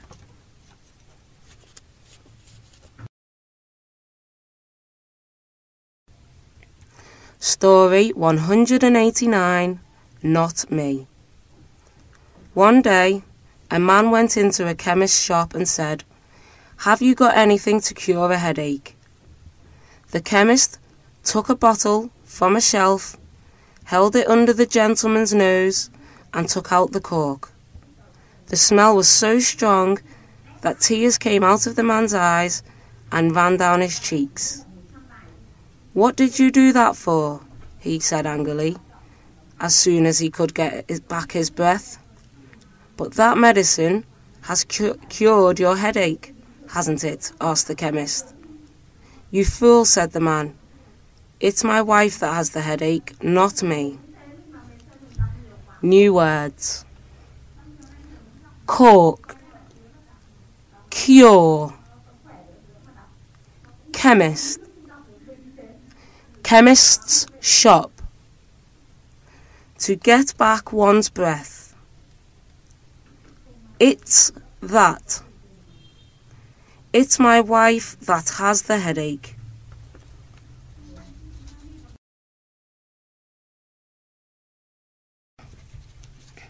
Story 190, Because of Her Question.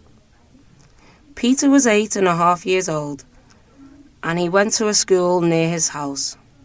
He always went there and came back on foot, and he usually got back on time.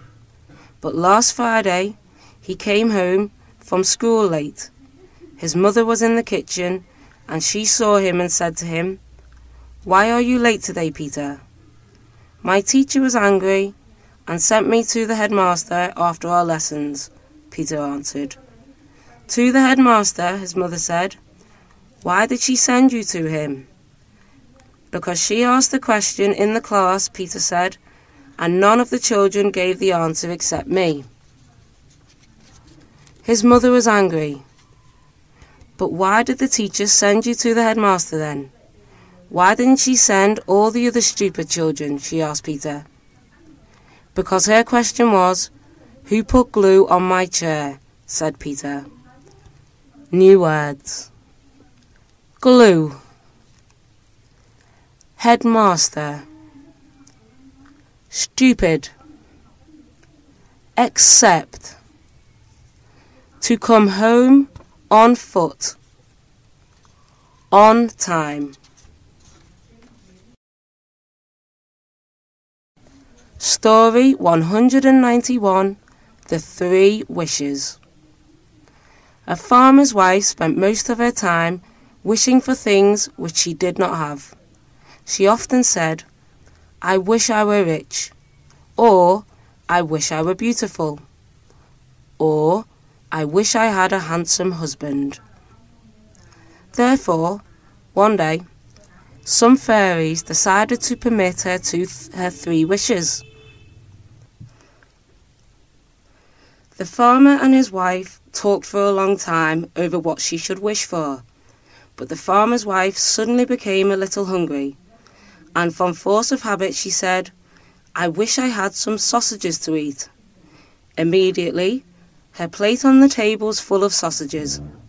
Then an argument began, because the father said that his wife had wasted one of their good wishes on such a cheap thing such as sausages. The argument grew hotter, and finally the wife said angrily, "I wish the sausages were hanging from your nose." Immediately, the sausages flew to her husband's nose and remained there. Now, there was only one thing the poor woman could do. She really loved her husband, and so she had to spend her 3rd wish removing the sausages from her husband's nose. New words.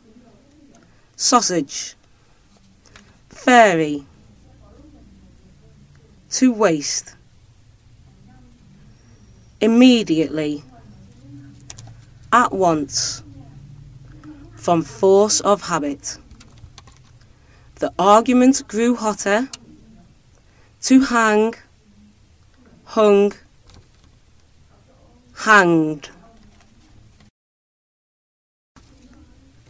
Story 192, He Simply Bolted.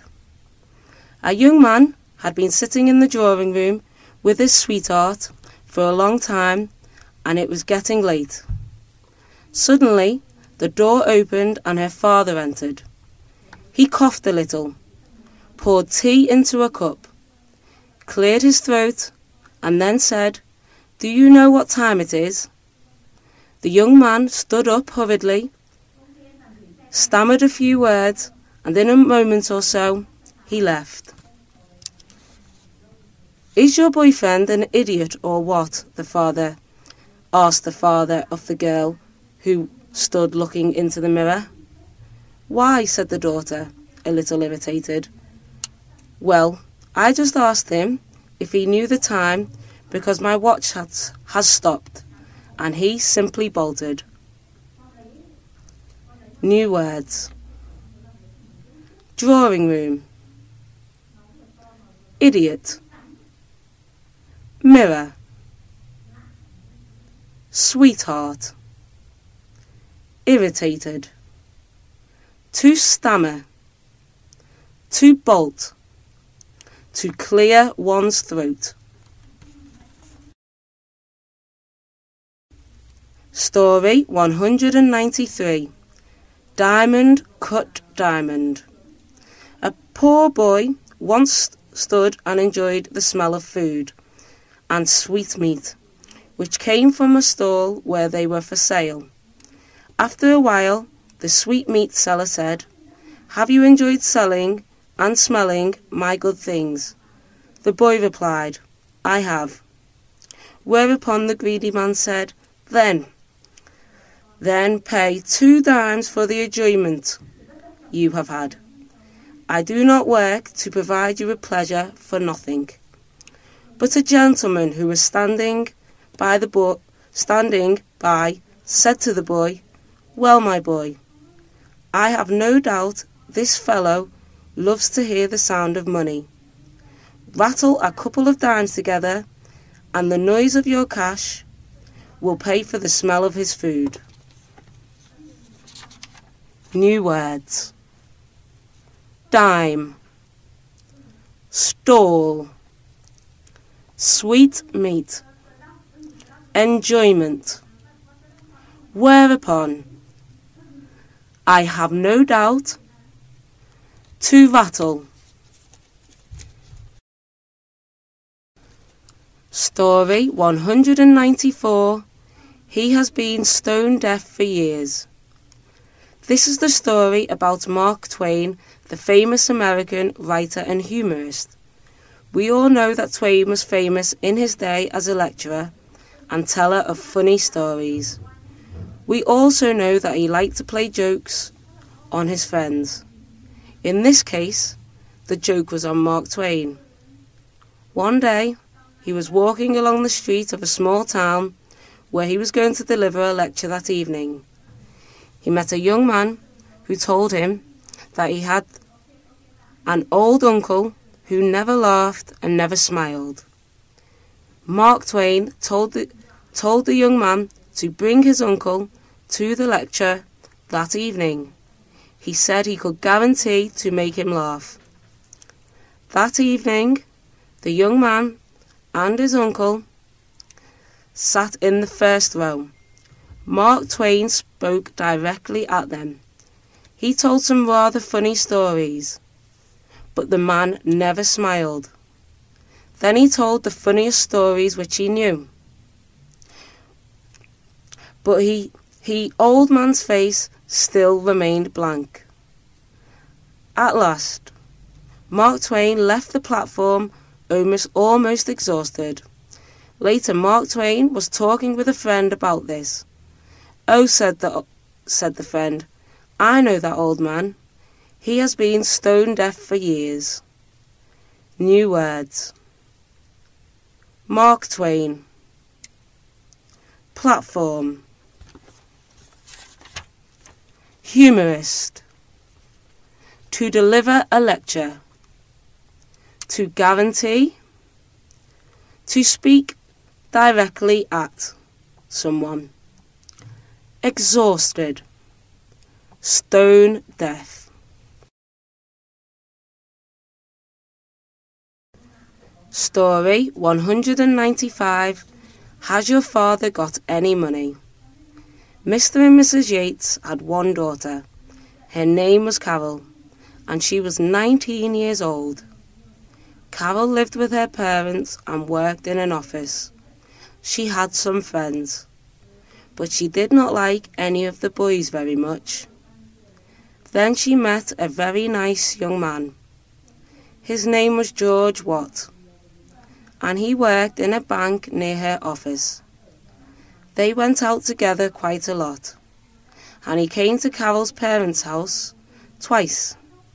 And then, last week, Carol went to her father and said, "I'm going to marry George Watt, Daddy.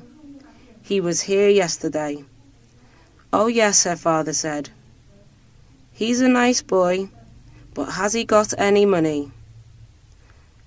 "Oh, men, all of you are the same," the daughter answered, angrily.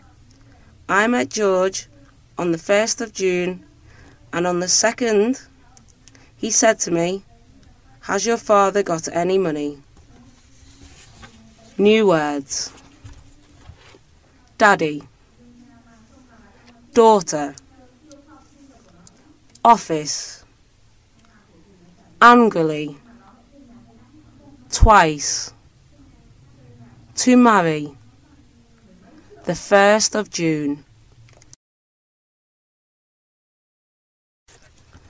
Story 196, A Clever Lady. A young lady who was on holiday in Brighton went into a bank to collect some money, which had been sent there from the town in which she lived. The clerk in the Brighton bank did not know her, so he said, "What proof have you got that you really are the lady who should collect this money?" The young lady looked worried for a few moments and said, "I don't think I've brought any proof with me." But then she suddenly looked happy again. She opened her bag, took a photograph of herself out of it, and showed it to the clerk. "Here's something," she said. The clerk looked at the photograph carefully and then looked at the young lady. "Yes, that's you," he said, and paid the money to her without any trouble. New words. Holiday, collect, proof, trouble, money.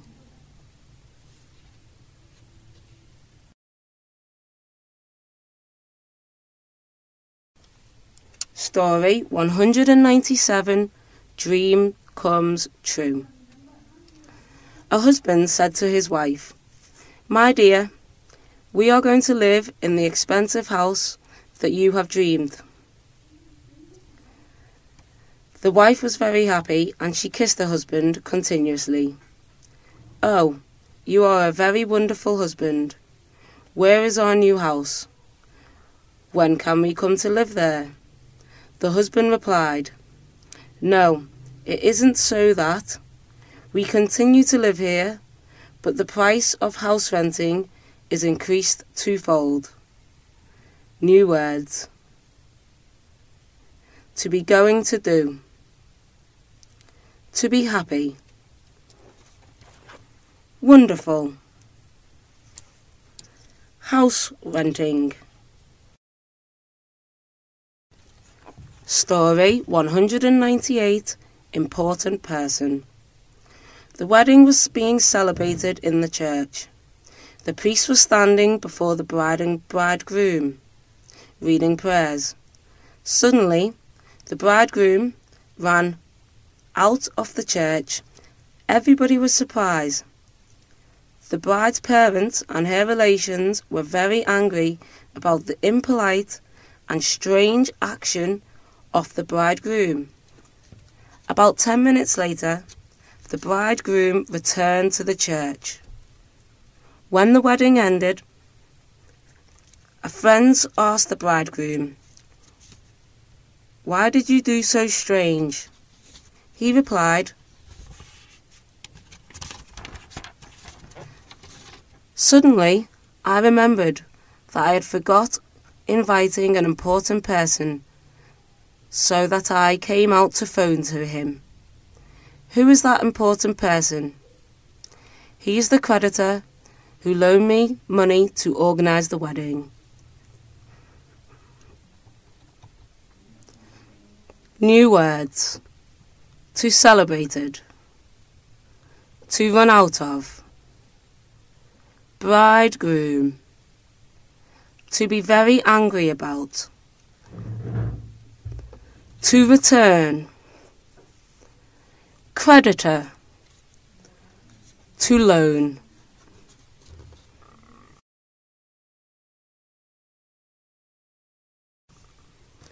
Story 199, You Say the Most Wonderful Things.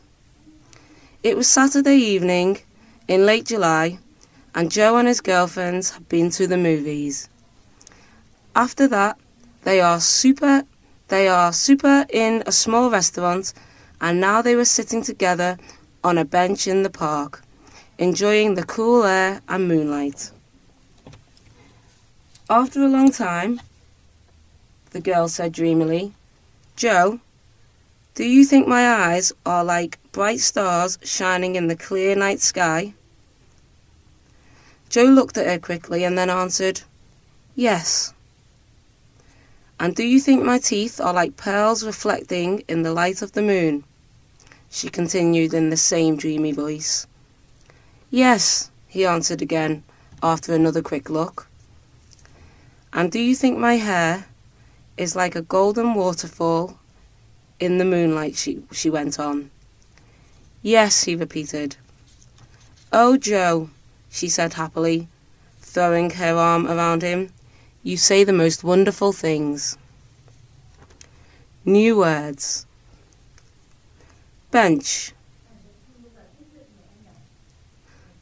Pearl. Waterfall.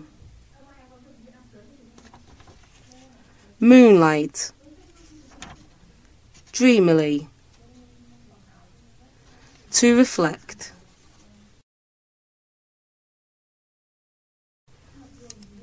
Story 200, you've won.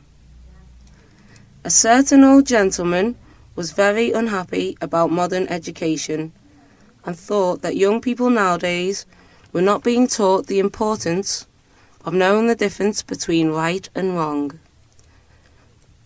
One day, he was taking a walk in the park near his home when he saw some young boys standing around a small cat. The old gentleman went up to the boys, said to him, We're having a contest. We're telling lies, and the one who tells the biggest one gets the cat. The old gentleman thought that this was a good opportunity to teach the boys a useful lesson. So he said to them, I've never told a lie in my life. All at once,